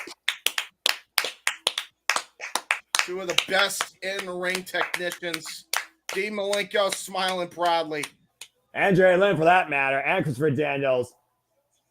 Hell, Paul White is like, I feel exhausted watching. I think I feel with you calling it and me calling it. We just called it a pure rules match, a 20-minute classic. Congratulations. And the first title change tonight here at Death Before Dishonor. Shane Taylor Promotions with some gold. And Tiger Style finally is a champion. What an incredible clinic of pure wrestling. That was awesome. It literally came down to a split-second awareness versus unawareness. Tiger Style trapped Yuta while Yuta thought he had him trapped in that submission. And the thing is, Lee never tapped out. Yuta thought he had him. He never did. That was awesome, man. That was fantastic. And look at Big Show, Christopher Daniels, Jerry Lynn, all showing respect to Wheeler Yuta as he comes over to the ramp. Same to Lee Moriarty. What a matchup. The 15th Ring of Honor Pure Champion is Tiger Style Lee Moriarty, just under the 20-minute mark. Congratulations. Awesome match. And this match right here might also give us a surprising upset. With 2 wins already against the champion here. It's Billy Starks defending the Ring of Honor Women's World TV title against Red Velvet.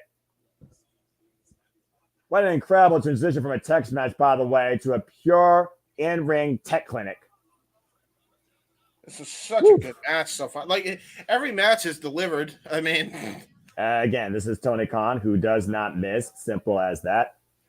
Why to be fair, he's got some of the best people on his roster. It's kind of hard to put together a bad pay-per-view card. Well, I mean, again, you look at our promotions, they need to run 250 minutes of advertisements with undermined amount of wrestling, despite the wrestling being good, but I digress. That's true. There's a balance between in-ring wrestling quality product and branding and marketing. True. And meanwhile, we're focusing on the company that truly is defined by the word professional wrestling. As we're looking at the first half of this developing feud against MEM, Red Velvet looking to snatch that title off Billy Starks and stir it up. Does she have a recipe for victory? Ring of Honor Women's World Heavyweight title on the line. Lexi Nair, our ring announcer, bring us in. Oh, wow. They're going to have their own female ring announcer. That's cool. I mean, she's been part of MEN for the longest time, you know. Oh, Lexi. Oh, I forgot Lexi Nair is a part of it. And meanwhile, here comes our challenger first. Looking to stir it up. Red Velvet. Man, people who don't watch Ring of Honor certainly are missing out on some phenomenal professional wrestling. Yeah, man. Like, what a match. Red Velvet on a 4-match winning streak, by the way. Ring of Honor record 9-2. 2 victories over Billy Starks back in the era of AEW Dark. When we've seen Billy Starks develop this whole new level of aggression and hunger after season what she believed was her destiny at Supercard of Honor this year. By the way, is Red Velvet also a part of the infantry? Because she has the exact same colored gear that the others had. Nope, her and Queen Minaj just their own duo looking to take down the seemingly impossible, for being honest here. Okay, fair enough. I love that she has an apron, by the way, because she's Red Velvet. Straight out of your mama's kitchen, boy. That's true. That's true. Again, did she stir up a recipe for victory, or is it just going to be a bitter defeat? Man, against Billy Starks, who's been on a roll, I don't know. And speaking of which, here comes our champion. Her opponent. Let's take it back to Lexi Nair. Wow, okay. Man, Billy Starks dressed to impress. Oh, look at the confetti guns. Yay. And Billy Starks, of course, has been our Ring of Honor inaugural women's television champion. Wait, are those bubbles? That's bubbles, dude. Bubbles! Oh, good Lord. Don't lose yourself now. Calm down. I like bubbles. Of course you do. I'm a child. What do you expect? At least you're honest. Billy Starks has been Ring of Honor Women's World Television Champion now for 113 days. Baboosh. Babush! Yes, baboosh. It's Oh, babush. good almighty. That's what Jeff came in for. It is babush. I enjoyed the baboosh. I enjoy the babush all day. Ah! However, The- bubble machines at the theme parks, yeah, those kids can suck it. Drive me fucking crazy. God damn it. Absolutely batshit crazy. Hate those fucking things. Yeah, fair enough. Again, we know that Billy Starks will do anything possible to hold on to this title. Referee Mike Posey, of course, who is no stranger to MEN. Billy Starks has already been off proven ground matches against Sandra Moon, excuse me. Samaya has already got victories over her independent scene across Kylie Ray, Matt Fedrick, Hunter Drake. Recent proven ground match against Mackenzie Morgan. And just coming off a match in GCW with a victory over Rachel Armstrong. Oh, wow. The Code of Honor is here too. And there you go, folks. It is official again. What happened earlier. And there you go. Code of Honor here too, as we do here in Ring of Honor. And looking for the shot. Oh! Yes, okay, got slapped. Well, I mean, Red Velvet's been pretty pissed off against Billy Starks ever since that fallout after Athena was able to retain her title against Red Velvet, and Billy Starks planted Red Velvet into her championship face first. Great leg lariat, by the way. Awesome leg lariat by Red Velvet. Yeah, we'll see what Billy Starks learned here now since Supercard of Honor. Jesus, spear! What the hell? Big move there by Red Velvet. Well, again, we've seen a lot of Red Velvet come out here since she's arrived in Ring of Honor. Again, she's been on quite a streak. That was the heavy kinesio tape, though, on the left shoulder. Again, do not underestimate Billy Starks, though. How many times do we talk about this young athlete? Again, this young athlete, folks, is 19 years old and 5 years of wrestling experience. And the splits driving the boot right to the side of Billy Starks' face. But yeah, I mean, when you got red kinesio tape, you definitely don't want to underestimate Billy Starks. Ooh. Got out of that rebound German that Red Velvet likes to utilize. And again, Billy Starks, though, grabbing the hair of Red Velvet, taking her into the corner. Gonna try to do it again, sending her into the corner. Oh, God, that's Sobot.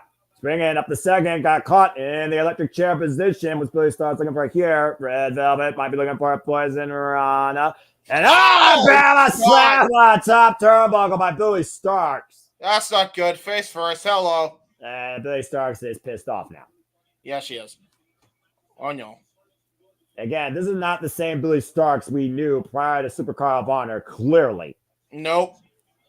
Much more dangerous, aggressive, hungry, driven competitor. As we get back to her live action right now, Red Velvet just trying to feeling it back in her back. Yeah, and look at this. I mean, you know, you got Billy Starks. I mean, she got purple hair now. So yeah. And again, Snapmare now applied. Kick right to the small of the back, again to the small of the back, just absolutely utilizing every.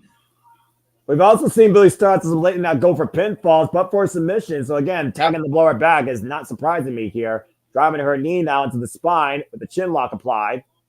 Davey Boy Smith would be proud. And Billy Starks again, just mocking her opponent. So past the crowd, though, trying to bring Red Velvet back into this fight. Shots to the midsection here. And Red Velvet, swing and a miss. Once again, hooked up by Billy Starks. Lifting her up. And wondering what she's going for here. Perch at the top turn. Oh, no, in the trail ball. Oh, my God. Oh, and just stomp it away. Yeah, and she's stomping away at those injured arms, specifically the one with the kinesio tape on it. Again, I mean, if your opponent shows the vulnerability, why would you not exploit it? Jesus. Smashing her knee into the canvas, too. Well, maybe I don't mean exploit it this aggressively, but this is not the same Billy Starks I knew prior to Supercard of Honor. No, this is an Athena-inspired Billy Starks. Yeah, from the hair to the facial expressions. She's scary. I mean, honestly, I dig it. The superflex fold over lateral press and a 2 count. Hey, sometimes the proteges that are crazy, they aren't exactly to be trustworthy. See Mariah May and Toni Storm. Just saying. But Billy Starks already had her chance against literally her best friend who wanted to be her minion after the match, after Athena turned Billy Starks to a pretzel. That's true. An incredible match last year at Final Battle. Knife edge chop again. Yikes. Again, she just slowly methodical approach here by Billy Starks. Equally physical as mental, it seems, as of late. And right now, Starks just literally, if nothing else, more confident in herself than ever before in Ring of Honor. Taking the tutelage to Athena, as you said, James, by heart. Yeah. Again, Billy Starks looking for that one victory she hasn't gotten over Red Velvet. Yeah, oh, jeez. Screaming at Mike Posey, the official, again. Yeah, by it's the way. like Athena. I mean, literally, Billy Starks has channeled Athena more as a role model than her own mother. Yeah, true that. Gets to the midsection again. Red Velvet trying to fight back, though, literally just snatched by her hair. By the way, am I delayed on your end, or am I back? Absolutely not. You and I are perfectly in sync, but I'm just looking at the methodical, violent, menacing approach Jesus, that by Billy Starks here to Red Velvet. Yeah, hair whip again by Billy Starks, and punch right to the stomach by Red Velvet. Gonna try to get some separation. And right now, Red Velvet just trying to do anything possible to fight back in this. Yeah, look at that face. He's scary. I like it. Quick programming update. It's looking like the Royal Rampage potential call is not going to happen due to JJ's work schedule. However, on that card tonight is a 4-way tag team match, including the Outrunners. So might not be the worst thing to have another dose of those guys on the television.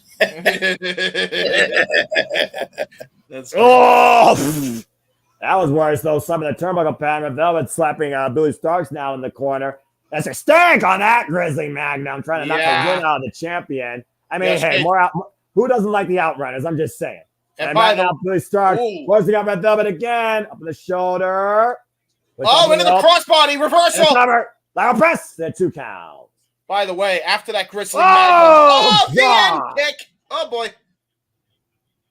You can never forget how dangerous Billy Starks is without this aggressive demeanor in her wrestling alone. I just wanted to point out that after that Grizzly Magnum by Red Velvet, there was spit that flew out of Billy Starks, but I don't think that matters now. Yeah, I mean, she made not the spit out of her, and then Red Velvet got the wind knocked out of her.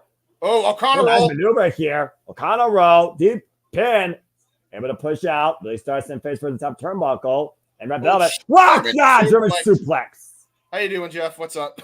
I was going to say the other thing is to everybody at TNT and Warner Bros. Discovery, when the Outrunners come out, if you could put the name graphic up with the woman's name, that'd be neato.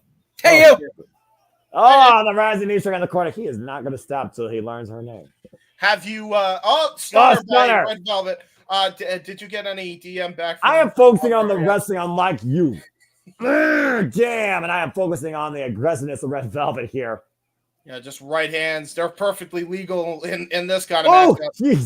Jesus. Gonna go for a discus punch. Got countered. Race lock here. DDT counter by Red Velvet. And that might be it. Top of Billy Starks ahead. Cover. Hold of the leg. Kick out by the champion. That was great kick out.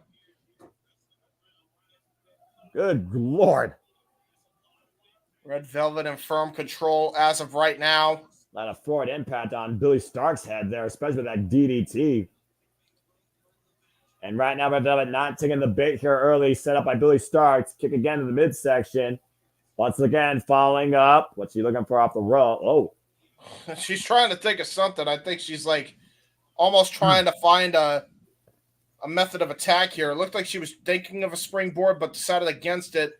I almost wonder Billy Starks might counter it. I almost wondered if something going on with her knee from earlier, considering the damage Billy Starks did to that as well. That's a good point. I didn't even think about that. Red Velvet right now has Billy Starks come up against the ropes and drives her knees in the back of the head. That is a Meteora of epic proportions. Good night. Damn. And right now, once again, falling through, Cazadora. Billy Starks, though, able to hook her. Oh! Landed face first.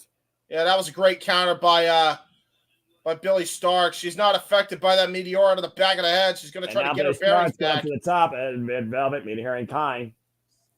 Uh-oh. The second rope. On the inside, Red Velvet now going up to the top. Billy Starks out on the top. Going to go for an arm ringer. Oh, God! She got it! Beautiful sunset flip, powerbomb, cover, kick out. That was an innovative sunset flip powerbomb I have not seen in a long time, especially from the top rope. And Red Velvet, though, has to remain composed. She knows that she has some sense of control in this match. It's going to take more than that. They'll put down Billy Starks. And now another hook of the leg, trying to wear her down. Gets a 2.5. Yeah, she knew she wasn't going to get. Yeah, I was going to say, she's trying to wear down and exhaust Billy Starks' energy here. And again, that avalanche victory roll, by the way, out of the corner, has gotten Red Velvet a number of wins. Billy Starks comes again, though. Get her up. Ooh. Oh, bring it down a knee. Oh! That's submission. That's submission. Yep. That head and shoulder submission is applied. Oh, no. And locked in. Yeah, and the way she had her knee on the small of the back, too, and now it looks like she's going to try to go for the knockout, the pass-out victory here. I think Velvet's out, man. I think Velvet's out. My opponent might want to call it here. Pressure underneath the jawline. Cutting off the outside. Red Velvet trying to fight back, though. Going to try to go for a snapmare, it looks like. Got it. Able to force the break. And once again, the challenger looking to pop again with the knees. Oh, no. This time, Billy Starks got it, though. And he got her in a backbreaker. Uchi of sorts now. Now looking to hook up Red Velvet. And again, another backbreaker. Yeah, Uchi of sorts to cover. Kick out. That was an Uchi for real, right on the back of her neck. And again, Billy starts getting closer and closer, but also getting more and more frustrated. Now dribbling Red Velvet like a basketball. The Houston Astros right. Oh, the disrespect. Houston Astros right now might want to scout Billy Starks. Just blowing snot in your opponent's face. That's just disrespectful. And Sage is going to kill her. Again, we've never heard this from Billy Starks prior to Supercard of Honor. Oh, no. And the mindset here, oh, no. Oh, my God. She spiked her right on her head and neck. And Velvet. Whoa! Spinning kick. Trouble in paradise. Chef's kiss. Could be it. No! Oh, Jesus Christ. Sensational offense by Red Velvet with the chef's kiss, but that was not the kiss needed to kiss Billy Starks' reign to death. Yeah, look at this. Billy Starks trying to get feeling back in her neck by hanging over the apron. You see her clutching her neck. Yeah, but also, we talked about earlier, though, the selfish Supercard of Honor. Who's to say that she's not trying to fool us again? And you see right now, Billy Starks on the apron cannot get pinned or submitted out there either. And Red Velvet, though, looking to add more damage. Billy Starks trying to ground herself, though. Red Velvet trying to hoist up the champion. Clement shot, though, to the back. Yeah, Red Velvet ain't going to fall for that trick. I'll tell you that right now. Yeah, there's Divas and chances on both champion and challenger. Hey, Billy Starks able to slip up from underneath. Now hooking Red Velvet, pushing her off. Red Velvet prevents the collision. Back elbow strike. Billy Starks falls down to the floor. Lands on her feet, though. And now Red Velvet, now she's looking for here out of the corner. Gonna try to go for that triangle moonsault, but she doesn't realize Billy Starks met up with her. Gonna be the footing now. And Billy Starks again, a submission. A choke. Yeah, but it's not legal. It's not legal because it's on the top turnbuckle, but that's a shade out of Victoria's playbook. And again, Red Velvet, though, finding back here. Oh! Stunner! Stunner from the top! Again, back of the head and neck, hitting the apron. Yeah, look at this. Gonna try to head and neck. Yeah, it's gonna try to feign an injury, or is this legitimate? If you cry wolf one too many times, I mean, what happens if you actually get injured? I mean, she did bump her head on the apron, to your point, though, and the stunner, the whiplash effect. Yeah, but we know you cannot trust Billy Starks after what happened to Queen Aminata last pay-per-view for Ring of Honor. But Red Velvet also knows how urgent this is, because if she can't pin or submit Billy Starks, she can't take the championship. But she can take the championship off of match stoppage. So if this is legitimate, then Red Velvet gets the championship.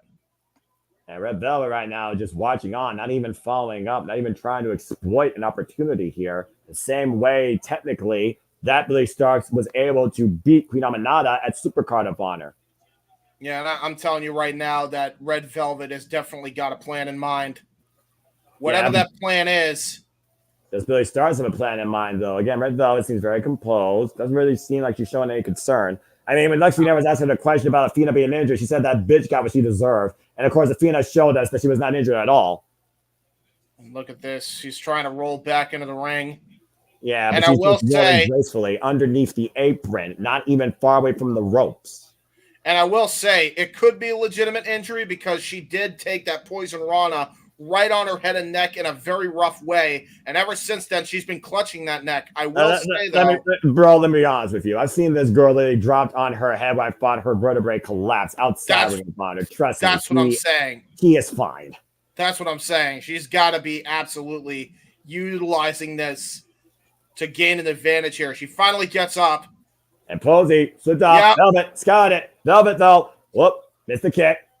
Missed the kick again. Trapped the leg. Catch it in Drops Red Velvet. Red Velvet down for the time being. And that psycho, that 19-year-old psycho, is once again saying that this is her world. We're just living in it. And Velvet might be faking. Oh, shit. Now she's going to legitimately try to break her neck. She angry. Oh.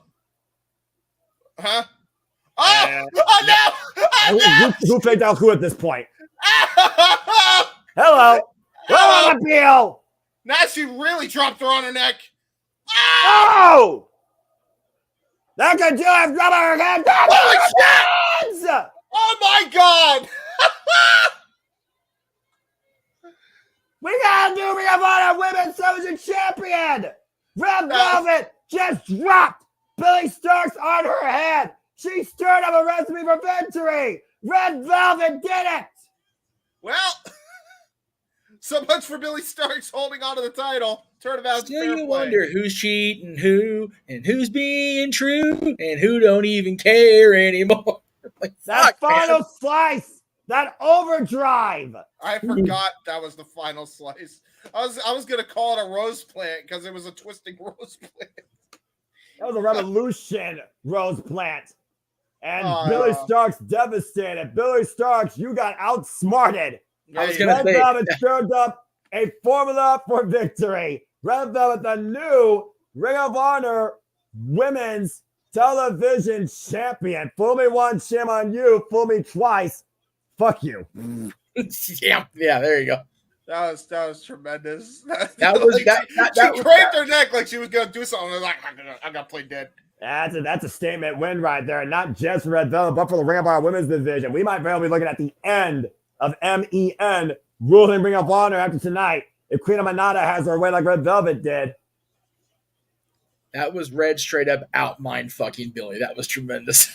And that also means Billy Starks remains winless against Red Velvet. Yep. Screw you, says Billy Stark. She angry. Big angry. Yeah, you think she's angry. What's Athena going to think about this? The only thing scarier than a revitalized, crazy Billy Starks is one who has gone down in defeat. Yep. It's going to be dangerous times. Yeah, well, this Ring of Honor Women's Division might be stirring up a whole different formula for the future. As we move forward, Ring of Honor World Six-Man Title Champions will be defined tomorrow night, but tonight we have an eliminator match. The Dark Order goes in trio session against Dustin Rhodes and the Von Erichs to see who goes to Battle of 11 tomorrow. This is history. This is history. There's going to be an actual title awarded tomorrow on a Battle of the Belt show. Like, holy fuck. Yeah, I am going to go and use the bathroom before I don't have a chance. That's fair, because we got a commercial up package here.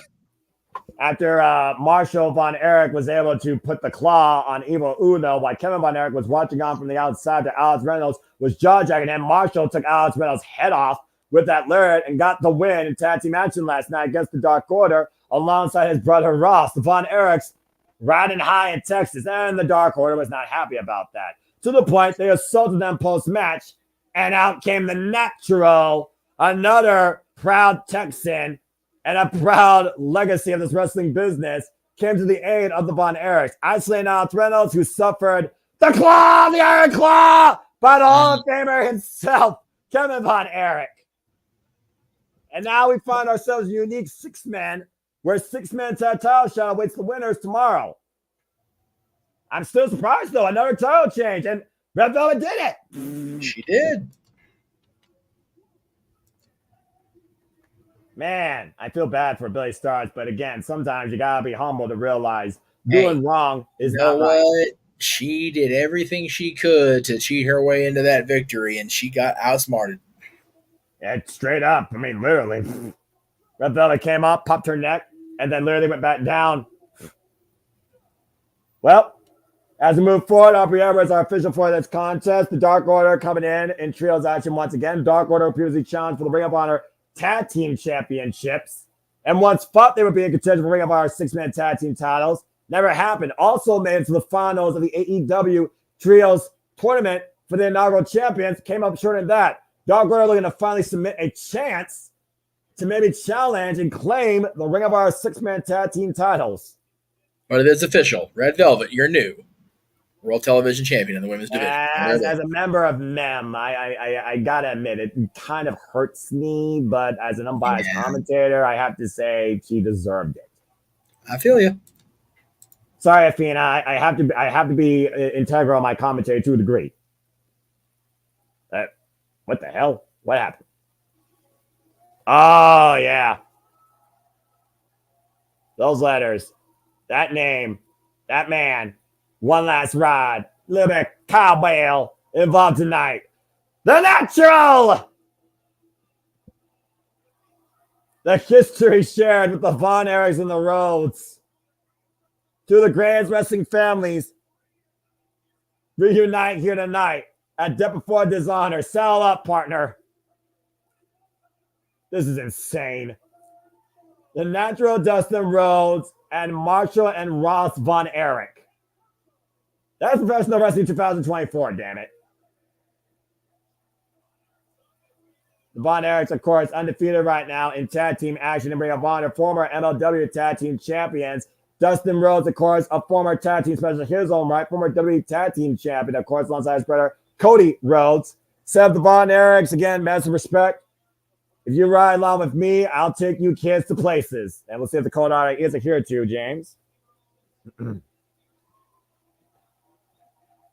This is awesome. We talked about Dustin Rhodes being on one last ride. He might have one last accolade by the end of the weekend come Saturday night. I was going to say as well, not only is he a tag team champion with Cody Rhodes is currently the undisputed world champion in WWE right now. So, you know. Von Erich chants raining out loud and proud. Gotta love it. Claw them all. What a sign.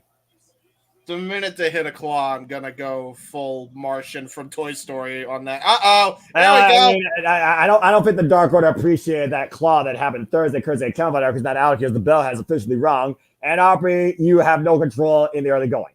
As I expected with how pissed off the Dark Order is. I was gonna say, I mean, the Dark Order is freaking pissed off for sure.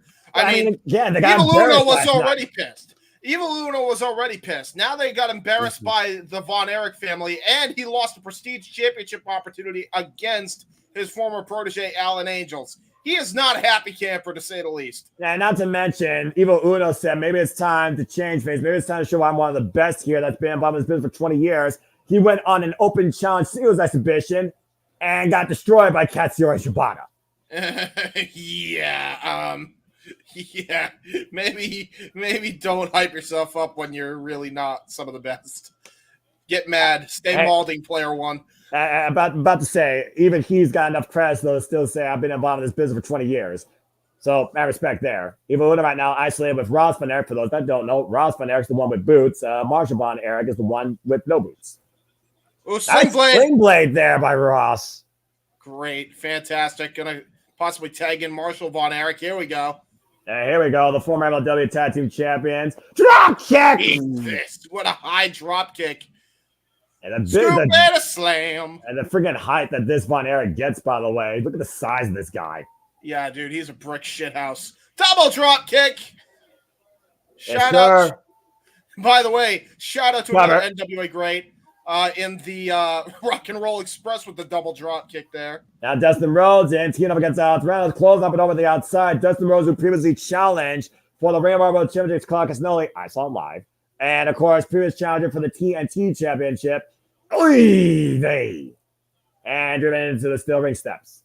Previously involved in trying to be part of the Forbidden Door before falling short to Jack Perry. And now, Evil Uno, what's he doing with that cowbell?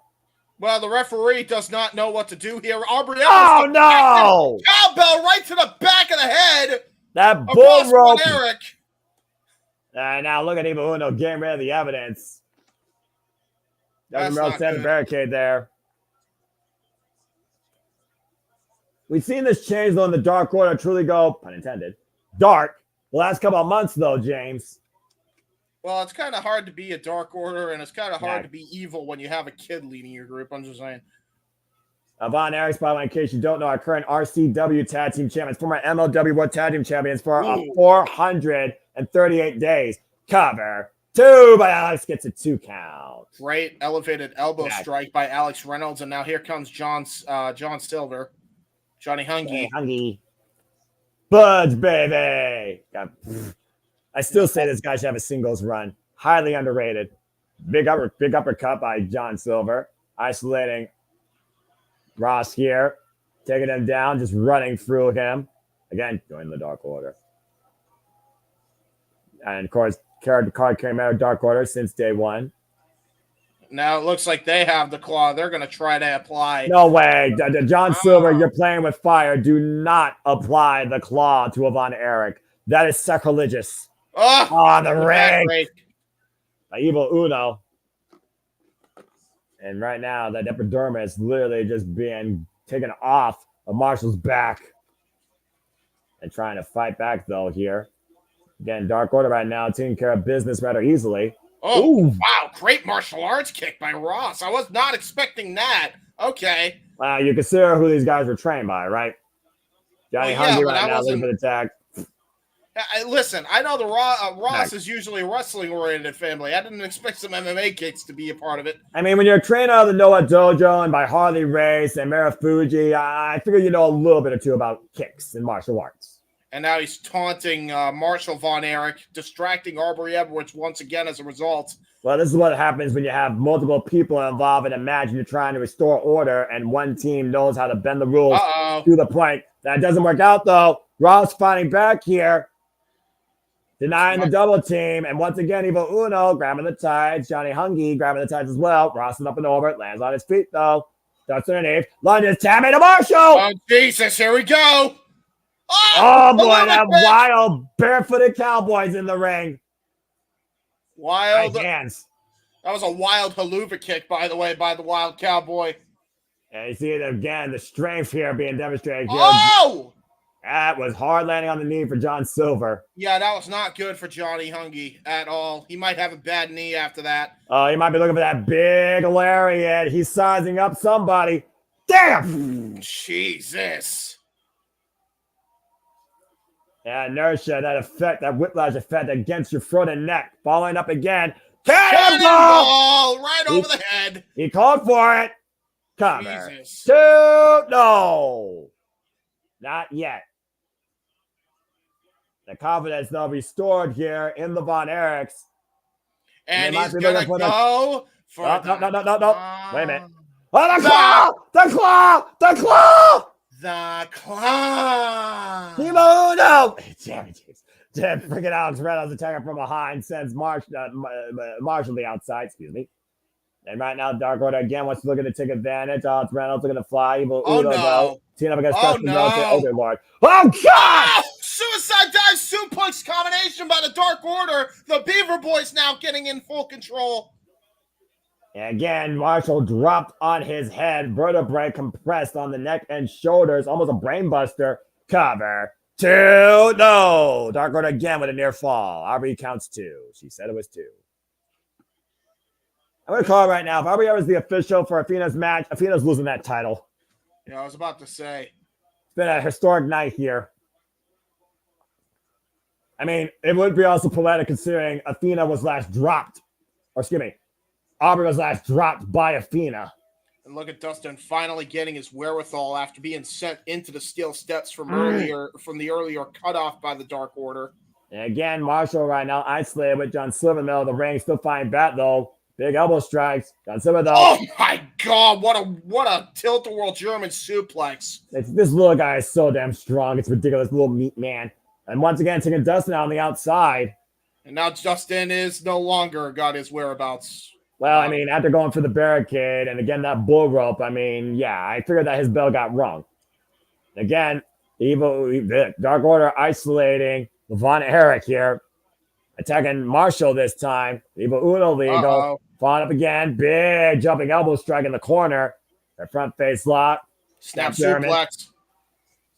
They see the small to back favored by Marshall here. Ooh. They cover. They will press and a 2 count. Evil Uno into that shin lock, trying to expend more oxygen out of Marshall Von Erich. Yeah, it's almost a Gator roll of sorts he was using there. Yep. Hey, shout out to Brody Lee, who was also a master of the Gator roll. Forever exalted. Oh, Jesus. Will you leave Dustin Rhodes alone? He's not even involved in the match. He hasn't even been involved in the match because they just keep cutting him off. And now look at this. The Dark Order again with a double team move on the outside when the ref was distracted by Evil Uno. Well, again, and they're insulting Texas now wearing the very hat. Come on now. I also will say this, though. Again, wow, the disrespect. We talked about this before, James. The Dark Order has been a unit since day one here in AEW. Just tossing the hat into the near the audience at least. Yeah, I think Texas is about to riot here against the Dark Order if they're not careful. I don't think they give a damn. Yeah, this is a nice change of pace for the Dark Order. A very vicious side of the Dark Order we haven't seen since they first debuted here in AEW. Yeah, right now, again, this big state of Texas. Oh my God! Wow! Uh-oh. Pile driver! Yeah, shades of the Von Erich. Deep cover, kick out. That was a great match put cover by Evil Uno. That was just pure wherewithal by Marshall to be able to kick out of that. Yeah, I think the will of Texas is willing him on this affair. Ross knows that he needs to get back in this match and make a tag to his brother. And again, we talked about how the Dark Order have isolated the Von Erichs here and insulted all of Texas in the process based on this match. No one wants to join the Dark Order tonight, that's for damn sure. And throwing up the claw for the Dark Order, going for a moonsault as Alex Reynolds doesn't get it. Yeah, crashing another by canvas. Critical moment here for Mars to make a tag to his brother Ross or Dustin Rhodes. We can finally get his vision together and get up on the apron. Here's the problem, though. The other member of the Dark Orders can easily do a cutoff if they want to. Oh, reaching out for the tag. The reach is there. Evil Uno again. Oh! Side step. This time Dustin sends Evil Uno into the steel ring steps. And now I'm going to try to go for his... Oh! And now Ross got out Ross. Marshall, though, pop up. What God? Spine on the pun. Elemented spine buster. And John Silver once again trying to take out Dustin. Dustin finally stands ready on the apron. Not entirely. Keep in mind, there's still Evil Uno that's on the outside, Noah. Yeah, I'm kicked though, but Marshall makes the tag to the natural. Dustin Rhodes is in control now. He's got a house full of fire. Clothesline for Alex Reynolds. And willed on by all of Texas tonight. Big back body drop to Alex Reynolds by Dustin. Dustin Rhodes now. Whip. Thrown off now. Oh, wait a minute. Oh! Uppercut. Hello. Ventures Dustin Rhodes. And so is that power slam, that scoop slam. Now John Silver trying to come in. Gets covered with a power slam as well by Dustin. Evil Uno now trying to come into play. And Dustin gets into the power slam as well. Got the trifecta part of it. Everybody stands up when the Dark Order falls down. Curtis the Natural here in Texas. Looking for the final reckoning, possibly. Yeah. Counter. Uh-oh. Combination offense is a Guri. O'Connor roll. Cover. Two got the tights. Lunged off. Colliding to John Silver. Alex Reynolds isolated. Uh-oh. No Crossroads. No way. Do it, man. He got it. Crossroads. Cover. To Evil Uno with the save. Evil Uno just in the nick of time, able to break up that cover. And about to say, great awareness by Evil Uno, preserving this match for his team. Dark Order once again isolating the natural. Here comes Ross and Marshall Von Erich, though. Once again, the numbers even here. John Silver sends to the outside. Evil Uno, though. Drop kick! Drop kick on the Evil Uno by Marshall Von Erich. And Ross is here with John Silver here. Irish whip, and John Silver sent hard to the barricade. Oh, my God. What a kick. That man just knocked out Ross Von Erich. And Ross sent into the Texas faithful. That's not good. And look at that. Marshall tossed over the barricade as well by Evil Uno. This is not good for Dustin. He's all alone. And Dustin Rhodes, though, looking for a big bulldog here. Alex able to get out of the corner. Oh, here's that combination. Oh, no. Izaguri. Irish whip. Rolling elbow. Step Izaguri. Stunner. German suplex. Jackknife float over. The bridge. The cover. 2. No! Holy shit. Had a Dustin kick out of that combo. I've seen so many teams fall to that incredible combo, perpetual synergy by the Dark Order, but the natural is not part of that tally. Disbelief on the face of Alex Reynolds. Aubrey once again saying it was 2. And look at that. Ross and Marshall got out from over the barricade. They're crawling over to their side of the corner. And once again, the front face slug applied here by Alex Reynolds, sending Dustin Rhodes into the turnbuckle. And now mocking the gold dust of Dustin Rhodes. You do not mock the natural. Uh-oh. Gonna go for Shattered Dreams. Yeah, you remember I said with sacrilegious earlier in Texas? This is sacrilegious against the Rhodes family. Oh, wait a minute. Dustin Rhodes not going to let it happen, though. Driving those elbows, by the way. Shout out to Dustin Rhodes, the Schoolgirls Wrestling Academy. Go check out their last showcase, folks, on their YouTube channel. Oh! All right! Texan Destroyer! Uh-oh. If Dark Order was looking to be the Von Erichs, Texas, and Dustin Rhodes nightmare, I think the Natural is about to give Alex Reynolds some shattered dreams. And now the referee. Oh, wait a minute. Oh! Oh, come on. Look at that. Alex. Stop that. John Silver Wait, stops Marshall. it. Oh, Marshall. no! The claw. Oh, the claw. The claw. The claw.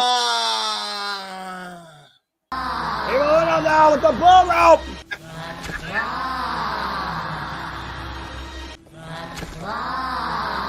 The claw. Oh, Reynolds. Oh, no. Final reckoning. Oh, no. He got it. That'll be it. I guarantee you that. Von Erichs and Dustin Rhodes can win. Yeah. Let's go.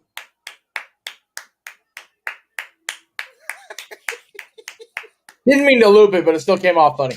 That was hilarious. Considering they had the claw the entire time until the decision was rendered. Oh, Dustin sure Rhodes did. and Von Erichs move forward tomorrow night to become possibly the new Ring of Honor World Six-Man Tag Team Champions. There's your official graphic, folks. Oh, boy. And, of course, the Undisputed Kingdom, who retained their tag titles tonight, might be walking in all with gold if Roderick Strong beats Mark Briscoe tonight. And here's the thing as well, by the way. If Roddy's able to pull this off, they own Ring of Honor. If they're able to pull this off tonight, oh yeah, and they're able to win tomorrow night, oh boy, that's a danger. But yes, for tonight, James, the Von Erichs and Dustin Rhodes win with some help from. Yeah. Yeah. Yes. I knew. You just couldn't wait for that, could you? What? Wait a what? What? Wait a what? Hold the phone. Why is Shibata here? Why is Oh Shibata here? no! Oh no! Where's Shibata's here? Former of our Pure champion. Huh. This is a unique summit. I'm not sure why Shibata's coming into the ring, but Dustin Rhodes letting him inside the ring. Ah. Oh, wait a minute. Oh! Wow! Hand raised. Is that it? Is that the only reason he came out? I mean, Katsura Shibata did help the Von Erichs learn the claw. So this is literally a page back in time. How far has the students come, Sensei? Shibata approves tonight. There you go. Okay, now we know the history. Wait, hang on, Noah. Helped him learn what? Yeah. Oh, okay. Thank you. 46 years plus of family lineage here, coming ahead tonight in this trios affair. The Von Erichs, all of Texas on their feet. Doesn't get any better than that in Texas. Then Dustin Rhodes, the Von Erichs standing tall in the middle of a Ring of Honor ring with Katsura Shibata. What a moment in Texas. You love it. God bless Texas. Well, speaking of six-man, get ready for a Survivor of the Fittest six-way for the Ring of Honor World Championship. Atlanta defends against Leo Rush, Lee Johnson, Shane Taylor, Johnny TV, and Brian Cage. We go from the claw machine to a ball pit of crazy. That's putting it politely. Of course, Lance Jr. beat Kyle Fletcher in his home turf down in Mexico. As you're looking back here at the footage, as that ridiculous split leg frog splash, history made, CMLL has acquired the Ring of Honor World Television Championship.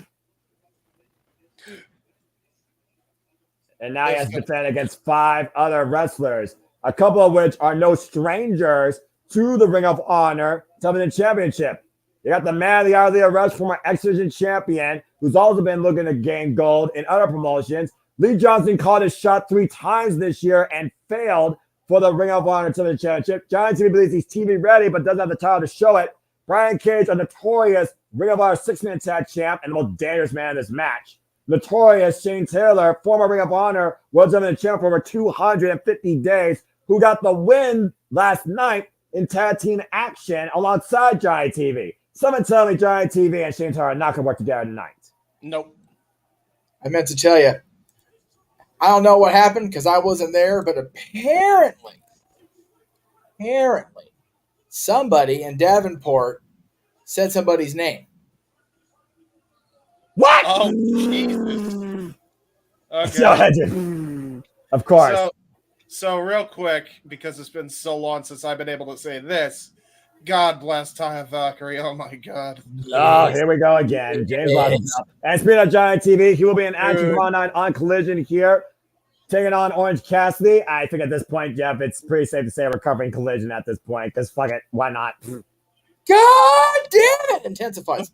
What the hell ever. Well, somebody, I guess I'm going to have to be producing for the UFC watch along then, huh?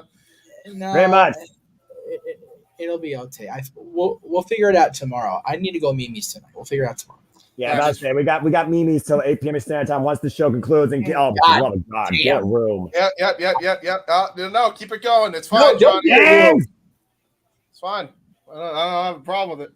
Of course you don't. It's fine. Everything is fine. We're good. Everything's fine. Everything is awesome. You weak-minded simpleton. Yep. I'm proud of it. Well, Rumble, Batman Rumble. This man right here is very proud when it comes to the Ring of Honor Television title. And we already saw one person from Shane Taylor Promotions come out with gold tonight. That's a Shane good Taylor point. On an undefeated streak of 7-0 in Ring of Honor. He wants that title back in the worst way possible, man. Oh, there's no denying that. Former Ring of Honor World Television Champion, as I alluded to, one of the most notorious Ring of Honor Television Champions. He was seemingly unstoppable while he held on to that. Of course, held that title for 218 days before losing it to Dragon Lee. Oh, that's a disrespectful sign. That's that sign that Shane Taylor just grabbed out of that fancy head and said, Shane Taylor Promotions is shit emoji. Shane Taylor is a guy that does more jaw-jacking with his fist than he does with his mouth. I'm just saying. That's a good point. By the way, Shane Taylor first won that title, James, in a 4-corner survival match against Brody King, Hiroki Goto, and Jeff Cobb, who was previously the Ring of Honor World Television Champion prior to Shane Taylor getting it. Yeah, I remember that. This guy, though, has been calling his shot all year. 6-1 his past 7 matches. 16-3 record in 2024. Previously faced Kyle Fletcher at Supercard Honor for that title. And then followed after that with a follow-up 2-3 Falls match. Came up short. He was also involved in last year's Survival of the Fittest and got eliminated first. But he proved he could take a loss and still keep trying to fight back and constantly create a new shot. Can he finally, though, hit the bullseye and claim the Ring of Honor World Television Championship tonight? And now there is Lee Moriarty. He wants his shot. He's throwing up the guns here. Is he a part of Bullet Club? We don't know. Well, no, again, he is Lee Johnston, Big Shotty. We're going to call his shot tonight in Texas. That's why he does. And this is a guy that you and Jeff can talk about much more, but I'll just say this. Who better? Who better indeed. James, with the opening ceremony started in a few minutes, the French would call that le botch. However, yes, Brian Cage on his way out, former protege of Percival Pringle III, former protege and partner, if you will, of Prince Nana, but now he is out here to get some singles gold up in this Ring of Honor bitch. Hey, don't forget Taz. Yeah, I'm about to say that's valid. Well, I don't mention Taz because A, he blocked me, and B, he was underwhelming on Wednesday, so he can suck my dick twice. Anyway, that was blunt and did not mean to come out that dirty. I apologize for that. Yeah, I'm about to say, shows some decorum, boss man. I was gonna say kiss my ass, but I ended up being more hypocritical than I meant to be. So I apologize because I've asked my team to not be that vile against people, so I need to practice what I preach. Exactly. But Taz is an asshole, so he deserves it too. Not to me. He was fine to me. Not to you. He's fine with you. You just mean to me. And here comes the man of the hour, the bad child, ready to make us all feel the rush, Leo Rush. He's not black card tonight, at least tonight. Might change later on. We don't know. Making his 2024 Ring of Honor singles debut tonight. Yeah, that's true. And let's see what sort of game plan Leo Rush can put together here to come out positive. The new Ring of Honor World Television Champion, of course, Brian Cage, former two-time notorious Ring of Honor World Six-Man Tag Team Champion, alongside the Gates of Agony in the Mogul Embassy. They held those titles for a combined 361 days. And Brian Cage, to your point, also a TW champion and a former Impact World Champion. Let's also point this out as well as Atlantis Jr. comes out, the television champion. Leo Rush is, in fact, a part of the United Empire over in New Japan Pro Wrestling, as far as I'm aware. I'm not sure what Leo Rush is part of New Japan Pro Wrestling, but I know Atlantis Jr. right now is our current Ring of Honor television champion with a record of 2-0. Well, journey of a lifetime for this luchador from Mexico, from the oldest promotion down there, CMLL. There you go. Atlantis Jr. right now, who got this match out of nowhere, it seemed, was able to find a way to beat Kyle Fletcher on his domain. And again, like I said before, it's not the first time we've seen competitors from other promotions hold gold in Ring of Honor. Minoru Suzuki is also a former Ring of Honor World Television Champion. Mayu Iwatani is a former Women of Honor champion. Tomoyo Ishii, former, as we talked about earlier, Ring of Honor World Television champion as well. And Atlantis Jr. following in the footsteps, of course, of his father. This is going to be a good match, I can already tell.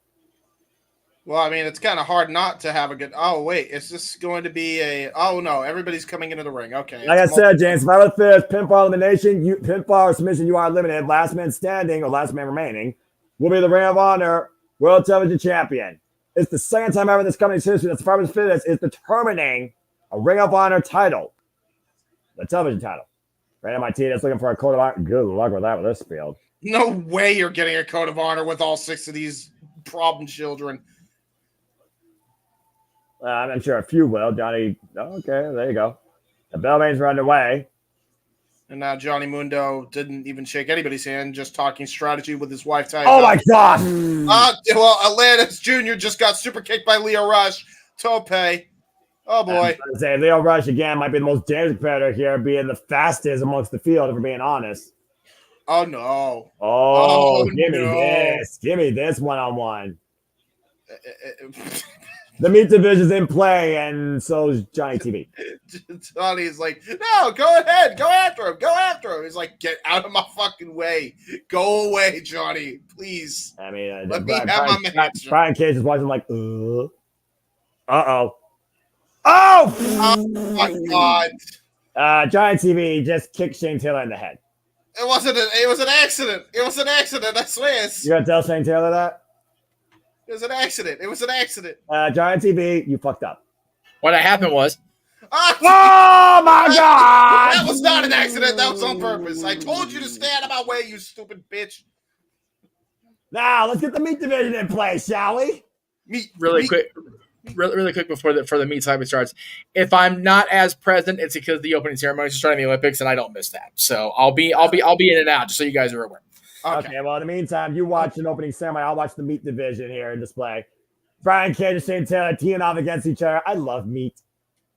Oh, my God! What a right hand by Shane Taylor! That was a left, dude. That was a left. And Brian Cage saw spaghetti legs. And Brian Cage up and around. You were saying? And now Tavares by Brian Cage. This is fucking awesome.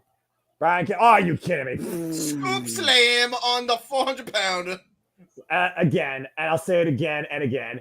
Who better Well, That's Junior though. The roll up. Almost got Brian Cage eliminated. And Okay. knee. Brian Lance Jr. by the way with one defense under his belt facing Serpentico earlier this month. Whoa. Charging in, able to escape up and over. Does the clothesline off the ropes and around, taking Brian Cage over with the tiaras. No, nice drop kick. Been a drop kick heavy night all night tonight. And no kidding. Now Leo Rush in here. Gets in the midsection. Irish whip reversed by Lance Jr. Whoop. Leo Rush again. We talk about the elusive nature of this guy and his speed. Side step. Yeah. Oh. The rush hour. Unable to execute though. And trying to go for a vertebraker. Got him hooked. Oh boy. The Gory special. Reverse Gory special. This is again, Lance Jr. just walking around Leo Rush here. Hyperextend in the back. Oh, wait a minute. Look at that. Leo Rush, though, able to counter. Great core strength demonstrated here by Leo Rush. And now trying to go for the tiaras of his own. Got too strong. Too strong. Ooh, good escape. Whoa, stutter. Got the rush hour. Never. Put the leg. New champion. Almost guaranteed. 2 count. These are the two guys you got to watch out for in this match. Atlantis Jr. and Leo Rush. Here's Lee Johnson, though. Atlantis Jr. trained by Ultimo Guerrero, again, out of CMLL, the promotion down in Mexico. Again, our current Ring of Honor Television champion. Jesus. Also the World of Storyline Heavyweight champion. Oh, my God. Great neck breaker by Lee Johnson on a Leo Rush. And again, Lee Johnson was the first eliminated last time. PK standing moonsault. Cover on Leo Rush to eliminate him. Kick out. Great combination there by Lee Johnson. Johnny Mundo, though. In the ring. Somehow conscious after Shane Taylor knocked his block off. Now we got Lee Johnson and Johnny. He's looking to square up against Lee Johnson here. Poke to the eye. I mean, in this matchup. He wasn't TV ready. Lee Johnson was not TV ready for that. Whoa! Nice Demetrius Johnson style takedown there by Johnny TV. And the King of Parkour, the mayor of Slamtown, the former Impact World Champion and Lucha Underground World Champion, WWE Intercontinental Champion, follows through with that knee strike underneath the jawline. Yeah, that was a double cartwheel. And Shane Taylor is back into play. Oh boy. Bob and weave. Well, now we just had an boxing match between Shane Taylor and Johnny Mundo. How fitting with Shane Taylor's boxing background, I'm just saying. Shane Taylor's jaw with the forearm, and Johnny Mundo, Johnny TV, Johnny Bloodsport, Johnny Underground looking to fall up again. Johnny Impact got caught though, got goozled. What a sound! Powerbomb! Planted! No! How dare you do this to me, Noah? How dare you? Into the midsection.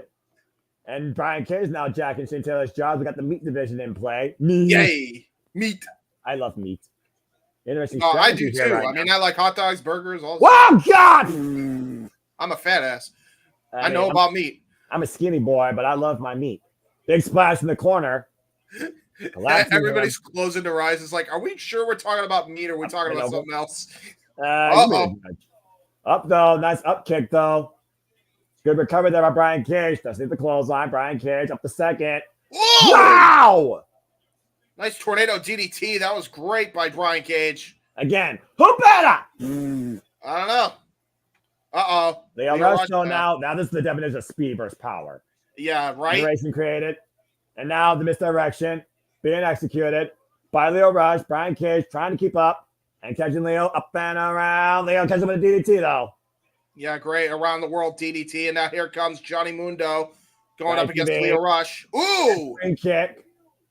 At the heels though, Brian Cage. Get the midsection though by Johnny Impact. Action Fast and Furious here. No eliminations yet. What the hell is this? Ooh! Oh, man. Steamroller Samoan drop. And now I'm going to go for that springboard standing shooting star press. Elbow, cover, pose with a 2 count. Hey, somebody else can strike a pose too. Hey, maybe MXM could join up with Johnny TV. Do not propose the idea of Johnny TV joining the MXM collection. I'm just saying, he joins the MXM collection, and then you could also get Dalton Castle involved. I mean, it's a perfect faction to have everybody together. Drop kick! Leave Moriarty with a drop kick. We know he's good at utilizing the drop kick. This is fair. Right now, Nash Jr. in the ring, the current Ring of Honor World Champion. We'll see if that holds up here. Again, no elimination so far. Oh, God, what a kick. Great thrust kick there by Atlantis Jr. The champion in control right now. And again, there have been no eliminations. The champion has survived this match. That's why it's called survival of the fittest. Yeah, exactly. And now look at that's going to go for Oh, top rope maneuver here. Suicide dive. Takes Shane Taylor off his feet. And now wait a minute. Wall from Cleveland. What the hell has Leo Rush got planned from I the don't here? know. I sense something reckless. Oh! Whoa! Bottom rope, Spaceman Asai moonsault. Yeah, about to say bottom rope moonsault. Just keep it simple, James. All right, we're not Marvinello here. But Lee Johnson, look at the fly! Tope con hello. Do you notice how he go flat in midair, literally flattening himself, stood himself upright while in midair? Right. No.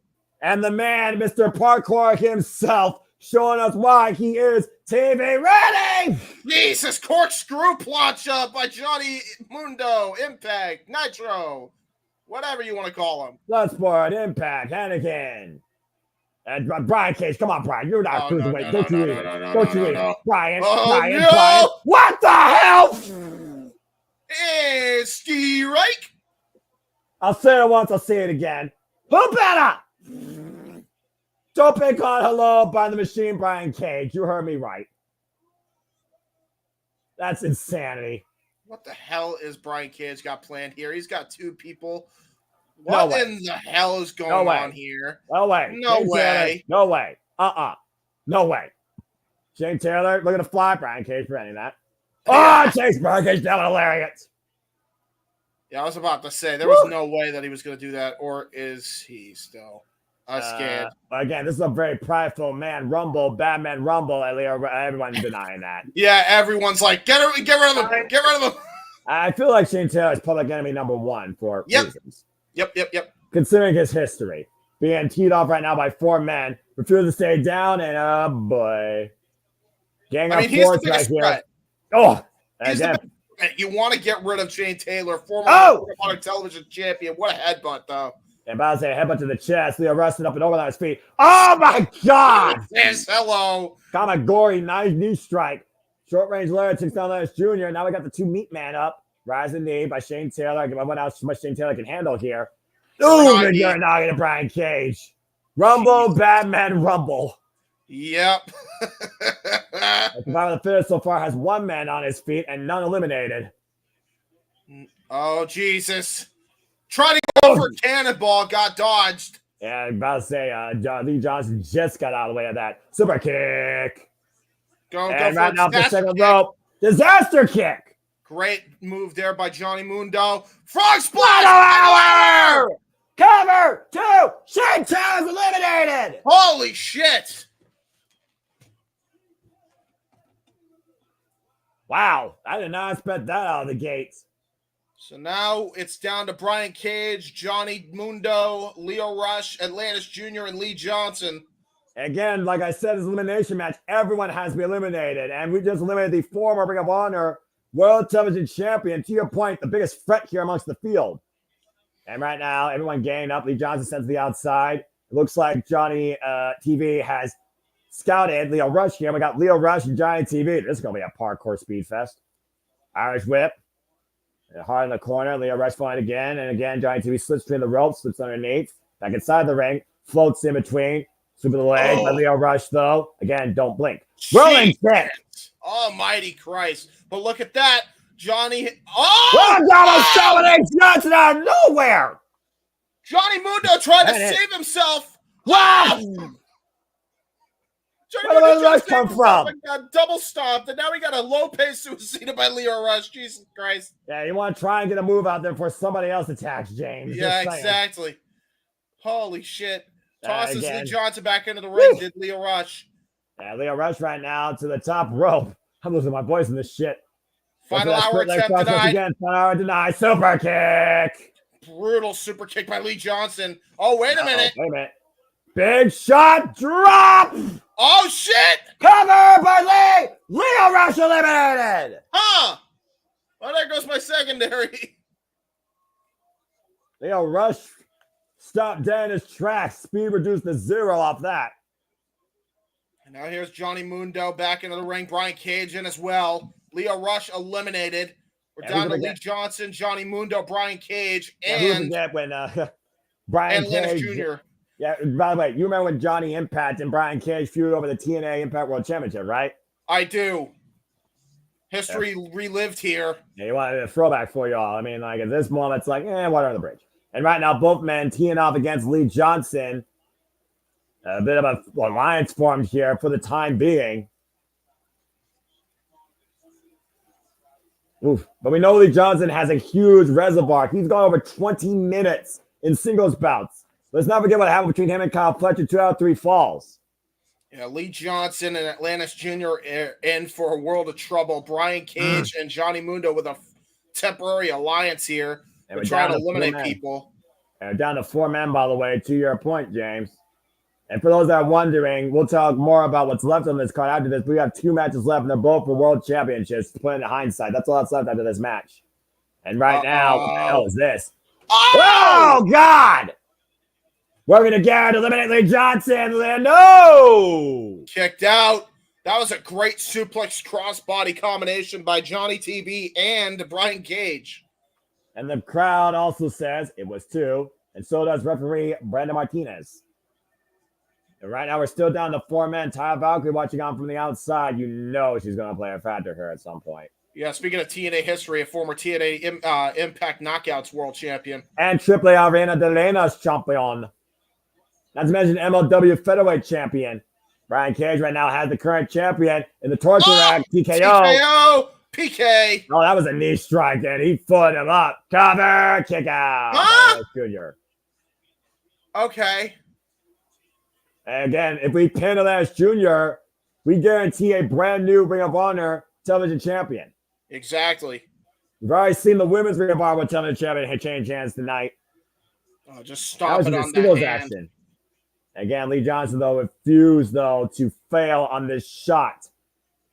Again, a knife edge chop right now. Lee Johnson is in a world of trouble. We've seen the resolve. We've seen the confidence. We've seen the drive of Lee Johnson to get this title since last year's final battle. The Irish whip, one hot in the corner. Now Johnny TV eats a back elbow strike. Brian Cage eats a back elbow strike as well. Both men right now trying to take Lee Johnson. Johnny and TV sent face first to the apron. Brian Cage, though, looking to hook up Lee Johnson. Possible power bomb. Lee Johnson able to scout it. Step in Seguri. Rocks the machine.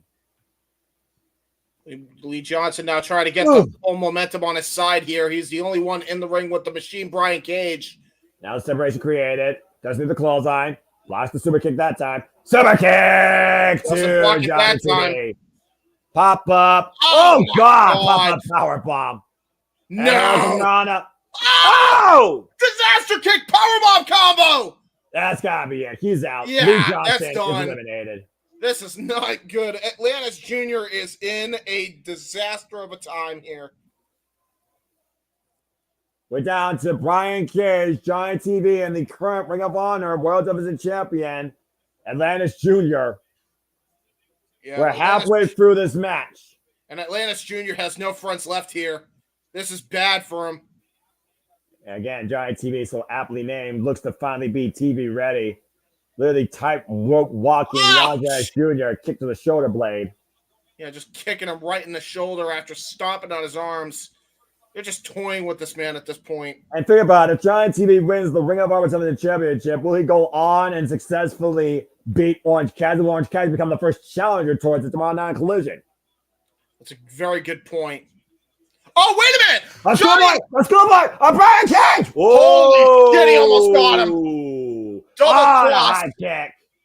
Bob super kick. I knew this last was not going to last. Fake out. Oh, man. Question mark kick. Get to the midsection. Giant TV teeing off against the machine. Moonlight drive! Rolling through with the net breaker. Brian Cage rolls low to the outside. Very smart, man. Can't get pinned or eliminated out there. Well, yeah, but you may have just screwed yourself there, Mundo. And knife edge chop right now. Atlantis Jr. lining up the chest of Giant TV. Oh boy. No. What the hell is this? Big move, big monkey flip! Jesus almighty Christ. Johnny Mundo trying to land on his feet to no avail. Atlantis Jr. playing it all out here, though. Runs to a boot, though. And Atlantis Jr. staggered. Irish whip reversal. Irish whip. Giant TV. Up and over. Oh, man. Kicked up in the chest. Fall through. Sunset. Oh, code red. That sunset bomb. Make the cover, Atlantis. Cover. 2. No. Oh, okay. Woo. I'm impressed that Atlantis Jr. has made it this far in this match. Gonna try to go for a top rope maneuver here, but keep in mind, Brian Cage is still on that apron, stops the hands of the machine. The son of Atlantis, literally Atlantis Jr., only 6 years of wrestling experience. Holy shit, insecurity by Brian Cage. Uh-oh. That's not good. Oh, no, we've seen this before, man. I'm just saying. Yeah, gotta go for that. Atlantis! That grown man here literally just hoisted up. And Brian Cage right now, Taya, what are you doing? Taya, you know that Brian Cage don't give a shit, right? You know that Brian Cage don't give a shit, right? Oh, you know? Boy. Oh! Oh, no! Oh, good yes. God. Get a room. Oh, yes. After the low blow to Brian Cage. That kick by those giant boots went up deep. Oh, no. God bless Taya Valkyrie. Oh, go to sleep by Johnny Mundo! Oh, hilarious! Oh, no. Oh, that may have just pissed off Brian Cage. Oh, you no. think? Oh, no. Giant TV, you're not TV ready. It's gone. Cover 2, Giant TV is gone. Oh, no. We are down to Brian Cage and Atlantis Jr. Come on, Brian. Please get it. The rise of the machine may very well happen tonight.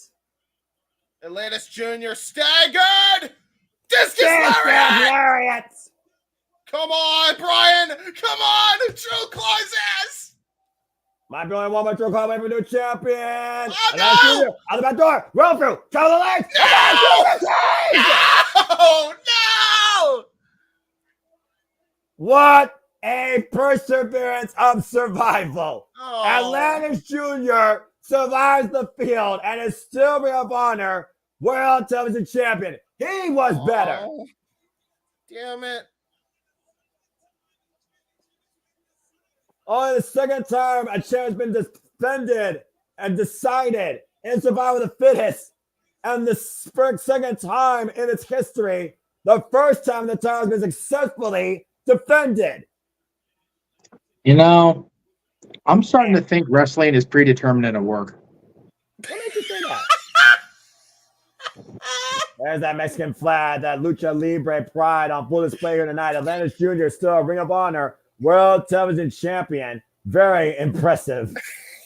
You didn't know that before, Jeff, until this match. Well, I mean, Brian Cage should just roll this guy up, and he lost, and it seems so phony. I don't know. Maybe it's just me. I don't know. Hey, I mean, you know, big men get trapped. Big men can't kick out when their body is really compressed. Atlantis Jr. had enough forward force on the fall and was able to escape with his title. And Chris Whistle. So are you saying that wrestling is real? Oh, boy. I also know that pro wrestling is predetermined and has entertainment value to it, because only on the Olympics can a WWE Hall of Famer be a torchbearer and it be Snoop Dogg. Snoop Dogg was bearing the torch. I'm just throwing that shit out there. There you go. All right. Well, that's what we've come to now, I guess. That's what we call irony, that Snoop Dogg was carrying the torch and it wasn't lit with something else besides the Olympic flame. So anyway, and Athena versus Queen Aminata's next. Well, I mean, this is the second most anticipated match, never being perfectly honest, because this is the champion of the business, the most dominant champion right now in the business. Over 580 days, the fallen goddess has ruled Ring of Honor. We saw her student, though, fell short to Red Velvet. We thought the final boss of Kawashita was going to be her undoing. We thought her own minion, Billy Starks, would be her undoing. Can Queen Aminata do what Red Velvet did and finally release the Ring of Honor Women's Division from the grip of Athena? Or once again, does Athena break another porcelain hussy? Her words, not mine. I know. But you're perpetuating them, by golly. I mean, again, as a prime MVP of MEN, I have to support my minion overlord and my Ring of Honor Women's World Champion, Athena, respectfully, because she deserves it. But there may be a new queen on that throne very soon if Queen Amanada has the answer to the fallen goddess. And make sure she falls instead of rises in victory. Well, that's to make the valid point. You can't get out of a roll up like that with a cramp. Brian Kittley's got a cramp. That's just poor training on Brian's part. That's his fault. Yeah, conditioning is always going to be a factor. This is why you don't skip leg day or cardio day. So glad I got reminded that wrestling is real and it wasn't just some predetermined nonsense that Brian Cage watched. God damn, I feel better. Anyway, as you were. Again, Queen Amanada, who literally set her sights on the Ring of Honor Women's World Championship after losing out to Billy Starks in the final of the Ring of Honor Women's World Television Tournament. We saw Billy Starks get outsmarted and lose her piece of gold. This respect brought together by Red Velvet and Queen Amanada during their match in that tournament. We'll see if Queen Amanada and Red Velvet become the new leaders of Ring of Honor. Yes. Oh, my goodness. I was about to say, Queen Amanada is royalty, and apparently royalty looks mighty fine. And apparently the one of one with heavy kinesio tape on the shoulder blades, representing her country, of course, Africa, and uh-oh. Well, if she's representing Africa, Athena is representing her Greek heritage. I'm about to say, the story brought to us by Alexis Nair. The rise of the fallen goddess, the warlord, the fierce god of Ring of Honor, the unstoppable, unopposed, undefeated, unpinned, unsubmitted, untouchable Athena. As we hear this backstory, really done by Alexi Nair. Great integral, unbiased journalism as always. Unbiased, huh? Yeah, I got completely unbiased. What are you trying to instigate here? I mean, she's literally telling the story of Athena. May I remind you that Athena has been the Ring of Honor Women's World Champion since Final Battle 2022, beating Mercedes Martinez in this state, her home state, Texas. Just saying. And again, has been the Ring of Honor Women's World Champion for 595 days, going into what is now her 21st defense. With victories over Vert Vixen, Marina Shafir, Mia Yamashita, Willow Nightingale, Yuka Sagasaki, Diamante, Angelina Love, Layla Hirsch, Billy Starks, I said earlier, Nyla Rose, Red Velvet at Battle of the Belts 10, and of course her greatest effort and foe in the final boss, we were calling her Hikaru Shida, all fall before the fallen goddess. And I think more of the same could very well happen tonight. It's going to be a good show. It's been an incredible show. Hey, by the way, I actually met Athena, so I met her first, Walter. Thanks. All hail Ring of Honor Women's World Champion. And I don't think she's got a bum leg no more. No, clearly not. Oh, boy. We are seeing the physical embodiment of dominance in professional wrestling on a weekly defensive basis in Athena, our Ring of Honor Women's World Champion. Now, keep in mind that Athena, even though her leg is at almost 100%, it's still not 100%. You'll notice the kinesio tape on her knee. Yeah, but James, you know as well as I do, even if she's less than 100%, she will do anything to hold on to that championship. That's a good point. And Billy Starks damn sure tried to outsmart Red Velvet. Let's see if Athena does more of the same and actually succeeds. Or as Queen Amanada found an answer to the puzzle that is the fallen goddess Athena. Can you break her? Can you beat her? Can you outsmart her? Can you submit her? Lexi Nair, bring us to our introductions. This is our semi-main event at Death Before Dishonor. 60-minute time limit. Good luck, Amanada. You're going to need it. I guess I'll be saying here we go when the ending of both matches. Well, consider this the most important, well, I'm not going to say most prestigious, but the most respected, defended, most dominant champ right now in the wrestling business that's a woman on the Western Front. I think it's fitting. Yes. We're on a 4-match winning streak. We have our record 11-1. No disrespect to Jordan Grace and Roxanne and Bailey and Liv Morgan. Do better. Yes. Down Story Storm, you're also incredible, but I think your timeless last approach that all in. Constructive criticism, by the way, folks. As a fan of professional wrestling, stats don't lie. Character development versus in-ring performance. 594 days, 52-0 record in Ring of Honor. Acknowledge that. Raised deep in the heart of Texas, trained by Booker T out of Reality Wrestling Academy. You know he's definitely happy about this. James, you know what to do. The champion Athena, as the title is held up by referee Mike Posey. The challenger Queen Aminata here in Texas. Woo, boy. The heartland of America. Both women in their corner. Code of honor not going to be adhered to. I can already tell. Oh, maybe it will be.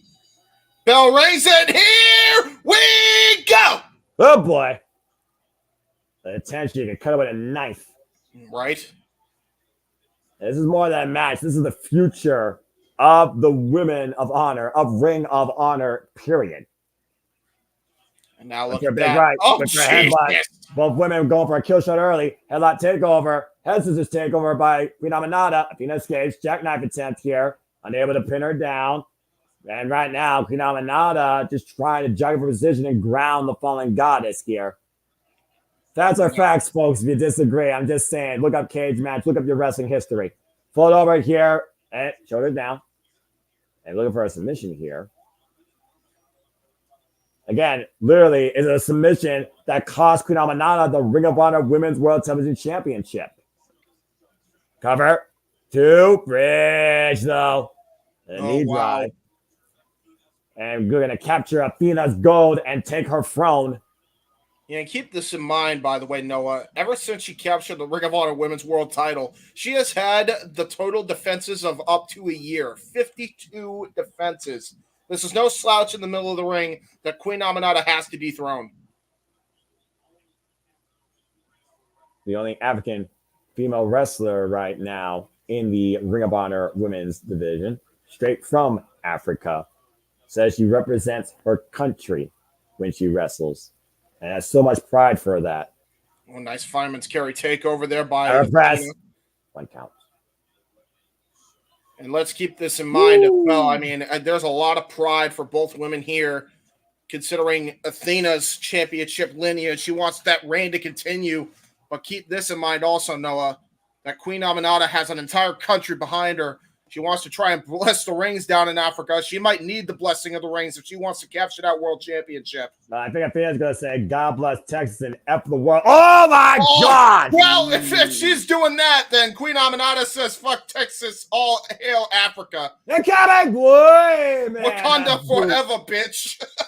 And that boot almost drove into Athena's face. Now Athena looking to follow up with the trophy. Good see that drive and Queen Aminata head first in the barricade. You'll notice, by the way, though, when she went for that Lope Suicida that Athena likes to employ, she actually stepped over with her good leg and not tried to land on the bad leg. Oh, gosh. Sends her into the barricade. This is typical Athena strategy. I'm sure Sky Blue, who's injured, get well soon, is not being biased at all in this match, as well being a former victim of Athena. Last year at the Foot of Honor, Athena made history with Phil Nightingale, as both of those women were the main event. Queen Aminata is not the main event tonight. And Willow Nightingale took Athena to her absolute limit. It was by rep decision that Athena won that night. Yeah, and it was the first time that AEW and or Ring of Honor women had main evented a pay-per-view since Athena held the championship. That is the status quo of Athena, a history maker in her own right. And it looks like she might be trying to go for a meteor onto the steps. And Queen Aminata gets out of the way, and Athena goes face first. Great drop toe hold counter. That was just textbook wrestling there by Queen Aminata. Oh, no. Oh, no. Gonna go for that long kick into that stairs. Athena, get out of the way. Get out of the way. Oh! Hip attack denied. Tried to go for lights, camera. Tried to go for lights, camera, action. Shades of Toni Storm, the AEW Women's World Champion, did not get any of it. Got only steel. And again, you give Athena a moment and she will make you pay. Uh-oh. Oh no. More strength. Doorbuster and dropped on her knees and chest on the floor. Yeah, that's not good. The Fallen Goddess in firm control right now, the early going of this match. Gotta admire that. That comes back to that veteran experience. We talked about before how Athena creates opportunity and exploits it to the highest advantage of violence. Take a look again here. Tossing Queen Aminata. Oh, no. Man. I don't like athletic Aminata right now, favoring her lower back here and just finally getting up to her feet. Of course, Talgadon just has to be a pinfall switch inside the ring. There's a Madam attempt here. Athena answers in kind, not going to win out of Aminata. Big uppercut there. Yeah, this is not going to be good for either woman. It looks like Athena definitely has devious intentions with those stairs. And the thing is, Red Velvet is familiar with Billy Starks. Queen Aminata is not familiar with Athena. This is the first ever encounter against each other. Challenger right now holding her chest to trying to regain her oxygen. Yeah, clubbing that upper back, by the way, which is absolutely put together by heavy kinesio tape, if you notice over the hair, Noah. Yeah, I'm about to say, I noticed that during her entrance. Again, you give your opponent, especially the champion, a target. She's going to exploit it. Heavy cravat here applied by Athena right now, applying pressure to the neck, head, and shoulders. Capacity crowd on can here at the Esports Stadium here in Arlington, Texas for Ring of Honor for Honor. A phenomenal show. We've already seen 2 titles change hands tonight. Now look, that's the midsection. Yeah, trying to go those elbows to the midsection to try to break this cravat lock. Oh, wait a minute. There you go. Nice transition by Aminata there. Oh, but no, nope. Ankle pick, no, by Athena. Up kick, no, by Aminata. Because the guy got range. Was on legs. Oh, God! Big chop off that big right. Athena rocked. That's not good for Athena. And a backbreaker. Jesus. Stands her on her feet. Wobbly legs. Clothesline. Big clothesline. Turning Athena up and over. And the queen in control right now. The Fallen Goddess. Possibly going to go for a fisherman superplex into the neck breaker. Big a neck breaker, man. The whiplash effect off that impact. Cover by Amada, and Athena kicks out. The crowd actually is a bit split here. Of course, they respect the athleticism that Queen Amada has brought to Ring of Honor, and they might be thinking that change may be up in the air, but also Texas knows what Athena represents, not just Ring of Honor, but for their home state, something good in wrestling. People who watch Ring of Honor know Athena. People who watch Ring of Honor know what the Women of Honor mean in this day and era. Hoister her up, attempted powerbomb. Athena trying to fight back, though. Oh, nice. Yamanada taking up and over. And out of the leg chair. Super the leg by Athena. Looking to follow up again. Off the side. Pump kick to the side of the head. Now hooking up Aminata. Mean net breaker. Turning her around. Waist lock. Hoisted up on the shoulder. Oh! That knee strike. That knockout knee strike. Good night, Queen. The Queen has fought in Sordo. Wow. Well, I question if she was able to get all of that, because it looks like she may have struggled to get her up into the twisting motion for that knockout shot for her finisher. Yeah, to your point, this is a great match. Very evenly competitive so far. I'll give Aminata her credit, but Athena right now, champion, poised, calm, firmly in control. Been a phenomenal night here. We've already seen the Ring of Honor Women's Television Championship change hands, as well as Ring of Honor Pure Championship change hands. All other titles have successfully defended, and those steps still with the butt print of Aminata there. Oh boy, this ain't gonna end well. God, yeah, I was about to say, wow! Suplex. Great snap suplex by Queen Aminata. And there's that incredible athleticism you talked about earlier by the Queen, rocking Athena to the apron. Oh no, gonna go for that long kick. He's set up for it. That's not good for Athena. Athena does this once, does it again. What? God! Oh, hello! Bing bong. And that was the kill shot against Billy Starks, but it didn't win her the title. Oh no, she's gonna go for it again. Oh, not from the side. Oh, Jesus. Drive-by kick, shades of Roman Reigns, a variation of it. What a war cry by Queen Aminata after that assault. Yeah, you got to do everything that you can to try to knock out Athena and try to get that championship. Keep in mind, she was able to defeat one of the toughest women in pro wrestling, Masha Slamovich, on one leg. She is tougher than nails. And Queen Aminata on the top rope. Double stomp, did not get all of it. I think she grazed with her heels. Shoots the half, hook the leg, kick out by Athena. And that's why I say you can't afford missteps, quite literally in this case. Athena is too tough. You see the wounds of battle right now. You see Queen Aminata's bleeding from the left ear. That's going to affect her equilibrium. Yeah, she definitely got caught with something earlier on in the match by Athena.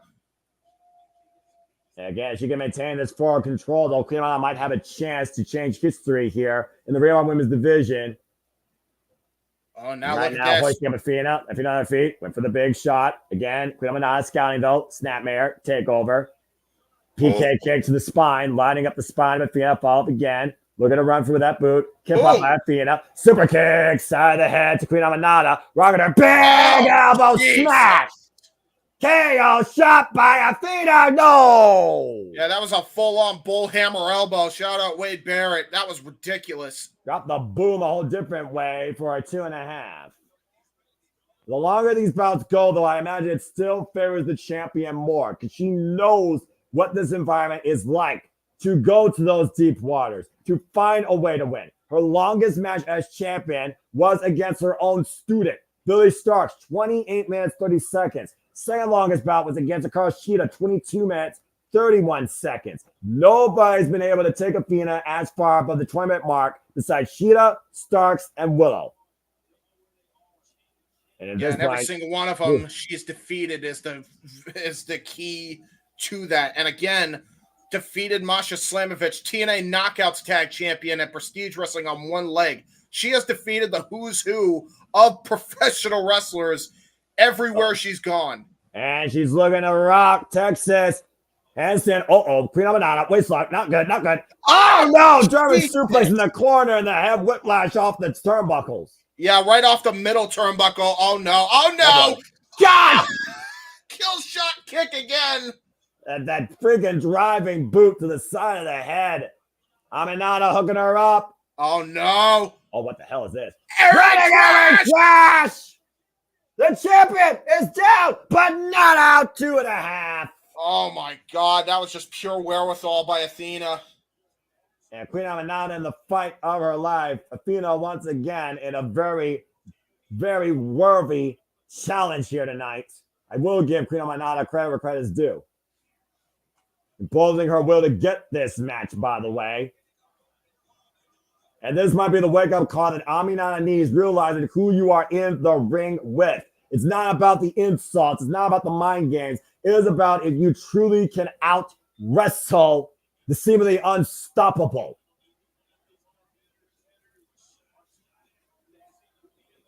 And how far are you willing to go to get the victory? Look at that bloody ear of Queen Aminata as well. Her equilibrium might be shot here. And she don't seem to show any signs of it, though. Spring on the top rope. Double stop again. Rope for Athena. Rolls inside, though. Prevents the collision. Went for that big boot again. Got hooked. Oh, got hooked. Got hooked. Capture suplex! That was a vintage capture suplex. Able to catch that leg all the way up in the air and toss her into the corner. That was brilliant by Athena. Yeah, look at the way that Queen Aminata is like convulsing almost after that impact of bit. Just trying to get the wind back inside her. Put it up all sorts of ways. I was joking that Griff Garrison was playing WrestleMania 19. Maybe Athena, since she is the gamer, might have taken some tidbits off that game herself. I mean, considering the fact she channeled Baldur's Gate 3 back at freaking Supercard of Honor, you're not too far off.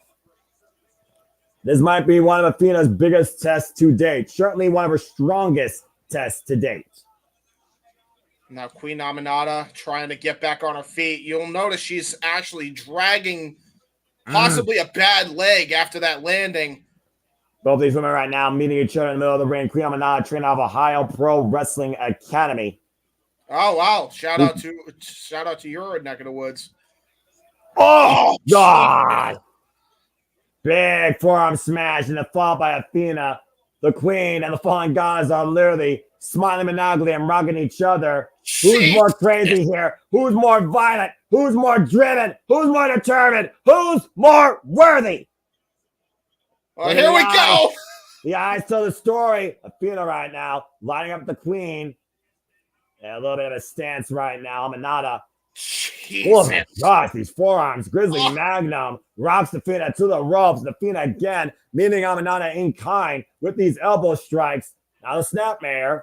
Big PK. Amanada back to her feet though. Snapmare Athena. Athena back to her feet though. Whiplash down by her hair. And a follow-up big PK. Continuous assault here by Amanada to Athena. Yeah, multiple PKs. While holding her hair, falling up again.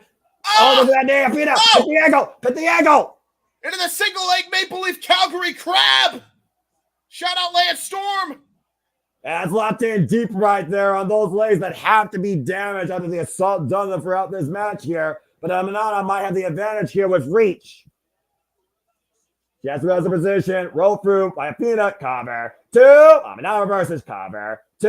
No. That's up to their feet. Traps the arm. This lock here sorts.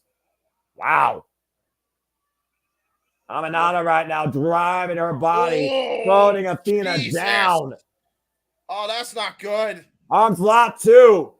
Into that butterfly lock, modified butterfly lock. The body is not supposed to bend down like that. No, that's how you rearrange a spine.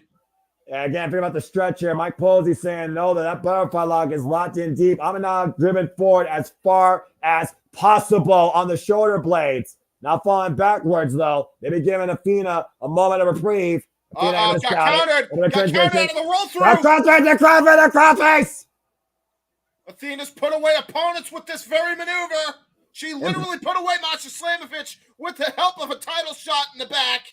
And again, though, blocking the vision, blocking the breathing. Amanada with the shoulders down. And Athena still holds on. Change position, trying to grapevine. Trapping the right arm in between her legs. Amanada, though, so close to the ropes. Can she grab it, though? Does she realize where she is? And the legs force the break. The long legs of Queen Amanada absolutely got her a moment of reprieve here from that crossface. Again, to put on all that pressure on each other, how far these women are literally willing to go against one another. The world champion right now, rethinking game plan and driving Amanada's face first into the mat. The aggressive, violent nature of a Ring of Honor Women's World Champion is coming forward tonight. Yeah, she is. And again, might be looking for a referee stoppage. We've also known she's won matches via that protocol. Yes, she has. She won a bunch of matches on AEW Dark during that era via referee stoppage. She would get TKO, submission, and knockouts. She has so many ways she can beat you. It's absurd. And Queen Amanada right now might be in the drop zone for an offense. Athena looking to ascend to the highest heights, looking to hook up Amanada's neck. Got countered. Oh, no way. No way. Waist lock applied. Whoa, we got countered. Feet. Trying to go for an insecure, got countered again. Oh, God, what a long kick. That was a great big boot there by Queen Amanada. Oh, they're near the steps. Again, trouble with the attack, though. Amanada, though, to your point, does scout where Athena is, grabbing the small of her back.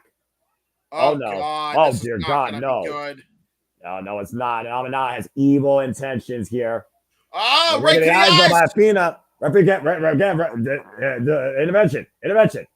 Athena, though, hooking up Amanada for certain destruction. Oh, no. Oh, dear God. Gonna go for a Samoan pile drive onto the stairs. Grab her on the stairs. That'll do it. Oh, my God. That'll do it. I promise you that. That will fucking do it. Take the count, Athena. Call it a night. Yeah, win another way. Show why you're the champion. She's got it here. She just rolls back into the ring. The eyes of the fallen goddess tell the story as she looks down at her latest victim. But Athena knows this is dumb, but doesn't want to win that way. Take a look at this. Watch the way Queen Amanada's head hit the steps. If I was Athena, I'd take the count out win. Show you can beat anybody any way you can. count out would just add to her repertoire at this point. And Skull to steal, but again, after what Queen Amina Red Velvet imposed and Red Velvet beating her prize pupil, Athena's in here for more than just defense. She's in here for a statement. Yeah, and look at this. Into a match Indeed. cover. Down the legs. No! Kick out somehow by Queen Aminata. That was a pure textbook Matchbox cover. And Queen Aminata has rage in her eyes. There's anger behind those eyes, and there might be some sudden surprise in Athena's eyes. What the hell? Oh, God. Jesus. Oh my God, what a headbutt! Oh, my God. He's knocked out people with that. Holy Aminata shit. now. Double underhook. Look at the hoist Athena up. Input Buster into the impact driver. You're kidding me. Wait a minute. Look who's coming down, though. Billy Stark's trying to get him up. And Red Velvet coming to the aid. And Billy Stark's Red Velvet on the outside.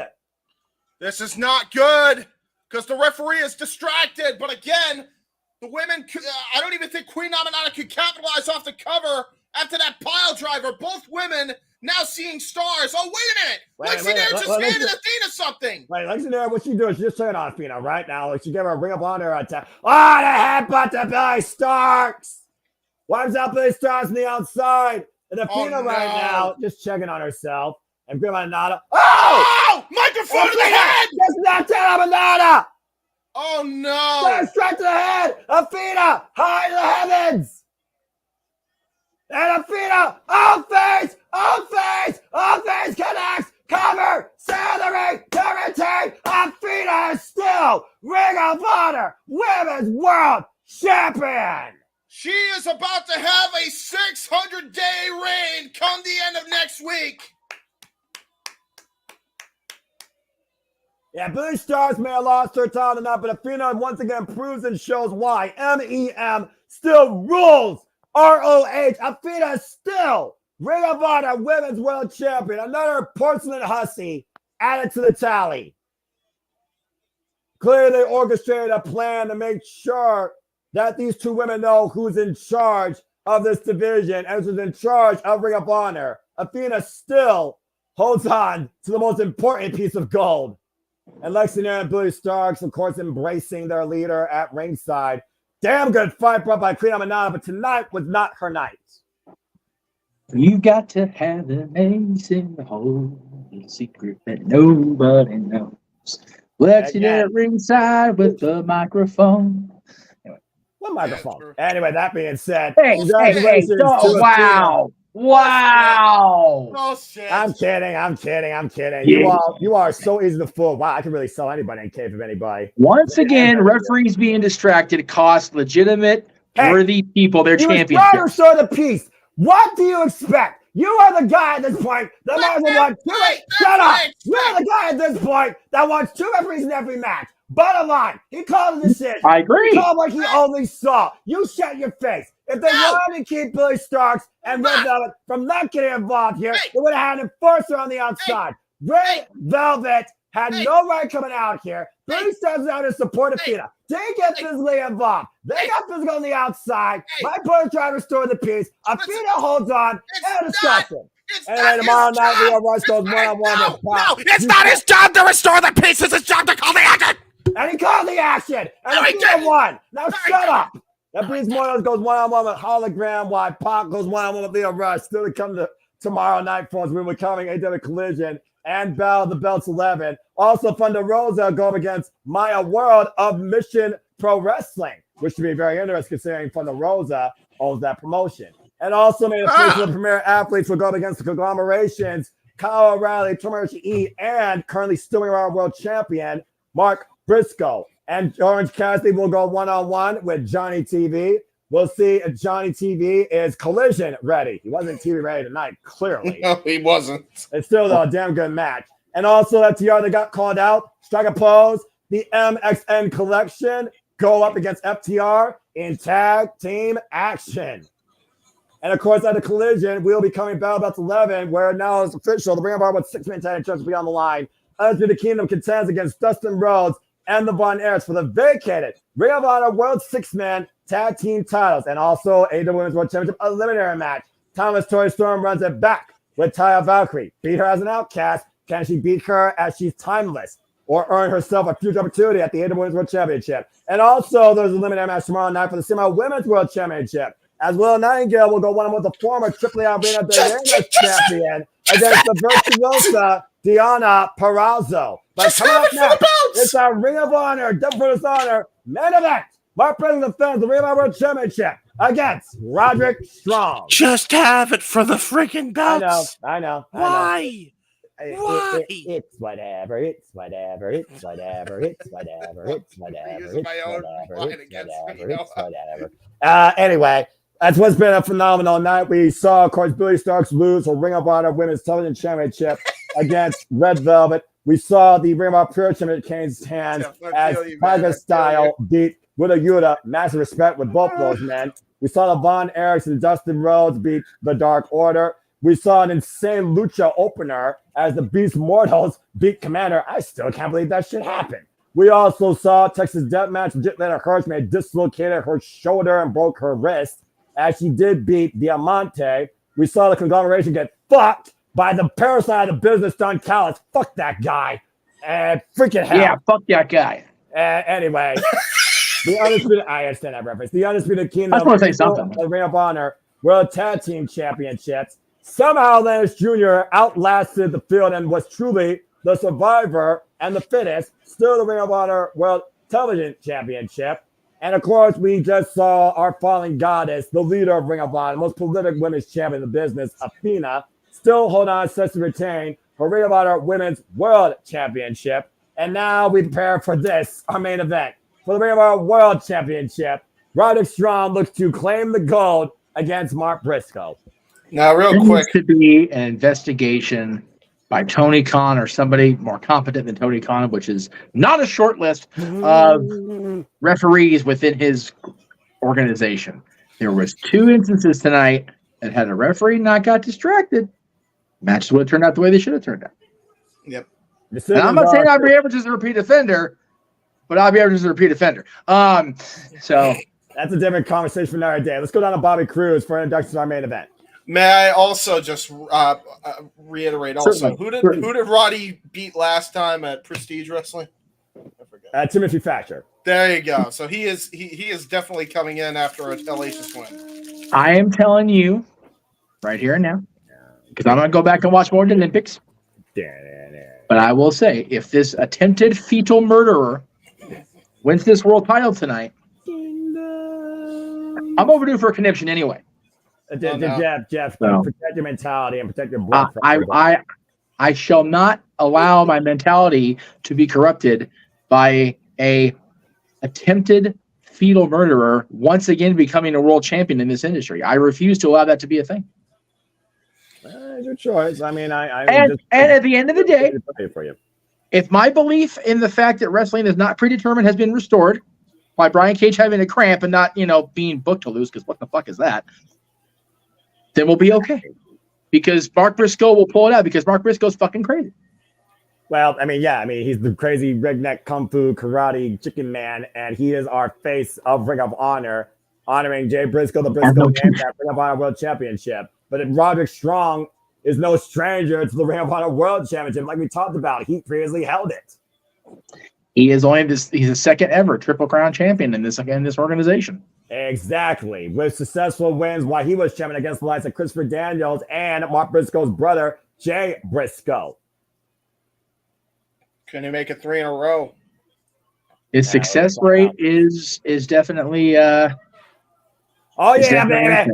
There you go. This is the guy we're waiting for all night. Damn boy. Mark Briscoe in the house. We gonna fight. Like we can't fight till we can't fight no more. This boy survived. Blood and guts. This guy crazy and I love it. My television life is blessed. I've got the main TV on the greatest athletes in the world for real out here in the opening ceremonies in one of the most beautiful cities in the world. And over here on my work monitor, I've got one of the greatest companies on this planet, Ring of Honor, and their main event of a pay-per-view. Life is good today, boys. life is good today.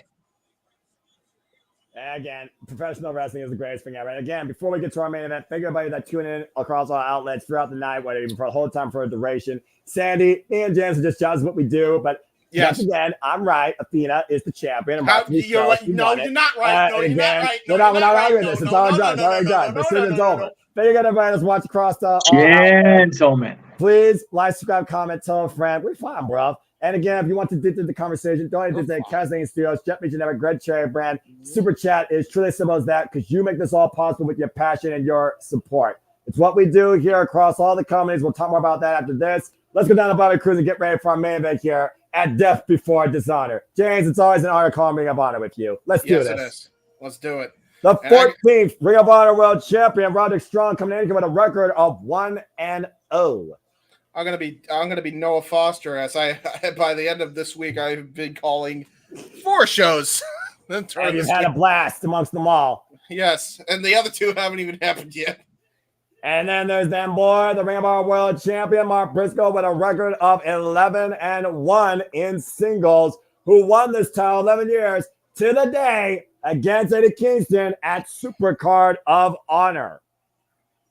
What a moment that was. Yeah, Mark Briscoe, the champion.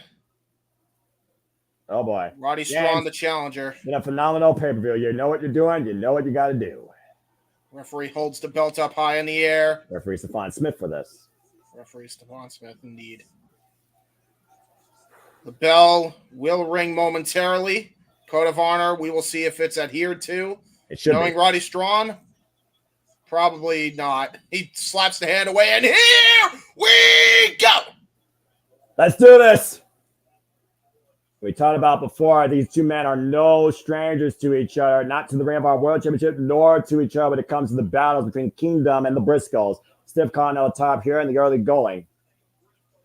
Yeah, It's not the same Briscoe, though, that Roderick Strong dealt with in the past. And this damn sure ain't Jay Briscoe either. You cannot compare the two as the same.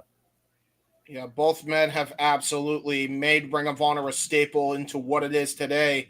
Ring of Honor veterans for sure for many, many years. But Mark Briscoe has been in Ring of Honor its entire iteration since it first started back in 2002 when the company first launched. Roddy Strong ended up going away, and he ended up becoming an NXT Tag Team Champion and NXT North American Champion and NXT Cruiserweight Champion. And you see right now trying to trap that left arm. And, of course, we've seen him take cheap shots against Mark Briscoe, including backstage after Mark Briscoe survived and won Blood and Guts with Team AEW this past Wednesday against the Elite.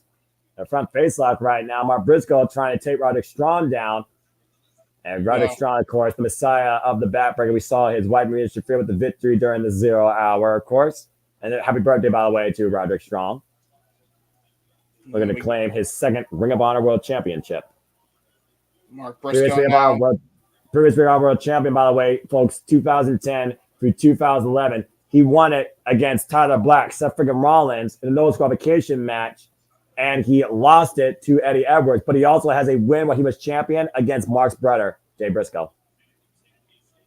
Nice rebound off the Irish whip there by Mark Briscoe. Ooh, nice. Whoop. Fall through. Big forearm smash there. Sliding forearm smash inside headlock here. And now look at this. Roddy Strong trying to go for a kitchen sink. Got countered. Uh-oh. Crane style. Whoa, he shot it, though. Uh-oh. Wait, slide there. Wait for that. Oh, jeez. Beautiful overhead parallel kick, or Insegura, whatever I want to call it. Tremendous. And kicking Roderick Strong with his game, but Roderick Strong sending Mark Briscoe to the outside. Uh-oh. Roderick Strong, Mark Briscoe scouted that, though. Oh, God, big right. Yeah, that was a great right. You don't fight a Briscoe on the outside. This much we know for sure.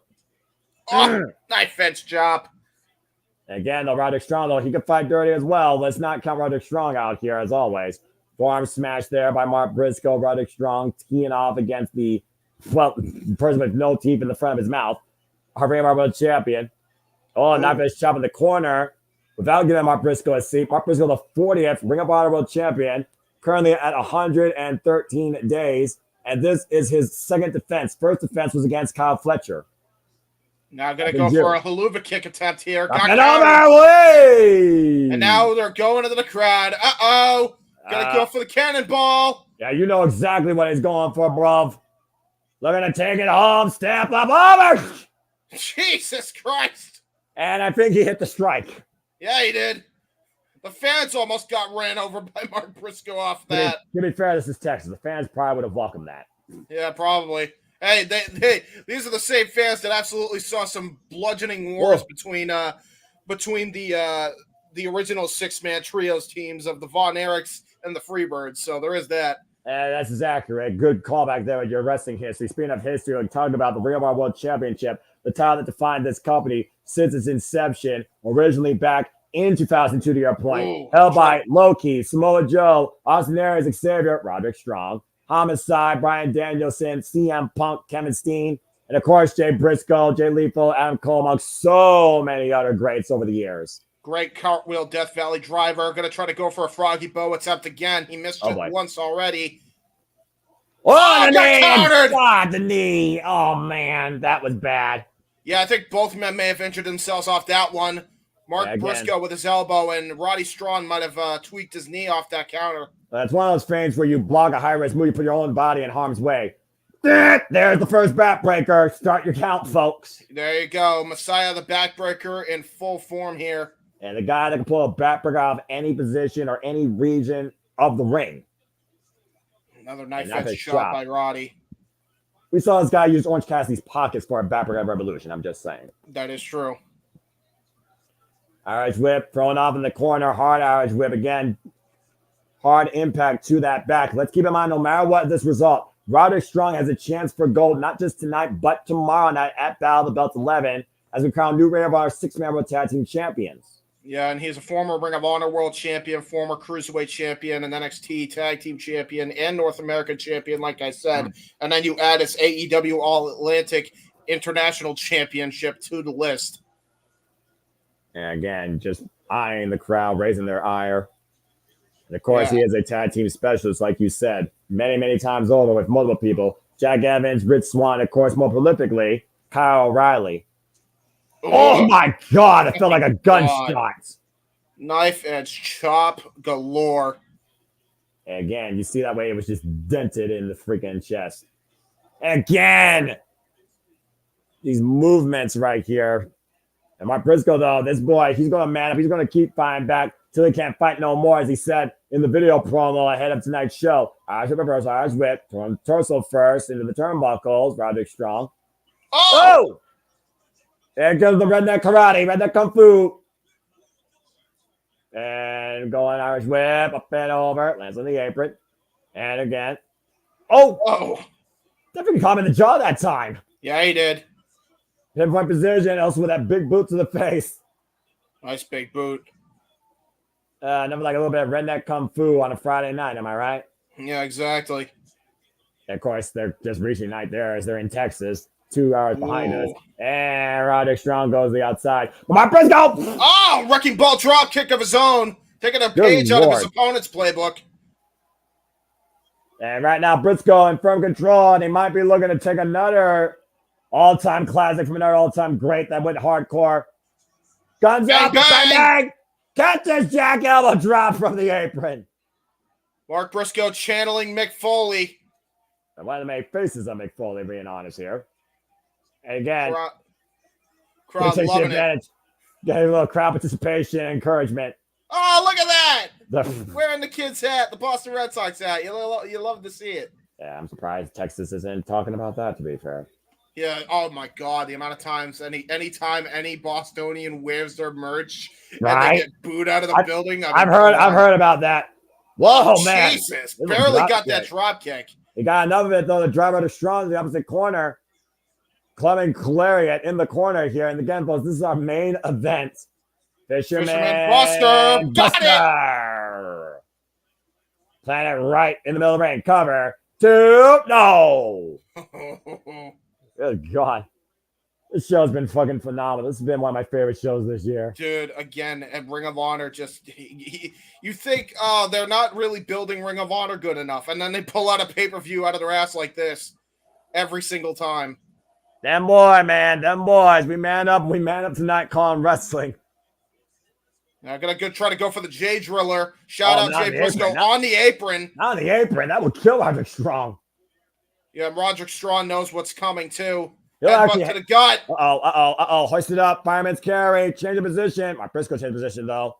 Try to go. I think he was trying to go for the Olympic slam off the apron, by the way. Got countered out of it. More sidewalk slam. Backbreaker on the apron. Blocks the boot. Oh, showtime. Yeah, nice cane uppercut. The redneck karate coming in full effect. I love this guy. Oh no, I don't love that. That isn't great. Gosh! Back suplex. I think the back of the head man just ricocheted off the apron. That was bad. And that was the most devastating backbreaker so far this match. Says he's Mr. ROH. Well, he might prove that tonight if he wins this matchup. I mean, if you hold the Ring of Honor World Championship, it is a hard argument. Oh, God. Driven shoulder first, the ring post. Let's keep in mind, James, last year Mark Briscoe was supposed to be in contention for the Ring of Honor World Championship, but he couldn't fight due to injury. At that time, he was supposed to face Claudio Castagnoli, and Claudio asked if he was ready for this, if he wanted to man up. You know, Claudio has to be scouting this and wondering if Mark Briscoe is still worthy of being Ring of Honor World Champion, even if he holds on to the title tonight. And that looks like Carlos face first into the post. That fan who looks like he's a truck worker there, he's not happy about Mark Briscoe getting assaulted like this. That's Mr. Sign Guy, if you know, folks, of course. Oh, shit. Is it from ECW? And Mark Briscoe is bleeding. I repeat, Mark Briscoe is bleeding. Well, considering the fact he actually just came out of blood and guts, so Roderick Strong reopening that wound that was opened up on Wednesday.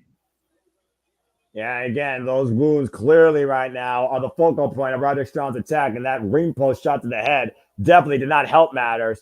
We know how dangerous a Briscoe can be when bleeding, but we also know what happens to a man when he starts bleeding. You start losing consciousness. You start losing your vision. Flip off to the crowd by Roddy Strong. Stinger to the crowd and a big FU to not just Texas, but anybody that opposes him. And we'll see if we oppose Roderick Strong this week to Kingdom. When they're in action tomorrow night, Battle Bots 11, fighting for the Ring of Honor with 6-man tag team championships against the Von Erich and Dustin Rhodes. That's Battle Bots 11 immediately following AEW Collision tomorrow night on TNT. What were you going to say, Jeff? Hello. Just here for the ride. I was on sensory overload. I got the Olympics on. I got you guys on, and my friend Ariel was in New York with Debbie Gibson's concert, so they were doing a live thing on Instagram. So I was just saying hello to Debbie Gibson. I'm like, okay, my brain can't handle too much shit. I'm about to say, yeah, it's like a security guard who watches 50 models, and there's another backbreaker, and I wanted to Mark Briscoe. Damage done. Cover. Kick out. It's like, what is my life? I got my friend on the road with Debbie Gibson. I'm calling a Ring of Honor event, having a Ring of Honor event calling on my channel, and the Olympics are on, man. Like I said, life is good, boys. Everything's good. Everything's good right now in life. Everything's truly fine. Yes. Except for this camel clutch being applied accolade and the chin lock applied by Roderick Strong. Mark Briscoe able to find his way to the ropes, though. And again, vicious stomp to the back of the head. Yeah, that's true. Other than a camel clutch and inadequate referee usage, we're good today. I'm gonna be honest, man. It's Roddy's birthday. I'm starting to wonder if tonight's his night. The way he's been wrestling, oh my gosh, that knife edge shot with the sweat flying off the back. Yeah. All haha about the thing with Dylan aside, man. Roddy has been on a tear here lately. Yeah, and that backbreaker again doesn't help, including that full crab. Yeah. Boston Crab by Roderick Strong. Yeah, as you would say, James, Boston Crab. Boston Crab, yeah, Wicked Pisser by Roddy Strong. Mark Briscoe right now in a world of trouble. Again, the damage done to that back already. And he is just literally bleeding blood. Yeah, a la Stone Cold Steve Austin-esque. Hopefully he doesn't pass out here. We got a new Ring of Honor World Champion. Referee Stephon Smith checking, and Mark Briscoe can't continue. Oh, that hand did not go down even for once. As he's able to grab the ropes and force the break again. And he's utilizing that entire 5 count as Roddy Strong. And again, the toll done to Mark Briscoe here in this main event at Ring of Honor. Death Before Dishonor. There will be death before dishonor if you're Mark Briscoe for sure. Look at that, grabbing the ear of Mark Briscoe. Going to try to go for a possible J Driller. Insult to injury on the Briscoe name. Oh boy, that's just downright wrong. Got countered. Oh, man. Clubbing shot by Mark Briscoe. Big rights. Overhead shots. Kitchen sink by Roddy. Oh, no, he got it. Oh, God. He drilled by Roddy. What? But smile about it, Roddy. Go for a Too cover, long. man. No way. Too No long. way. One count. One count. Okay, you just pissed off Mark Briscoe. That's not good. Oh, God, that's not good. Oh, God, that's not mark good. the time. This is the time that Roderick Strong officially fucked up. Yep. It was in this moment. It was in this moment. Roddy Strong is going to pay for his sins, including the fetal murder that almost happened. Right? Yeah, Jeff, you might literally be redeemed tonight, courtesy of Mark Briscoe here, who's looking to man up after that insult there by Roderick Strong. Nothing is him. Whoa, Jesus! What a rolling elbow! Shades of Diva and Dudley! Runs through the clothesline. We control. talked about before how dangerous a bleeding Briscoe is. Yep. In the midsection, front face lock. Turn him around. Oh! Ravishing neck breaker by Mark Briscoe. Of all things. Big old rude awakening. Yeah, shit, Jay Briscoe neck breaker with the whole chit. Oh, look at that. Oh! Man. That might be it right there. Lateral press, cover, kick out. Gotta hook the leg. Gotta apply more pressure on the shoulders for that, Mark. Come on now. Briscoe's in the moment right now. He's feeling something. Possibly going for right Froggy now, Bow. just trying to drive off the will of the people here. Trying to feel what they're feeling, what we're feeling here. Roderick Strong meets him in kind, though. Big shot to the head. Man, that was a big old kick to the head. Roderick Strong on a big old head. A Ring of Honor world champion for the second time in his career. And oh no! I sense his ass. Oh God! God! Onto the turnbuckle. That was a backbreaker. That was just a gut buster to your point, James. Oh no! Oh boy, we saw. Oh wait a minute! No, Olympic slam! Olympic slam! Damn it! Cover to win! Kick out! Jesus! We're getting no closer to that. That's the bell ringing, boys. That was a shade out of Kurt Angle's playbook. Still wasn't enough for Roddy to pick up the Duke here. The irony watching the Olympics while that move happened. It's great. I love it. And Roderick Strong is one of the most complete athletes you could be in the ring with, and he knows that. Gonna go for a heartache. Get a heartache attempt. Got countered. And Mark Briscoe's reign denied for now. Up the ropes. Starts to hit the close on Mark Briscoe. Both men collide out of the ring. Both men. Damn. That was just a collision in the center of the ring. We're not even on Saturday night yet. Well, Friday nights are all right for fighting when you're watching Ring of Honor, most definitely. Freaking 2-3 hour watch alongs and open mic nights where I'm gonna fucking die. Oh my god. Oh yeah. There's no rest for this business, and there's no little rest for us in the multiverse of media. No rest indeed for the wicked. Especially on nights. And once again, Mark Briscoe, Roderick Strong rising back to their feet. Main event for the Ring of Honor World Championship, most prestigious prize in professional wrestling. Big forearm smash there. Wow, so, Darren, this event is under the $9.99, but there are certain events that I'm pretty sure Honor Club doesn't cover. Yeah. I could be wrong. I bet stop right now. By the way, as both men are teeing off strikes here, I just want to point out, Jeff, I might need your definitely going to need your login information for StreamYard if I'm producing for the UFC Watch Along for sure now. And big off we can talk about it in the morning. It's fine. Definitely. Again, both men teeing off, both men manning up, both men not giving an inch. Neither man is giving up in this exchange. Roderick Strong might be getting the better of it though. Mark Briscoe still standing on his own 2 feet. Jesus! Oh God! Oh, and rebound off the ropes. And Mark Briscoe answers in kind. A rolling elbow strike. Yeah, rolling discus elbow strike by Briscoe. And Mark Briscoe's calling for it. He might finally be feeling it. Can he set him up for it? Jedra denied. Looking to hook up. Roderick Strong. Oh! Taking a pinch out of Eddie Kingston's playbook with the exploder. Shades of Jun Akiyama with that. And shout out to Eddie Kingston. Get well soon. Of course, those two man up, and that's who we beat for the Ring of Honor champion. Well, wait a minute. Whoa! Oh, shoot! The Kingdom! Mark Briscoe says, wait a minute. No. Oh, no! Referee didn't see it again! No, not like that! Oh, come on! You gotta be kidding me! Don't fucking do this! No! Oh, he kicked out! That would have been a big piss on the referee inadequacy again, costing the title. I was about to say. All the stops tonight. Ryder Stump is in the night. Gutbuster once again. Mark Briscoe might be on his feet. Double underhook. Tiger driver! And follow through for the sick kick. God damn. Oh my God. Roderick Strong for the win. He No! kicked out again. How the hell? And now the referee distracted again because the Kingdom are on the apron screaming at the ref. And look what's coming out now. The conglomeration who was fucked earlier by the Don Callis family who lost against the Kingdom. But keep in mind that there's still one factor left, and that is the Don Callis family. And there's still only one referee out here. Yes. Again, though, Mike Bennett, Matt Taman driven away by Tommy J. Kyle Riley. Meanwhile, Schoolboy, Mark Briscoe to retain. Kick out at 2.5. Elbow strikes now.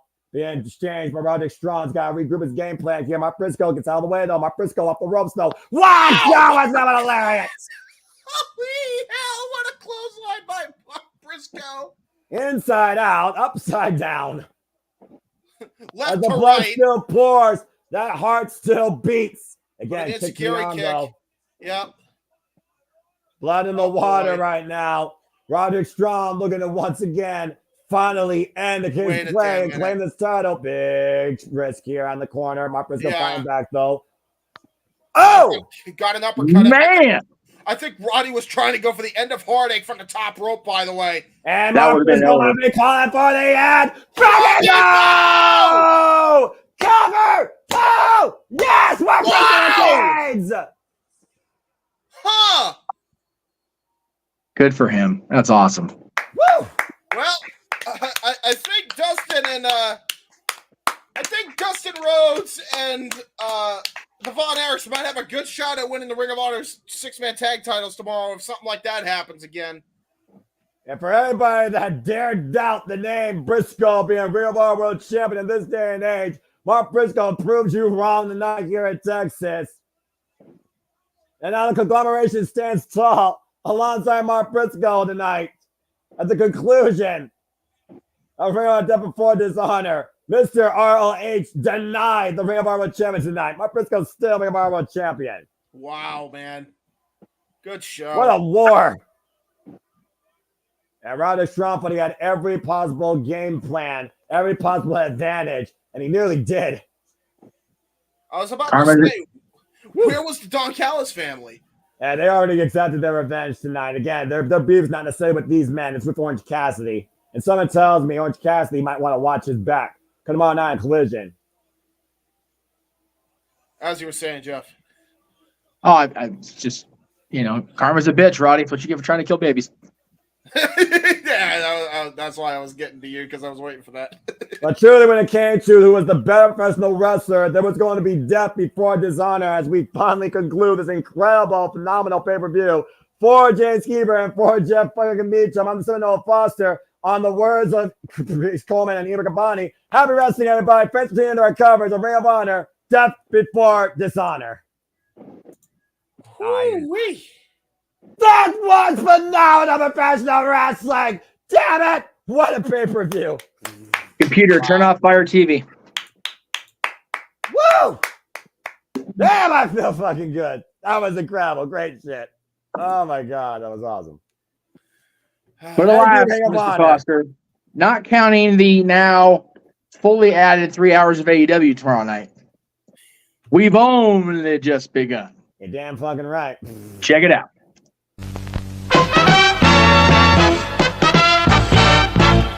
And now, preview time. So let's take a look at what's coming your way.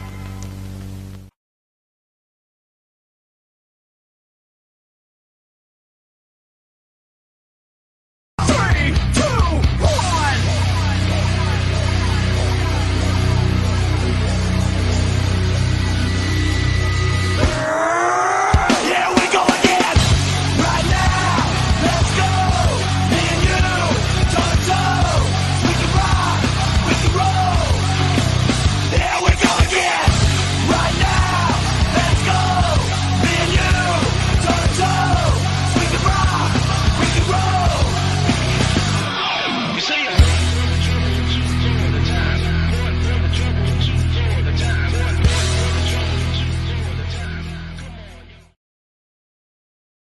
And as always, folks, what we truly do encompass here, first and foremost, than anything else, based on your passion, support, and love for the business like us too. We truly do love all the wrestling, all the wrestling, all the wrestling, all the wrestling, all the wrestling, all the wrestling, all the wrestling, all the wrestling, all the wrestling, all the wrestling, all the wrestling, all the wrestling, all the wrestling, all the wrestling, all the wrestling, all the wrestling, all the wrestling, all the professional wrestling.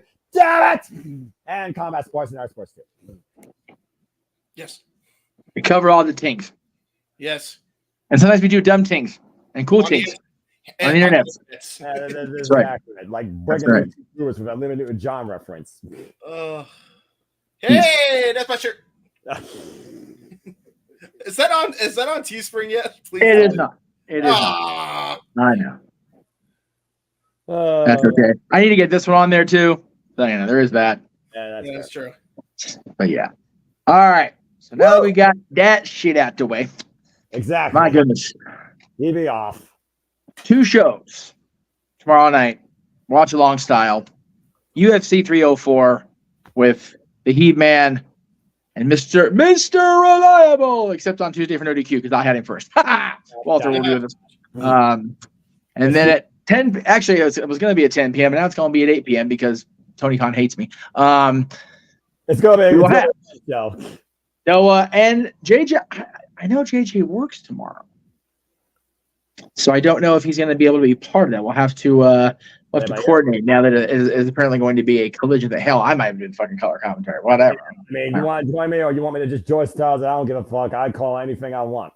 I will make the decision when I've had more sleep than I had last night, which as of now is going back to Thursday night. Excuse me, Wednesday night. Yeah. So anyway, we'll make that decision. But those are coming up tomorrow, along with open mic night once we're all done and we have any sort of voice left. Right. Blood Sport will be on Sunday again with James and Walter losing their voices all weekend. Meech's Musings on Monday. Stat Boy returns on Tuesday. NXT Great American Bash doubleheader, which, by the way, ladies and gentlemen, if you act now and get those super chats in, Noah Foster will be joining Chase University and rooting against his beloved Roxanne Perez as a member of Chase U. Get that payout in, kids. She's not winning. Well, it doesn't matter if she wins because if you're in Chase U, you have to root for her. And then if she wins, you get the Chase U shirt to go with it. She's not winning. Okay. I'm not the one that put your foot in your mouth. I didn't do that to you. I did not cause this to happen. This was of your own volition, sir. You did this. Just like Roddy Strong tried to kill my son. Y'all are just causing problems left and right. Terrible. Poor refereeing tonight. Inadequate refereeing tonight. 15 things go right in my life, including Athena retaining the title, and freaking 2 fans go off the damn rails and hold against me, as always. Go freaking figure. Well, but I mean, to be fair, you did simply break James that night before the fucking main event show even started. So there was that. You know what? That's fair. It was worth it. And we did. We were broken. We just want her to wrestle one more match too. All right, kids.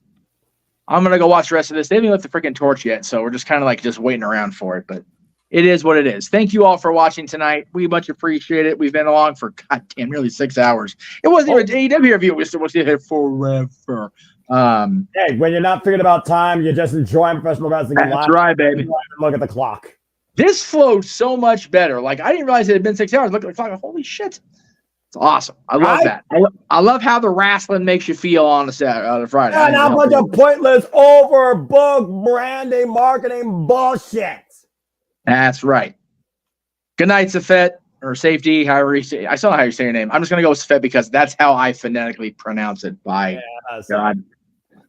First Safet, for Darren, for Sandy, for everybody in the chat room, for the Heat Man, for the Simple Man. I'm the Founder Man, sometimes Avatar Man, like right now. And then I'm Founder Man again. I can interchange like that, fucking ninja style. Yeah. See y'all tomorrow night. Maybe, if I can find the right fucking controls. There it is. Good night. The Jeff Meacham Network's Multiverse of Media. For over 15 years, the recognized symbol of excellence and the standard bearer in coverage of sports and entertainment.